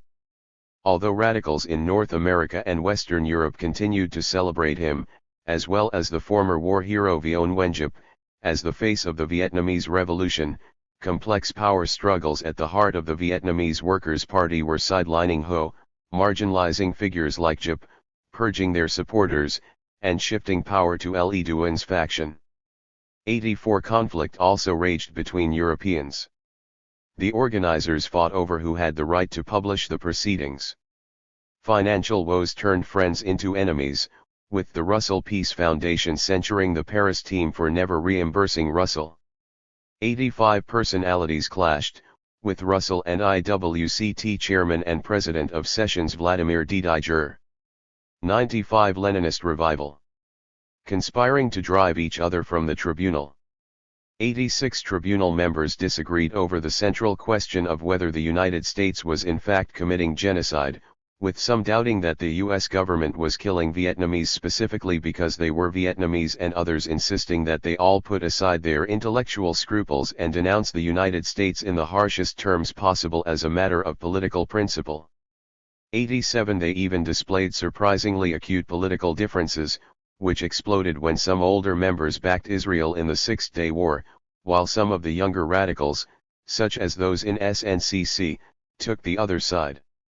88 Although most of the American, European, and Vietnamese activists involved in organizing the tribunal saw themselves on the left, shared the radical critique of the war, and had similar ideas about solidarity work, they still found much to disagree about. Internationalism, the whole experience confirmed, provided a general framework for activists across the world to pool their efforts to realize a shared goal, but it could not ensure automatic agreement on all issues. The challenge was to find a way to build unity while working through real, and sometimes irreconcilable, differences over long periods of time. Internationalism was not a single event, fixed once and for all, but a very difficult learning process, full of constant negotiation, adaptation, and revision. And the higher the stakes, the greater the challenges. Leninist Revival. In his introduction to the published proceedings of the tribunal, Russell exclaimed, "I hope that the peoples of the Third World will take heart from the example of the Vietnamese and join further in dismantling the American Empire." 89 These were fiery words, especially from a nonagenarian pacifist who hoped to preserve at least a semblance of impartiality. Russell was no revolutionary, nor was the tribunal, and yet the IWCT assumed a strikingly radical anti-war posture. Indeed, between the tribunal's formation in early 1966 and its second session in December 1967, the radical critique of the war grew considerably more popular across the North Atlantic. More activists than ever now spoke not simply of the draft, the duplicity of the White House, or the unwinnability of the war, but of a larger system that had to be changed. All this reflected a significant radicalization of leftist activism over the course of 1967. Not only were there more radicals, but the radicals themselves were also becoming more militant. They used more combative rhetoric. They dedicated more of their time to politics. They recovered lost radical histories to guide them in the present. They unearthed 96 anti-imperialism. Translated, and reissued forgotten radical texts. They turned to anarchism, councilism, socialism, left communism, and various shades of Leninism, especially Maoism, which took the North Atlantic by storm at this time, famously memorialized in Jean-Luc Godard's 1967 film La Chinoise. And they adopted Marxism as a kind of universal theoretical language. These years saw a worldwide Marxist revival. In Asia, Africa, and Latin America, thinkers like Che Guevara, Amilcar Cabral, Mao Zedong, or Nguyen Quoc Vinh breathed new life into Marxism, confirming its role as a living theory of change. At the same time, Europe experienced a genuine renaissance of Marxist theoretical experimentation. Figures such as Louis Althusser, Guy Debord, Henri Lefebvre, and Jean-Paul Sartre in France, Perry Anderson, Stuart Hall, E.P. Thompson, and Raymond Williams in Great Britain, Romano Alquati, Sergio Bologna, Maria Rosa Dalla Costa, Antonio Negri, Raniero Panzieri, and Mario Tronti in Italy, and Hans-Georg Backhaus, Frigga Haug, Hans-Jürgen Kroll, and Herbert Marcuse in West Germany all worked to push Marxism in new directions, often in dialogue with one another. Marxism was not simply back, thinkers were reinventing it for a new historical landscape, taking a fresh look at such topics as ideology, organization, class struggle, racism, sexuality, everyday life, capitalist planning, and women's oppression. 90 Marxism even gained ground in the United States, the most anti-communist country in the history of the planet. There, as opposed to Europe, Marxism had dwelled on the ideological margins after the Second World War, its flickering torch barely kept alive by isolated intellectuals, minuscule organizations, and fading family memories of the 1930s. With the exception of certain black radicals and red diaper babies, even the new cohort of radicals in the early 1960s generally took their distance from much of Marxism, hoping to create alternatives to what Carl Oglesby called ancestor worship politics. 91 Yet the radicalizing political situation in the United States and abroad led many to reassess their earlier assumptions. Even if Marxism remained less popular among American radicals than their peers in Europe, many new leftists had begun to espouse it by the very end of 1967. 92 A year later, Marxism would become the dominant language of radical change in the United States. 93 The renewal of Marxism created a kind of lingua franca among radicals in the North Atlantic. While not everyone became a convinced Marxist, many familiarized themselves with core Marxist concepts, even if they could not speak the language fluently. Anti-war activists participating in an international conference may not have understood French, English, or German, but they knew what capitalism, imperialism, class struggle, or the dictatorship of the proletariat were, or at least they thought they did. 97 Leninist Revival. The perception of a shared political language, despite various dialects associated with names like Louis Althusser, Antonio Gramsci, George Lukács, Rosa Luxemburg, Herbert Marcuse, Leon Trotsky, or Mao Zedong, played a crucial role in not only furthering radical internationalism but also facilitating organized, coordinated, transatlantic strategies. 94 A major consequence of this sweeping radicalization was a growing tendency to identify the system as imperialism, even in countries like the United States where many radicals had once shunned such terms. As SD Sir David Gilbert explained, I wanted to understand the economic roots of the power system, and I came to feel that the correct label was imperialism.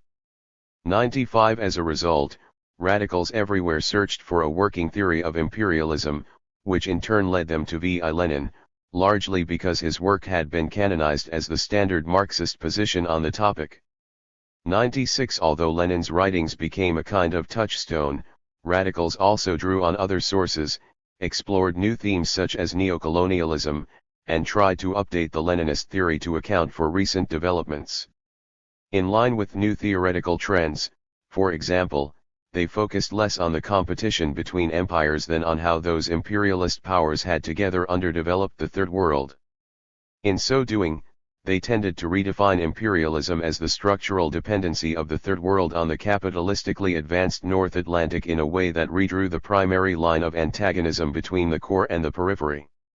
97 Although the word imperialism soared in popularity across the North Atlantic, becoming arguably the most widely used concept in the radical vocabulary, these redefinitions created some semantic ambiguity. 98 Three general uses of the term tended to predominate in the radical milieus of the late 1960s. Imperialism was an act, usually some form of domination, such as military intervention, an agent, usually the United States, or a structure, usually said to be rooted in capitalism. Different radicals emphasize different aspects of the concept, and these overlapping definitions could lead to confusion, especially as radicals fell into the habit of simply calling the United States imperialism without any qualifiers. Nevertheless, there was a kind of logical coherency to the schema. Imperialism is a global capitalist structure that needs to be not only protected, but also reproduced and expanded on an international scale. Since the end of the Second World War, the United States had assumed primary responsibility for that task, and the United States would accomplish this objective through aggressive actions, like the war in Vietnam. Imperialism was therefore the system created by these three elements of action, agent, and structure, as well as the name given to each of them. 98 Anti-imperialism. Once they defined the system as imperialism, many radicals began to call themselves anti-imperialists. But as with imperialism, it was not entirely clear what anti-imperialism meant. There were, in other words, potentially many different ways to do anti-imperialism. Yet by the end of the decade, the vast majority of anti-imperialist radicals in the North Atlantic came to accept the old Leninist problematic of the right of nations to self-determination as the basis of anti-imperialism. In a way, this was not too surprising. Leninism was already the most widely available way to think anti-imperialism. Instead of having to invent something new from scratch, radicals could simply adopt it as a working framework and tweak it as they saw fit. One of Leninism's strengths was precisely its status as the acknowledged common source of a wide variety of revolutionary discourses such as Maoism, Trotskyism, Stalinism, Titoism, and Guevarism. In some form or another, many inspiring revolutionary movements across Asia, Africa, and Latin America had made it their own. What is more, at the time, it appeared to be actually working in places such as Cuba, China, and North Korea. but a decisive reason why so many anti-imperialist radicals in the North Atlantic turned so completely to Leninism had to do with the Vietnam War itself. Radicals came to believe that the Vietnamese revolutionaries who fought on the front lines against imperialism, at the very focal point of the world's situation, were unabashed Leninists. They were strongly encouraged in this assessment by their study of the Vietnamese Revolution, their personal meetings with Vietnamese revolutionaries, and especially the many translated Vietnamese texts they consumed. Indeed, the Communists' publishing apparatus unleashed a torrent of jargon-filled articles, essays, speeches, lectures, directives, and booklets that trumpeted an intransigently Leninist viewpoint demanding nothing short of international anti-imperialist revolution. Since Vietnamese communists had a reputation as sophisticated political operators, they were cautious with their limited funds, deliberated at length about their messaging, tailored their materials to appeal to diverse audiences, and often downplayed their communism to secure broader support. The fact that they consistently distributed these blatantly Leninist texts to foreign audiences in the capitalist North Atlantic held great significance to radicals. It seemed to prove that those leading the revolution were fundamentally Leninists, that they were proud of that fact, and that they wanted radicals abroad to know it. 99 But Vietnamese communists did more than just advertise their Leninism. They repeatedly, and publicly, declared that the Leninist problematic was the key to their success. First Secretary Le Duin, for instance, asserted, "It is because our party creatively applies Marxism-Leninism." 99 Leninist Revival. To the guidance of the Vietnamese Revolution that we have succeeded in our August Revolution of 1945, won the Patriotic Resistance War, and made tremendous achievements in the socialist construction of the northern part of Vietnam and in the struggle for the peaceful reunification of our motherland. 100 President Ho Chi Minh was even more emphatic. "There is a legend, in our country as well as in China, on the miraculous Book of the Wise. When facing great difficulties, one opens it and finds a way out." Leninism is not only a miraculous Book of the Wise, a compass for us Vietnamese revolutionaries and people, it is also the radiant sun illuminating our path to final victory, to socialism and communism. 101 Vietnamese revolutionaries may have overemphasized the centrality of Leninist ideas to the complex struggles in Vietnam, but these oaths of loyalty from such respected authorities could not help but sway radicals abroad into seeing Leninism as the reason for victory. Le Duin, who effectively became the paramount leader of the DRV during the American War, went so far as to retell the entire history of the Vietnamese Revolution as one of Leninism actualized.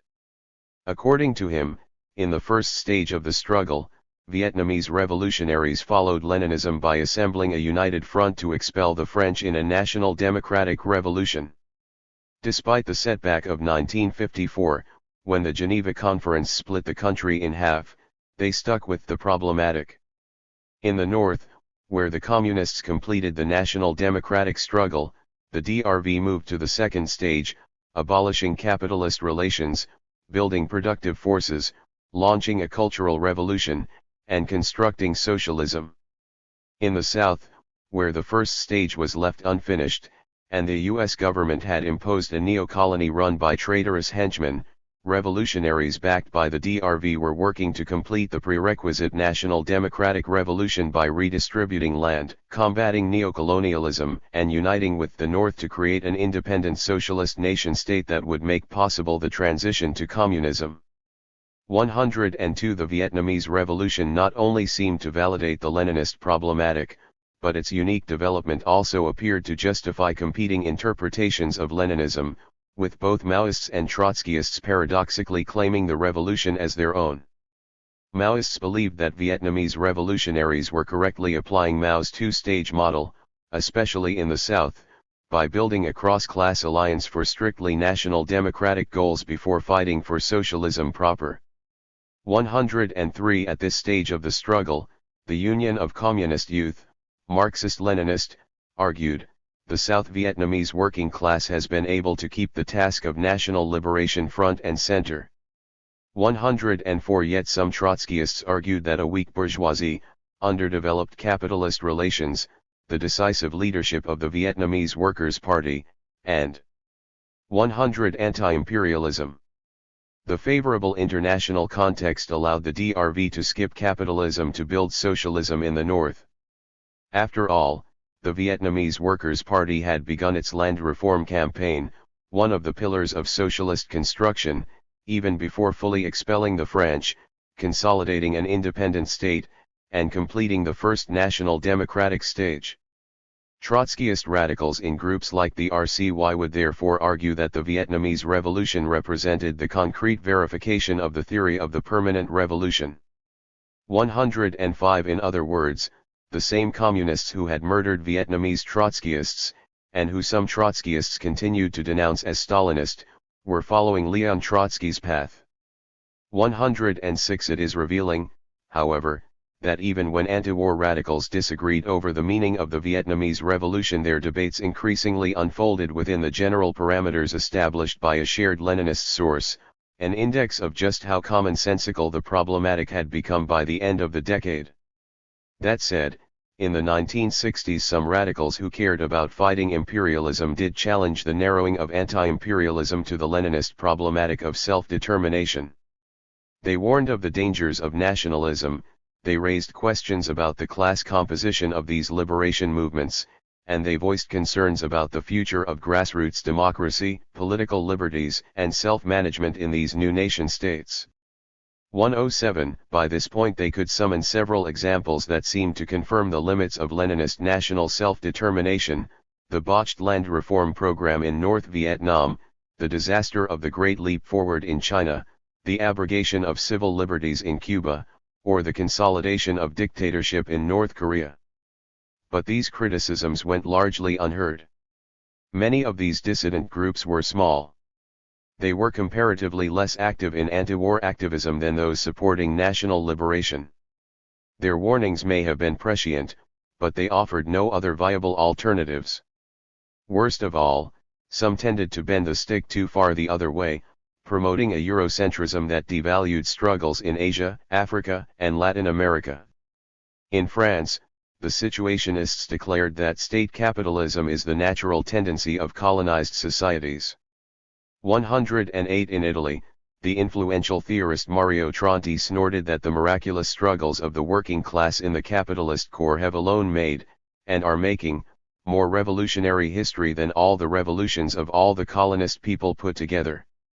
109 In Britain, the International Socialists criticized these national liberation struggles as essentially petty bourgeois movements destined to end in Stalinism. Unsurprisingly, these kinds of statements could, and often did, discredit these currents in the eyes of other activists. Tariq Ali, for example, admired the International Socialists for being refreshingly 101 competing internationalisms. Undogmatic, but found them far too Eurocentric. He contended, moreover, that their hostility to the Chinese and Cuban revolutions and the possibility of further outbreaks of a similar sort in the future was, in my eyes, tantamount to writing off a large part of the globe. 110 Even if they acknowledged mounting evidence against the emancipatory value of the Leninist problematic, many anti-imperialists remained optimistic. Decolonization still felt novel in the 1960s, and everyone knew it would be a rocky process. Given the monumental obstacles people in Cuba, China, or Vietnam had to surmount to win their freedom, radicals were willing to give them a pass. After millions of deaths, decades of colonial rule, and continued harassment from outside powers, it would be foolish to expect, in the words of Simone de Beauvoir, a miracle that would suddenly bring about the reign of socialism and prosperity. 111 Moreover, while these new regimes did exhibit some worrying trends, such as persistent inequalities, growing repression, and expansionist foreign policies, they also boasted real accomplishments both for their own people and for movements abroad. China, for example, might have been an authoritarian party state, but many oppressed people still saw it as a lodestar of liberation. And even if they were concerned about these regimes, many radicals felt that there were more promising movements on the horizon, above all, the National Liberation Front in South Vietnam, which many interpreted as a pluralist, grassroots, democratic coalition that fought not for dictatorial rule but an egalitarian Vietnam. 112 But the most important reason why so many anti-imperialist radicals remained unfazed by these early criticisms of Leninist self-determination is that a few anomalies do not generally convince those who believe in a paradigm to jettison it. It takes an accumulation of serious problems, growing incoherency, an overall shift in intellectual climate, subjective transformations in the given community, and a more attractive alternative to reveal the limits of a way of thinking, something that would only happen in the 1970s. In the end, most anti-imperialists dismissed these criticisms of the Leninist problematic. Those who continued to protest the equation of anti-imperialism with national liberation found themselves on the margins of anti-war activism, and the Leninist problematic became the dominant principle of anti-imperialist internationalism across North America and Western Europe in the 1960s. Competing internationalisms. Although many activists were turning to anti-imperialism as the best way to change the world, it was never the only internationalist project on offer. 102 Anti-imperialism. The 1960s was an era of fierce competition between rival progressive internationalisms. Some activists rejected sweeping change in favor of international law, liberal institutions, and capitalist modernization. Others saw women as the ultimate oppressed class, argued that all oppression stemmed from patriarchy, and grounded their internationalism in a conception of sisterhood. Still others were black cultural nationalists who viewed internationalism less as the construction of multiracial alliances in an international mass movement for socialist revolution than the elaboration of a transnational black cultural identity rooted in syncretic African traditions. 113 Many more were Christians who treated international solidarity as an extension of their faith within a religious framework of ecumenism. 114 But what would ultimately become anti-imperialism's greatest internationalist competitor was a vision of global change anchored not in race, gender, or religion, but human rights. Although in circulation for well over a century, human rights were enjoying something of a revival. The Second World War sparked a new round of rights talk. 115 In 1945, the Nuremberg Charter promoted the notion of a crime against humanity. In 1948, the Universal Declaration of Human Rights proclaimed human rights the common standard of achievement for all peoples and nations. 116 In 1955, the final communiqué of the Bandung Conference made explicit reference to the idea of human rights. And in 1960, the UN Declaration on the Granting of Independence to Colonial Countries and Peoples unequivocally declared that the subjection of peoples to alien subjugation, domination, and exploitation constitutes a denial of fundamental human rights. 117 As historians have shown, a major force in popularizing human rights were those anti-colonial figures in Asia, Africa, and Latin America who struggled to transform the old imperial order. 118 But the concept was often limited to cosmopolitan elites at the United Nations, remained relatively marginal in radical social movements, and lacked any fixed meaning. 119 At the conferences where it was bandied about, delegates used the idea in highly contradictory ways. For some, human rights were a weapon against communism. For others, they meant the civil liberties of individuals. For still others, they were a convenient way to justify the struggle for national sovereignty, often affixing them to the far more popular idea of national self-determination. These competing definitions often prevailed within the same country. Take Iran, which would host the UN's first international conference on human rights in 1968. Some conservatives treated human rights as an anti-communist bludgeon. The Shah claimed them as the basis of the enlightened imperial rule that had allegedly defined Iran since Cyrus the Great was said. 103 Competing internationalisms. To have first invented the concept. His twin sister Princess Ashraf interpreted them through a kind of cultural relativist lens that criticized the Universal Declaration itself. And young activists used them not only to draw international attention to repression, but also to make sense of the particular kind of authoritarian capitalism that had taken root there. 120 Although human rights were comparatively less popular in North America and Western Europe, they experienced a minor resurgence there as well. Their appeal was largely limited to affluent liberal elites connected to their respective states, but a handful of leftist social movement organizations occasionally also spoke of human rights, such as the Alabama Christian Movement for Human Rights, the French Committee for Amnesty in Portugal, or the West German Action for Human Rights in Iran. 121 As in Asia, Africa, and Latin America, the concept was unstable, referring to everything from social rights to collective liberation to the protection of individuals from torture.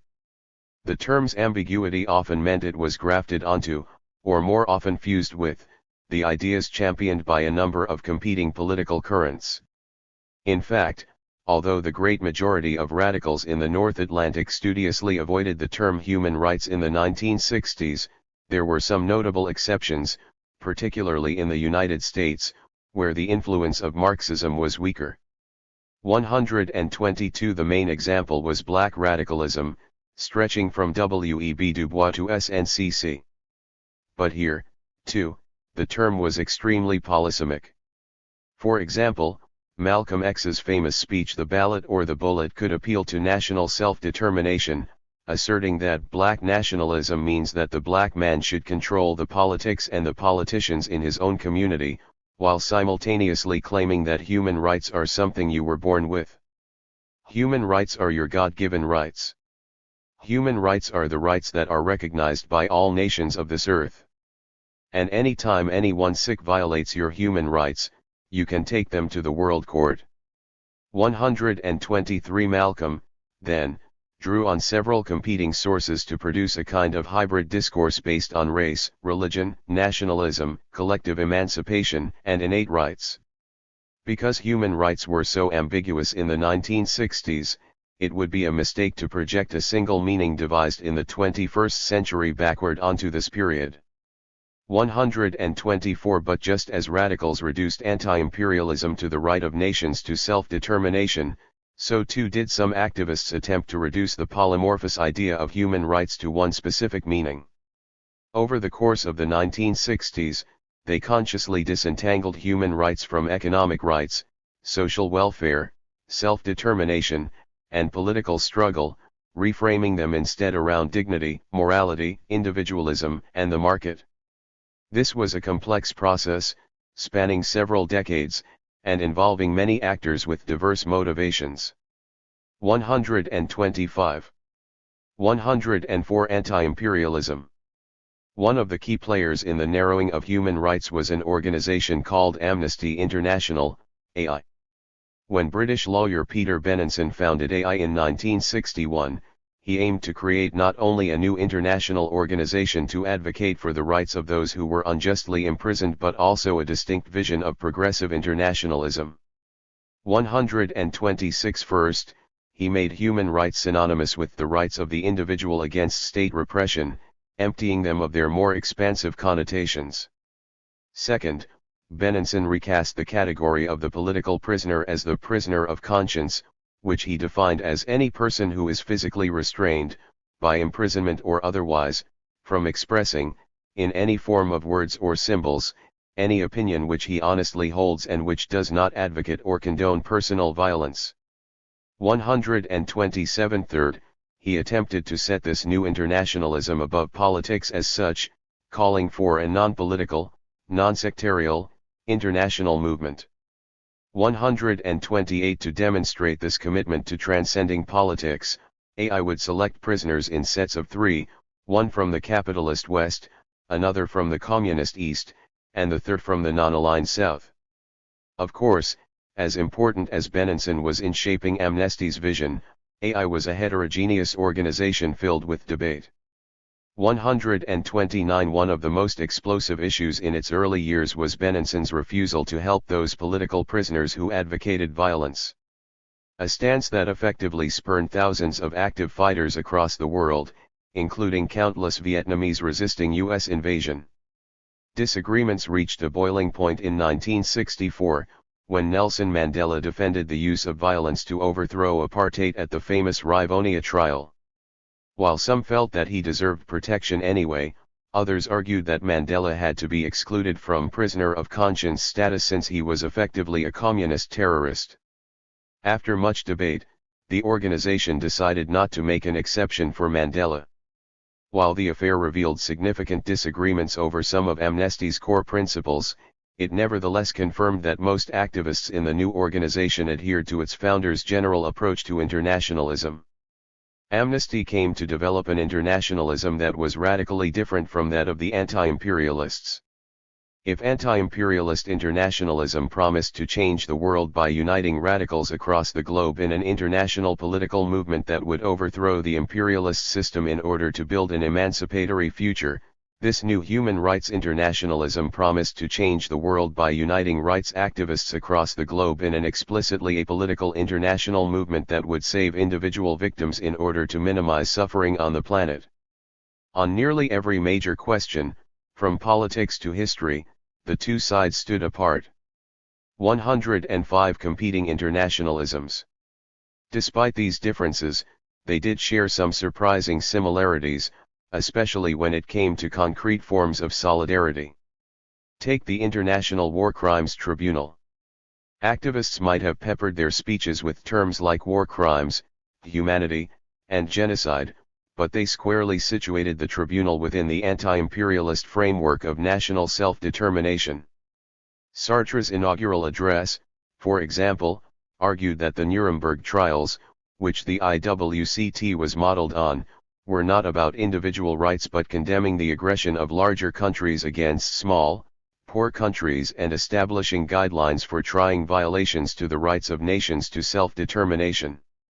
130 Echoing the French philosopher, Vietnamese jurists in the DRV similarly saw the tribunal as unfolding within a framework defined by national rights. 131 Ho Chi Minh himself argued that the tribunal is an action of worldwide importance for justice and for the right of people to self-determination. 132 Even when the tribunal investigated the plight of hostages, prisoners, or refugees, these were not coded as violations of the human rights of individuals. Thinking in terms of collective rights to national self-determination, anti-imperialists saw these atrocities as attacks on the entire people, a collective subject with a collective right to nationhood. Hence their particular focus on genocide, which they understood not as an attack on individuals, but as violence against a nation. On the other hand, the tribunal did bear some affinities with the individualist human rights internationalism of groups like Amnesty. 133 Tribunal members made references to codified international law. They sometimes slid into a kind of moralism, especially in their comparisons between U.S. aggression in Vietnam and Nazi violence. They tended to make the same kind of unnuanced universalist arguments about the rights of nations as Amnesty made about the rights individuals. Their reliance on celebrities who used their positions of privilege to advocate for others bore an eerie resemblance to the kinds of activism that individualist human rights organizations would increasingly pursue. And while many radicals depicted the Vietnamese people as heroic subjects leading the way for the entire world, the proceedings of the tribunal at times recast them as suffering victims in need of help, another characteristic feature of Amnesty's human rights internationalism. Members of the tribunal occasionally even used some of the rhetoric that would become fully associated with human rights discourse. At the same time that Russell decried U.S. imperialism, for example, he could tell the tribunal, "We are not judges. We are witnesses. Our task is to make mankind bear witness to these terrible crimes and to unite humanity on the side of justice in Vietnam." 134. 106 Anti-imperialism. As these intriguing elective affinities reveal, the many internationalisms of the decade certainly differed in crucial respects, but they often overlapped on the ground, even when the projects in question seemed as diametrically opposed as anti-imperialism and human rights. Although very different from individualist human rights, the specific form that anti-imperialism took, that is, the right of nations to self-determination, as well as the repertoire of solidarity that some anti-imperialists at this time adopted, tended to blur the lines between the two sides. This is especially clear if one looks beyond anti-imperialist leaders and dedicated human rights activists to the larger progressive milieus whose support they competed over. None of this is to say that the two sides were identical, only that their similarities made them mutually intelligible, which made possible not only future coalitions, but also perhaps one day the movement of activists from the banner of one to the other. Anti-imperialism ascendant. The radicalizing winds of the 1960s convinced tens of thousands to become activists, turned some of those activists into radicals, and transformed quite a few of those radicals into anti-imperialists. In their search for a working politics of anti-imperialism, many of these anti-imperialist radicals in turn looked to some kind of Leninism. Although their ranks swelled with every passing year, the actual number of committed anti-imperialist radicals remained quite small across the North Atlantic. They faced bitter competition with other activists, and their corresponding project of anti-imperialism continued to struggle against other rival internationalisms. But by the end of the decade, anti-imperialist internationalism was beating its competitors. There were a few reasons for anti-imperialism's remarkable appeal.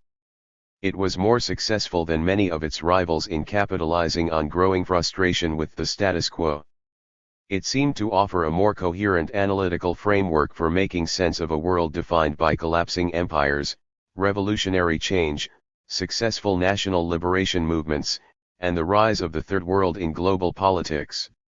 And it appeared to provide a more convincing guide to action for all those who did not want just to interpret the world but to change it. But one major reason for anti-imperialism's increasing success over its internationalist rivals was the Vietnam War. As one-time SDS President Carl Oglesby later explained, there was a kind of inherent logic within the Vietnam War that pushed many of those involved in anti-war work towards some kind of radical anti-imperialism, because there was no way to resist the truth of the war, no way, that is, to avoid imperialism. 107 Anti-imperialism ascendant. B. Because once the policy critique of the war had been supplanted by the structural critique of the empire, all political therapies short of socialist revolution appeared to become senseless, and, c. Because the necessity of a revolutionary strategy was, in effect, the same thing as the necessity of Marxism-Leninism. 135 In other words, the popularity of the systemic critique of the war, the tendency to name that system imperialism, and the resurgence of Leninism as the dominant way to think imperialism all conspired to lead many activists straight into the arms of Leninist anti-imperialist internationalism. Of course, the American war in Vietnam was a complex issue, anti-war struggles were divided, the anti-war cause was a battlefield of competing internationalisms, and many anti-war activists rejected the anti-imperialist framing. That said, there was an undeniable tide pulling many activists in a radical direction, and this had a great deal to do with the very nature of the war itself. The most powerful capitalist power in the world was slaughtering thousands of people in a poor country that had only recently cast off the colonial yoke. Many Vietnamese who resisted U.S. aggression saw their struggle as a war of national liberation against imperialism. That liberation struggle was led by veteran revolutionaries who explicitly thought in Leninist terms. Their most dynamic supporters abroad were anti-imperialists who were also turning to Leninism. And the entire affair seemed to conform to the imagined Leninist sequence. The Vietnam War seemed almost perfectly engineered for anti-imperialist internationalism. It is little surprise, then, that it became a kind of breeding ground for Leninism. To be sure, Vietnam was never the only issue on the table. From national liberation in Angola to guerrilla war in Bolivia, the struggle against apartheid in South Africa to campaigns against authoritarianism in Brazil, activists interested in solidarity work had plenty of causes to choose from in the 1960s. Although they overlapped, these movements often differed in goals, composition, organization, and political orientation, with competing internationalisms exercising varying levels of influence in each campaign. For example, the international movement against the Greek junta, which came to power in 1967, included not only anti-imperialist militants but also plenty of liberals receptive to rights talk, giving human rights internationalism an important early foothold.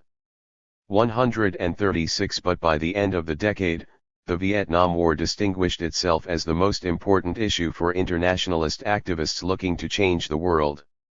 The centrality of the Vietnam War temporarily crowded out solidarity campaigns where other internationalisms enjoyed strong representation and, in so doing, elevated the popularity of the internationalist project with which the Vietnamese liberation struggle increasingly became most closely associated, anti-imperialism. 108 Anti-imperialism. All this allowed Leninist anti-imperialism to grow immensely popular. In fact, anti-imperialism achieved considerable influence well beyond the small, but growing, circle of committed anti-imperialist radicals. After all, the vast majority of people who began to care about progressive world politics in these years were not hardened radicals. Although they wanted some kind of change, many came to politics only recently, had little experience with activism, were generally unfamiliar with revolutionary theory, did not engage in activism full-time, and paid relatively little attention to organizational feuds. Instead of a fully coherent worldview grounded in theoretical texts, historical references, and rarefied debates, they often hybridized all sorts of ideas, frequently drawing on contradictory elements from a wide variety of political projects. But as they grew more political, and more committed to making a difference, hundreds of thousands of people came under the sway of the more radical ideas gaining ground across the North Atlantic. They would never have called themselves Leninists, but many of them came to adopt elements of the Leninist problematic to make sense of the world. They may not have read a word of Lenin, but they used the concept of imperialism to explain what was happening in countries like Vietnam. They may not have wanted violent revolution, but they believed that oppressed nations had the right to self-determination, even if that meant picking up the gun. They may not have been communists, but they began to talk about changing the system. So attractive was anti-imperialism's appeal that even those committed activist leaders actively promoting rival internationalisms increasingly came under its influence. They obviously did not all become Leninists, but ideas associated with the Leninist problematic of anti-imperialism shaped their thinking. Progressive Christians, Jewish activists, black nationalists, social democrats, radical feminists, anarchists, and countless others would talk about class struggle, call the enemy imperialism, advocate national self-determination, support revolutionary struggle, and pay more attention to Marxist theory. Even those most ardently opposed to Leninist anti-imperialism felt compelled to engage with its terms. None other than the U.S. government, for example, found itself speaking of revolution, imperial expansion, international solidarity, national liberation, and especially self-determination. Of course, U.S. politicians gave these concepts a very different meaning than the radicals did. Their version of self-determination, for example, was gradualist, legalistic, and limited to formal independence, excluding collective rights, social transformation, and economic sovereignty. This was an expressly capitalist conception that prioritized self-rule by free individuals over collective emancipation. 137 The United States even came to counterpose self-determination. 109 Anti-imperialism ascendant to communism. Since communism equaled totalitarian slavery, the U.S. government argued, it was never freely chosen by individuals, but rather imposed by alien forces who invaded countries, orchestrated internal subversion, or both. Communism, then, was opposed to self-determination, which meant that fighting for self-determination was a way to stop communism.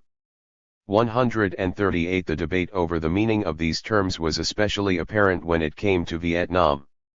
The United States saw a free republic in the South, violated by outside agents directed from the North, which was itself under the control of an imperialistic USSR.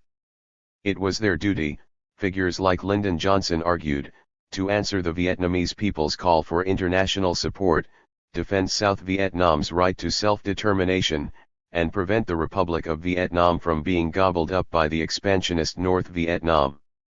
139 By contrast, radicals followed Vietnamese communists in seeing Vietnam as a coherent nation violently broken in half by the United States, which was doing whatever possible to make that artificial division permanent. It was their duty, they argued, to fight the United States, and destroy its puppet government in the South, in order to defend the Vietnamese people's collective right to national self-determination. If the United States thought saving South Vietnam was crucial to repelling communism and keeping the world safe for capitalism, radicals believed that reunifying Vietnam was crucial to overthrowing imperialism and building world communism. Although their positions differed, the fact that the United States had to justify its war with concepts developed by Leninists, and still clearly associated with radical thought, showed just how significant anti-imperialist internationalism had become. By the same token, those who refused to engage with anti-imperialism found themselves on the defensive. Nowhere was this clearer than with human rights internationalism. In the 1960s, those human rights organizations like Amnesty International that stubbornly swam against the tide found themselves with little influence over leftist social movements. Amnesty's U.S. section, for example, boasted a mere 12 members in 1966, struggled to break into activist circles, and was simply ignored by most progressives. Internationally, the organization fared little better. In 1967, as anti-imperialism was soaring to new heights, AI was mired in crisis. 140 revelations about Bennonson's secret ties to the British government disrupted AI's credibility as an impartial force, exacerbated rivalries within the leadership, and raised questions about organizational structure, professionalization, and goals. Membership growth slackened, financial problems strained the organization, and many sections ran into serious trouble. In the words of historian Jan Eckel, toward the end of 110 Anti-Imperialism, the 1960s amnesty had reached the lowest ebb in its history. 141 Amnesty's fate was indicative of the relative marginalization of human rights in the activist milieus of those years. Human rights activists were few and far between, social movements in the North Atlantic rarely invoked the concept, and even mainstream liberal outlets such as the New York Times made only passing references. 142 By contrast, anti-imperialism was not only winning the hearts of radicals, but also fast becoming the hegemonic common sense among progressives more broadly. 111. 3. Revolution. In the 1967 omnibus film Far From Vietnam, Jean-Luc Godard mused aloud about what it meant to support a struggle when one was so far, in every sense of the word, from the scene. He admitted with brutal honesty that he wanted to travel to Vietnam, but the Democratic Republic of Vietnam, DRV, declined his offer. This refusal, he confessed, was for the best. Driven by altruism, yet knowing nothing of the revolutionary struggle abroad, he might have ended up doing them more harm than good.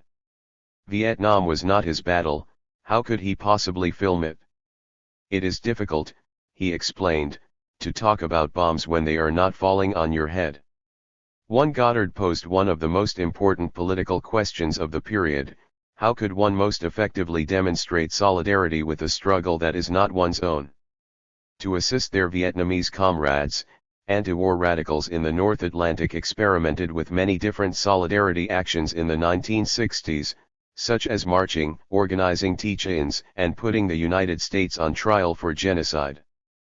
But over the course of 1967, an escalating war, an increasingly militant global political landscape, and new ideas about anti-imperialist solidarity convinced radicals to expand their anti-war activism beyond the ideological terrain. The most dynamic partisans of a more aggressive internationalism were black radicals in the United States. Arguing that African Americans formed an internal colony, and that they suffered a similar kind of oppression as Vietnamese, they claimed that the best way to support national liberation struggles against the United States was to wage war inside the belly of the beast. This openly revolutionary strategy received a boost of support from Latin American revolutionaries like Che Guevara, who exhorted radicals across the globe to create many Vietnams. As for Vietnamese communists, they publicly welcomed this sharp radicalization of anti-war solidarity work, anticipating a pivotal showdown between the international forces of anti-imperialism and imperialism. 112 Revolution. Frustrated with the limits of earlier activism, radicals in France were profoundly inspired by these efforts to rethink anti-imperialist internationalism. Instead of invading Vietnam with generosity, Goddard explained, "We must let Vietnam invade us." In other words, the best way to support the Vietnamese Revolution would be to create a Vietnam in France. For Goddard in 1967, this meant looking to the struggles already unfolding in France, such as the strike at the Rhodioxide factory in Besançon, which presaged the unprecedented events of the following year. In fact, the directors debuted the film not in a left-bank theater but at the Rhodioxide plant. The connection was not lost on the audience. Georges Morivard, a Rhodioxide worker, introduced the film by affirming, "It will be about us." 3 French radicals set about translating the Vietnamese Revolution into their own particular context. Their efforts eventually lit the fuse that set off the explosive events of May 1968. Although May 68 grabbed international attention, the radicals who catalyzed the May events did not see themselves at the center of global unrest but as junior partners in a worldwide anti-imperialist struggle. May itself, they thought, was nothing other than another front in a vast revolutionary wave led by the Vietnamese people. In this way, the Vietnam War made May 68 possible. For just as Vietnamese revolutionaries inspired the French, the events of May 68 inspired radicals elsewhere, who in turn tried to translate May 68 into their own political vernacular. By the end of the year, thousands of radicals across North America and Western Europe had rejected legalistic opposition to war in favor of fomenting domestic revolution. Instead of simply marching to stop the war abroad, they believed it was their internationalist duty to make war at home. The internal Vietnam. In the early 1960s, mounting dissatisfaction with the moderation of the mainstream civil rights movement led a cohort of African Americans to found a new group called the Revolutionary Action Movement, RAM. Created in 1962 by several activists who had passed through Students for a Democratic Society, SDS, the Student Nonviolent Coordinating Committee, SNCC, and the Congress of Racial Equality, RAM quickly connected with many of the major black radical figures of the time. James Boggs served as the group's ideological chairman, Robert F. Williams as its international chairman, and Malcolm X as international spokesman. Despite its relatively small size, RAM soon became the preeminent black radical organization of the early 1960s. 113 The internal Vietnam. At the core of RAM's radical politics was the notion that African Americans were an oppressed nation inside the United States. Some version of this idea can be traced at least as far back as the 19th century and had formed the basis of numerous Back to Africa proposals. Although many of the Exodus schemes may have seemed far-fetched, they persisted deep into the 20th century because they testified to an unfulfilled desire for true self-determination. What this meant, exactly, was a point of contention. Some, like Marcus Garvey, define the fight for self-determination in terms of race, arguing that African Americans constituted an organic racial community, were oppressed by the instinctive prejudice of members of the white race, and could find freedom only through racial separation. Others, like Harry Haywood, recognized the genuine emancipatory longing that buoyed Garvey's project, but criticized its racial framing, arguing that race was not some predetermined natural trait that explained the oppression of African Americans, but was instead the very thing that had to be explained. Hoping to theorize the historical oppression of African Americans without hypostasizing race, black communists like Haywood instead drew on V.I. Lenin and Joseph Stalin's work on the national question to define anti-black oppression as national oppression. Working within the Leninist problematic, they argued that the lands stretching from Virginia to Mississippi to Tennessee formed the territorial basis of a coherent black nation with an inviolable right to self-determination, a position the Communist International officially adopted as the Black Belt thesis in the 1920s. 8. Haywood insisted that, while the right to self-determination included the possibility of secession, it did not necessarily mean national independence. In the same way that Lenin had argued that the right to secede was the only way to guarantee a truly voluntary international union between oppressor and oppressed nations, Haywood argued that the possibility of independence for African Americans was the only way to ensure genuine equality between blacks and whites in the United States. In this way, black radicals like Haywood reimagined the black nationalist demand for self-determination. Instead of a call for racial separatism, the right to secession became a precondition for deeper unity between all people. 9. As Haywood later emphasized, the slogan of self-determination is a slogan of unity. Its overriding purpose was and still is to unite the white and black exploited masses, working and oppressed people of all nationalities. 10. Although inspired by Lenin's writings on colonialism, the 1928 Comintern resolution clearly stated that while the national oppression of colonial peoples and African Americans was of the same character, it was not correct to consider the Negro zone of the South as a colony. 114. Revolution of the United States. 11. Even if some communists did use the term colony to describe the black nation, they often placed it in quotation marks, suggesting distance, perhaps even discomfort with the word. 12. But post-war decolonization convinced black radicals to rethink the history of black liberation within a fully anti-colonial framework.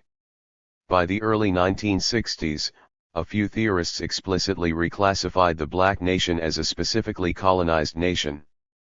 13. One of the most important figures in this conceptual shift was another black radical who had passed through the Communist Party USA, Harold Cruz.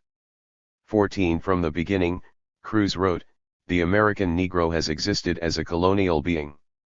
His enslavement coincided with the colonial expansion of European powers and was nothing more or less than a condition of domestic colonialism.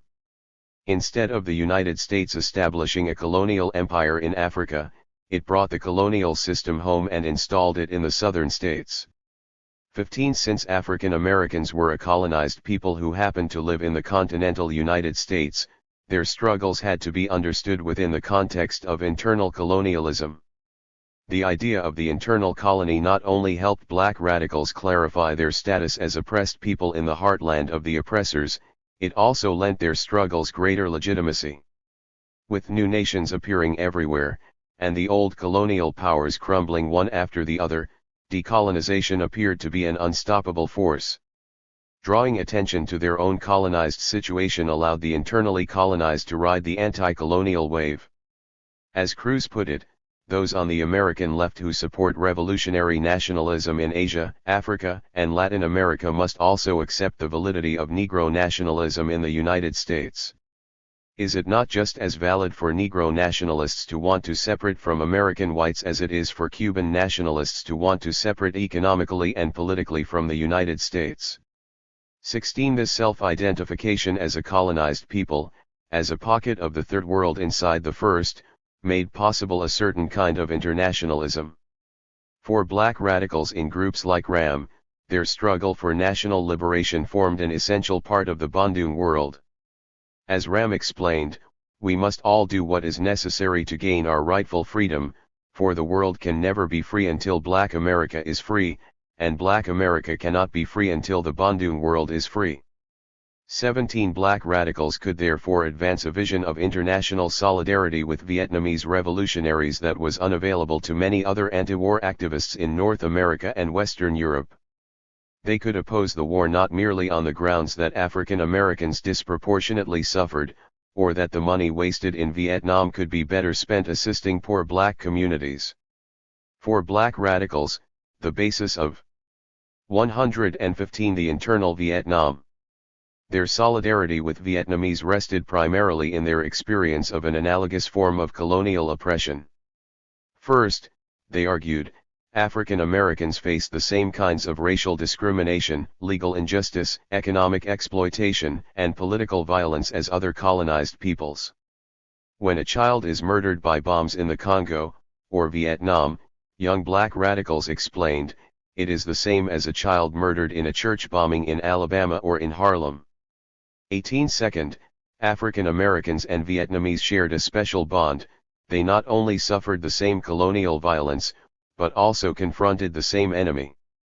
The same white man who is killing our brothers in Vietnam, Black Women Enraged, a black nationalist women's group affiliated with RAM, put it, is lynching our black brothers here in Mississippi, Los Angeles, and New York. 19 U.S. imperialism, black nationalists argued, was waging not one war, but two, the first at home against African Americans and the other abroad against Vietnamese. Third, both sides fought for the same project, national liberation. As RAM declared in its open letter of solidarity to the Vietnamese people on Independence Day. On this 4th of July 1964, when white America celebrates its declaration of independence from foreign domination 188 years ago, we of the Revolutionary Action Movement, RAM, congratulate the Vietnamese Front of National Liberation for their inspiring victories against U.S. imperialism in South Vietnam and thereby declare our independence from the policies of the U.S. government abroad and at home. 20. Much like Vietnamese revolutionaries, RAM believed that the path to emancipation led through the right to national self-determination. African Americans had to win independence, even if this meant forming a separate black state. The strong parallels between African Americans and Vietnamese became a defining trope in the radical discourse of the 1960s. Vietnamese battled the U.S. military abroad, African Americans resisted the police at home. Vietnamese were shot, African Americans lynched. Vietnamese lacked full civil liberties in South Vietnam, African Americans were denied the same freedoms in the American South. Vietnamese were racialized by American troops, African Americans confronted racial discrimination throughout the United States. This kind of analogical thinking occasionally slipped into straightforward identification. As one black radical publication urged in 1967, to the Vietnamese people, your confidence and determination lends impetus to our own struggle for national liberation, North America's internal Vietnam, and renews and revitalizes each day our unshakable faith in mankind. Socket to M. 21. 116 Revolution. This imagined unity between African Americans at home and Vietnamese abroad justified different kinds of struggle. If African Americans experienced the same kind of colonial rule, faced the same enemy, and shared the same political objectives as Vietnamese, black radicals argued, then they could do much more than simply hold rallies, fight the draft, or protest the White House. They could replicate the Vietnamese example within the United States itself.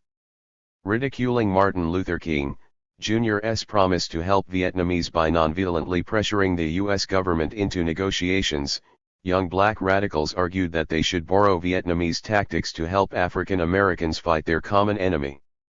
Let us remember, first of all, that the Vietnamese people have already shown that they really know how to handle Charlie. We support the Viet Cong, they are our blood brothers, they declared. The Viet Cong know how to take care of themselves. It is high time we learn to do the same. 22. To do that, they had to organize their own revolutionary force. 23. These black radicals meant what they said. RAM was in fact attempting to levy a liberation army capable of organizing revolution inside the United States. 24. Inspired by Robert F. Williams, RAM, and other radical organizations experimented with the idea of armed guerrilla warfare, studying military strategy, learning how to shoot, and preparing for the coming insurrection. 25. Some RAM members even participated in the Watts Rebellion in Los Angeles, which they interpreted as the inauguration of the guerrilla war. Soon after, Williams, RAM's chairman in exile, laid out the strategy for fellow Vietnamese communists in person, delivering a speech at the International Conference for Solidarity with the People of Vietnam in Hanoi. As a representative of the Revolutionary Action Movement, I am here to give support to the Vietnamese people in their struggle against U.S. imperialist aggression, he said. But this was not enough. Not only do we condemn, protest and raise our fists in indignation at these brutal crimes perpetrated against the noble patriots of this gallant land, but we promise our brothers, and let the whole world bear witness, that we shall intensify our struggle for liberation in the so-called free world of the racist USA. We shall take the torch of freedom and justice into the streets of America, and we shall set the last great stronghold of Yankee imperialism ablaze with our battle cry of freedom.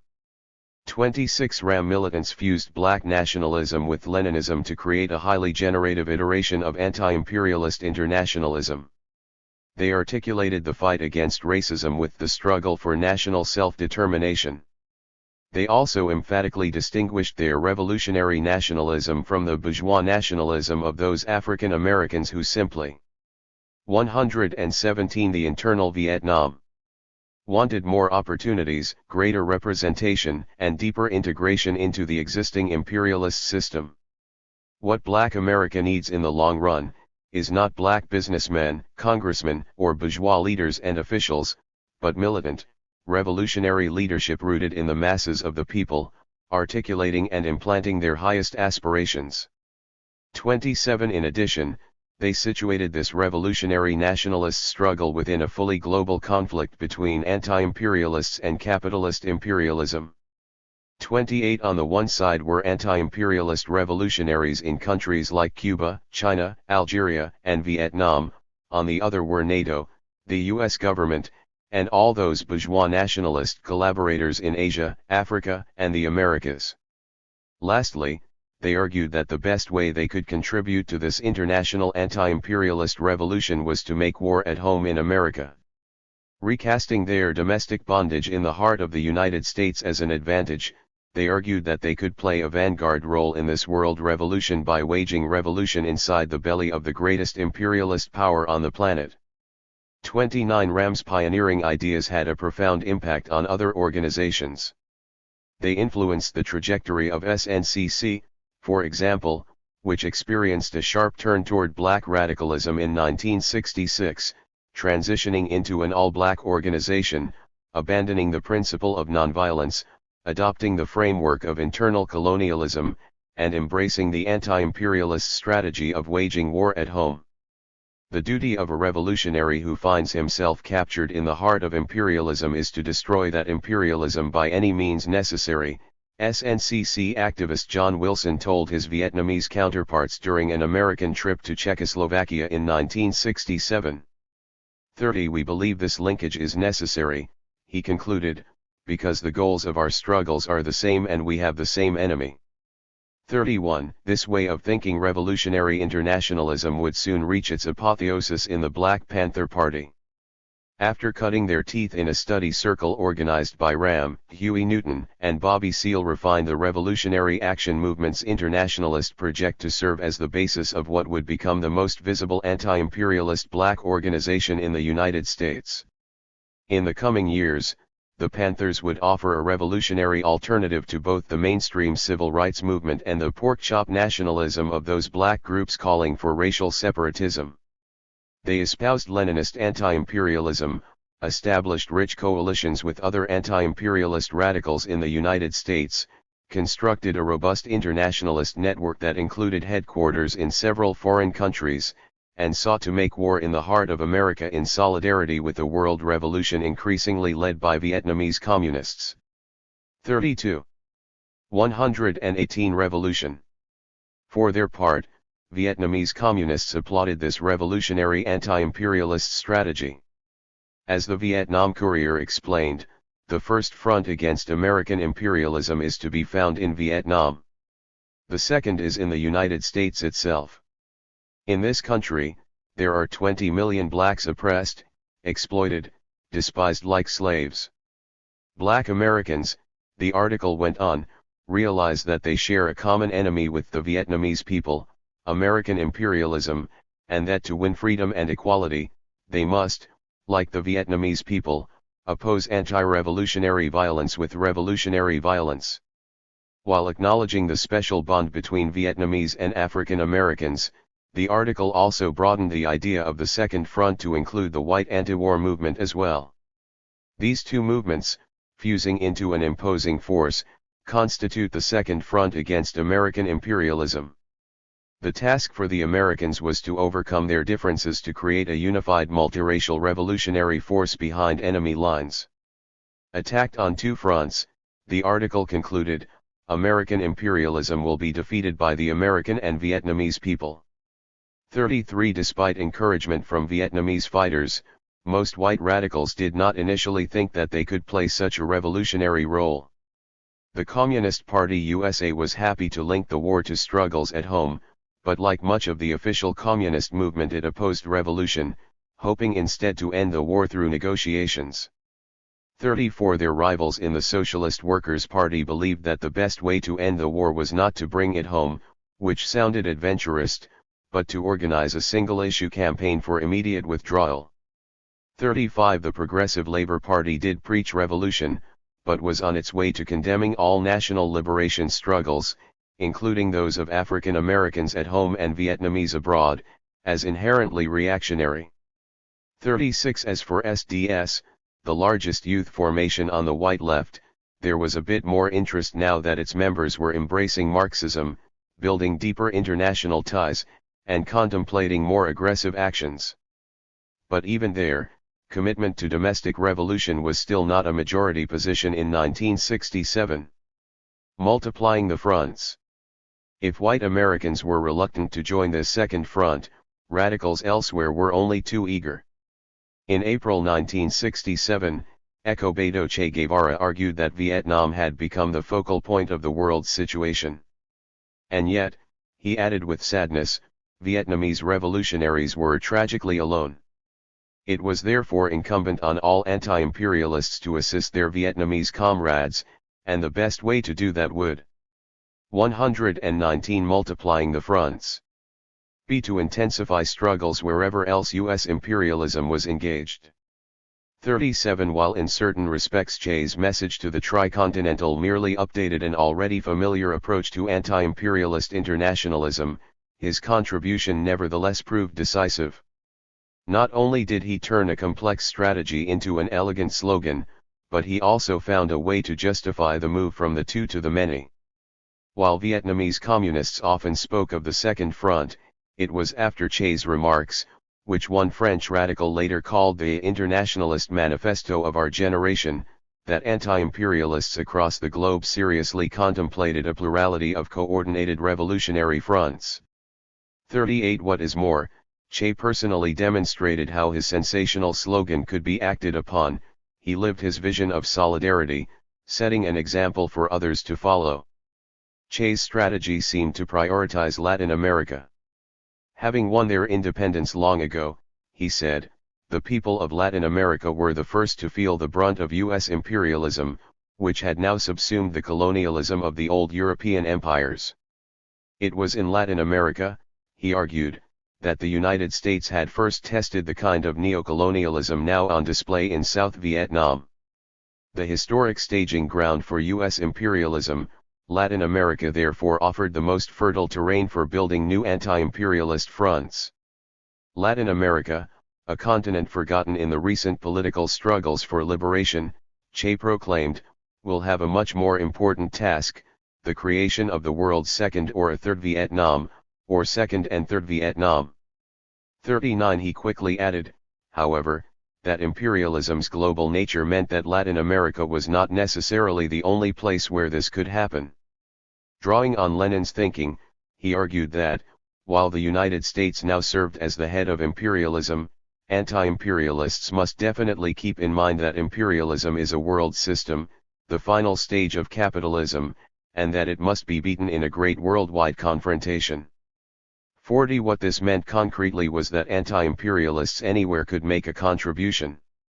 The task, then, was to do whatever possible to ensure that 3 many Vietnams flowered on the face of the globe. 41 Vietnamese revolutionaries eagerly gave Che's proposal their stamp of approval at the first meeting of the Organization of Latin American Solidarity, OLAS, in Havana that summer. As a DRV representative there put it, when, as Comrade Ecobedo Che Guevara puts it, 3 or many Vietnams emerge, when in the very heart of the USA the movement of the American people, particularly the black sector, develops with the force of a storm, it is certain that North American imperialism can no longer stay standing. 42 SNCC Stokely Carmichael spoke at the meeting as well, solidifying the emerging alliance between Vietnamese, Latin Americans, and African Americans. 43 The struggle we are engaged in is 120 Revolution. International, he thundered. We know very well that what happens in Vietnam affects our struggle here, and what we do affects the struggle of the Vietnamese people. 44 Olas's general declaration echoed the sentiment, formalizing the mutual reciprocity of their struggles. The heroic struggle of the people of Vietnam aids all revolutionary peoples fighting against imperialism to an inestimable degree and constitutes an inspiring example for the peoples of Latin America. 45 All this marked an important change in Vietnamese strategy. Stirred by these autonomous efforts, Vietnamese revolutionaries shifted from their earlier caution. Soon after the Olas Conference, they updated the National Liberation Front, NLF, program to reflect a more aggressive internationalist posture, openly vowing to actively support the national liberation movement of the peoples of Asia, Africa, and Latin America against imperialism, colonialism, and neocolonialism, the just struggle of Afro-Americans for their fundamental national rights, and the struggle of the American people against the U.S. imperialists' war of aggression in Vietnam. 46 In a passage read by radicals the world over, the 1967 program urged anti-war forces to consolidate their efforts into a World People's Front in support of Vietnam against the U.S. imperialist aggressors. 47 In late 1967, Le Duan, the first secretary of the Vietnamese Workers' Party, went further by publicly arguing that the radicalizing international situation had made revolution the order of the day. The goal was to unite all revolutionary forces across the planet into a united front to not only fight U.S. imperialism but also overthrow the entire imperialist system. 48 In this, the anti-war movement in the advanced capitalist world could play a new, really revolutionary and offensive significance. 49 By the very end of 1967, then, Vietnamese revolutionaries were radicalizing their own approach to anti-imperialist internationalism. Where they once sought assistance primarily on the ideological terrain, they now spoke of active revolutionary struggle in the imperialist centers. French anti-imperialists followed these developments with great interest, and some felt inspired to consider the possibility of opening new fronts inside Western Europe. This idea was not new to radicals. As early as 1965, for example, the Revolutionary Communist Youth, RCY, drew on Lenin to argue that the best way to help the Vietnamese Revolution is to weaken global imperialism by actually threatening the capitalist order in one's own country. 50 This idea also found some echoes in texts like the Brussels Statement of 1967. But most radicals believed that such notions, however rhetorically persuasive or intellectually seductive, were simply unrealistic as strategy.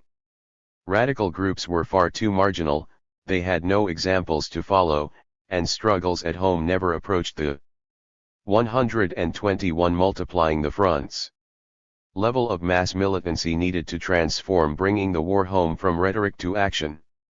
For most of the 1960s, then, radicals tabled the idea, focusing instead on winning the ideological war, which was, after all, what Vietnamese revolutionaries had formally requested. But over the course of 1967 the political conjuncture shifted in a way that convinced many French anti-imperialists to adopt the idea of waging war at home as the most effective form of solidarity. Despite coordinated international opposition, the United States continued to escalate its war. In December 1967, the number of military personnel on the ground reached over 480,000.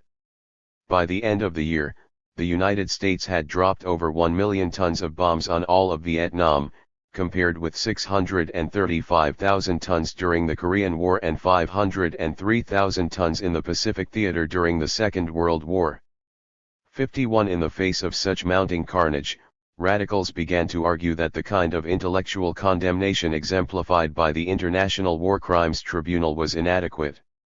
It was time to move beyond the ideological terrain to make a more direct contribution to the Vietnamese Revolution. At the same time, a new wave of worker struggles broke out across France. Workers struck at a textile factory in Besançon in February 1967, with demonstrations rapidly spreading to neighboring plants. 52 Hailing the action, which was one of the most militant in over a decade, radicals claimed it signaled the definitive return of class struggle. 53 As the RCY put it, the length, scale, and violence of the movement undercuts the many neo-capitalist theories about the deep complacency of a sated and bourgeoisified working class. 54 The strike inspired many others, opening a long cycle of what historian Xavier Vigna has called worker insubordination. 55 This noticeable uptick in domestic struggle suggested to many radicals that the objective conditions for mass disruption at home were riper than ever. Lastly, struggles in the United States seemed to indicate that the idea of opening new fronts might actually work. In the late 1960s, the United States was rocked by a wave of urban rebellions, which climaxed in over 150 riots during the summer of 1967. Many radicals abroad viewed these uprisings as proof that black struggles were ripping the world's capitalist superpower apart from the inside. Radicals from the Union of Communist Youth, Marxist-Leninist, for example, triumphantly announced that the resolute struggle of the African American people of the United States is a blow against American imperialism. It forms an integral part of the revolutionary struggles of the oppressed peoples and nations of the world. They assured their supporters that each battle fought by black Americans weakens imperialism and supports the revolutionary struggles of people elsewhere in the world. 56 Although bitter rivals of 122 Revolution, the Maoists, the RCY felt similarly. For Pierre Rousset, these events confirmed that African Americans were emerging as the vanguard of an American struggle increasingly linked to revolutionary movements across the world. 57 Quite a few radicals no doubt projected their desires onto the rebellions, seeing each uprising as a new front in a civil war, and every African American activist as a black anti-imperialist guerrilla committed to revolution. Although not the most accurate picture of what was happening abroad, the misreading was nevertheless a highly productive one for the French. The thought of an organized revolutionary force struggling inside the United States gave substance to the idea of multiple fronts, galvanizing the French to undertake bolder actions themselves. Some black anti-imperialists deliberately encouraged this interpretation of events in the United States. In December 1967, for example, the National Vietnam Committee, NVC, invited Stokely Carmichael to Paris to discuss black politics, the Vietnam War, and the international situation. 58 Speaking at the NVC's Che Guevara Week, Carmichael launched into a militant critique of the war, urging a shift from protest to active resistance. The crowd of more than 4,000 listened in rapture as Carmichael preached, "We don't want peace in Vietnam. What we want is the victory of the Vietnamese people over the United States. In spilling our blood to help this victory, we feel that we are not paying too high a price, even if it means we have to destroy the structures of the United States." 59 At a later press conference, he was even more direct. "The war in Vietnam must be brought to the United States of America. If Ho Chi Minh cannot sleep, Lyndon Johnson shall not sleep.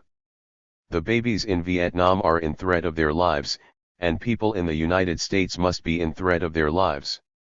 If fire is raging in Vietnam, then fire must rage in the United States.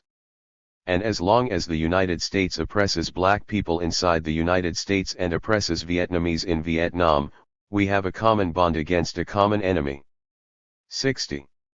By all accounts, Carmichael's speech had an electrifying effect, further convincing young French anti-imperialists that the United States was on the verge of revolution and that they should push their own activism in a more revolutionary direction. 61 By the end of 1967, many radicals no longer felt that opening a new front of the war in Europe was a pipe dream. Given the course of the war, they now believed they had no choice but to change their approach. It was at this point that Che's call to create 2-3 many Vietnams became, in the words of RCY activist Daniel Ben said, the categorical imperative of solidarity. 62. Of course French radicals knew full well that they could not justify this revolutionary turn by following those African. 123. Multiplying the fronts. Americans, Vietnamese, and Latin Americans who claimed that they struggled against the same direct oppressor, U.S. imperialism. Instead, they rationalized their inclusion in this growing anti-imperialist front by arguing that, while the United States had certainly become the most aggressive imperialist force in the world, it was only acting as the representative of a broader imperialist system. Since imperialism was not just an agent, but also an entire global system, it could, and should, be challenged from anywhere, even Europe.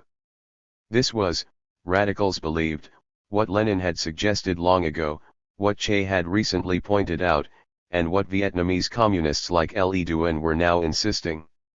European radicals had a real part to play in this growing international revolution. These ideas were codified in the Anti-War Youth International's official announcement for their next conference in Berlin. The statement, released by the Executive Bureau in December 1967, claimed that imperialism's goal is to terminate the development of the global revolution, wherever it may be. While Vietnam was certainly the flashpoint of the struggle, a decisive confrontation between the international revolution and the counter-revolution, that struggle extended globally. For that reason, the statement continued, Europe could also serve as a decisive battlefield in the anti-capitalist and anti-imperialist struggle. The duty of revolutionaries in Europe was therefore to open another front against the imperialist counter-revolution. This strategy finds its expression in Guevara's words, create 3 many Vietnams. In this way, the young radicals promised, they would revive the proletarian internationalism that the old left had allegedly abandoned. 63. If the early 1960s saw many anti-war activists transform into radicals, the late 1960s witnessed the subsequent transformation of many radicals into revolutionaries. Instead of just hoping to change some larger system, they now actively organized for that system's immediate overthrow. By the start of 1968, many anti-imperialist radicals came to believe that dramatic change was not only desirable but also necessary, possible, and imminent. This marked a significant shift in what it even meant to be anti-war. Anti-war radicals were making it very clear that they were not pacifists who opposed war as such. 64. Although they stood against imperialist wars of aggression, they not only supported the right of oppressed nations to wage wars of national liberation, but were now also proclaiming their own right to wage revolutionary wars at home in the name of internationalist solidarity against the common enemy of imperialism. Working across borders, they began to seriously contemplate making some kind of revolutionary change in the North Atlantic. With this, the radical anti-war international that took shape just a few years ago became a revolutionary anti-imperialist international. 124. Revolution. Bringing the war home. The decision to host the next radical anti-war youth convergence in West Berlin was no coincidence. To many observers, the city was a tinderbox. On the one hand, it was the capital of one of the most conservative bulwarks against revolution. West Germany was the strongest U.S. ally on the continent, the most robust capitalist economy in Europe, and the forward post of the Cold War. The government had banned the Communist Party of Germany, the mainstream press demonized anti-war activists as terrorists, and the two leading parties, the Christian Democratic Union and the Social Democratic Party, joined hands in a grand coalition that assured them firm control over the Bundestag, effectively eliminating all formal political alternatives. The coalition was in turn working to ram through new emergency acts, which evoked bad memories of the 1930s, especially since West Germany had never completely denazified. As activists regularly emphasized, some former Nazis still taught in universities. The leader of the country's most powerful employers' association had served in the SS, and even the chancellor had once been a card-carrying Nazi.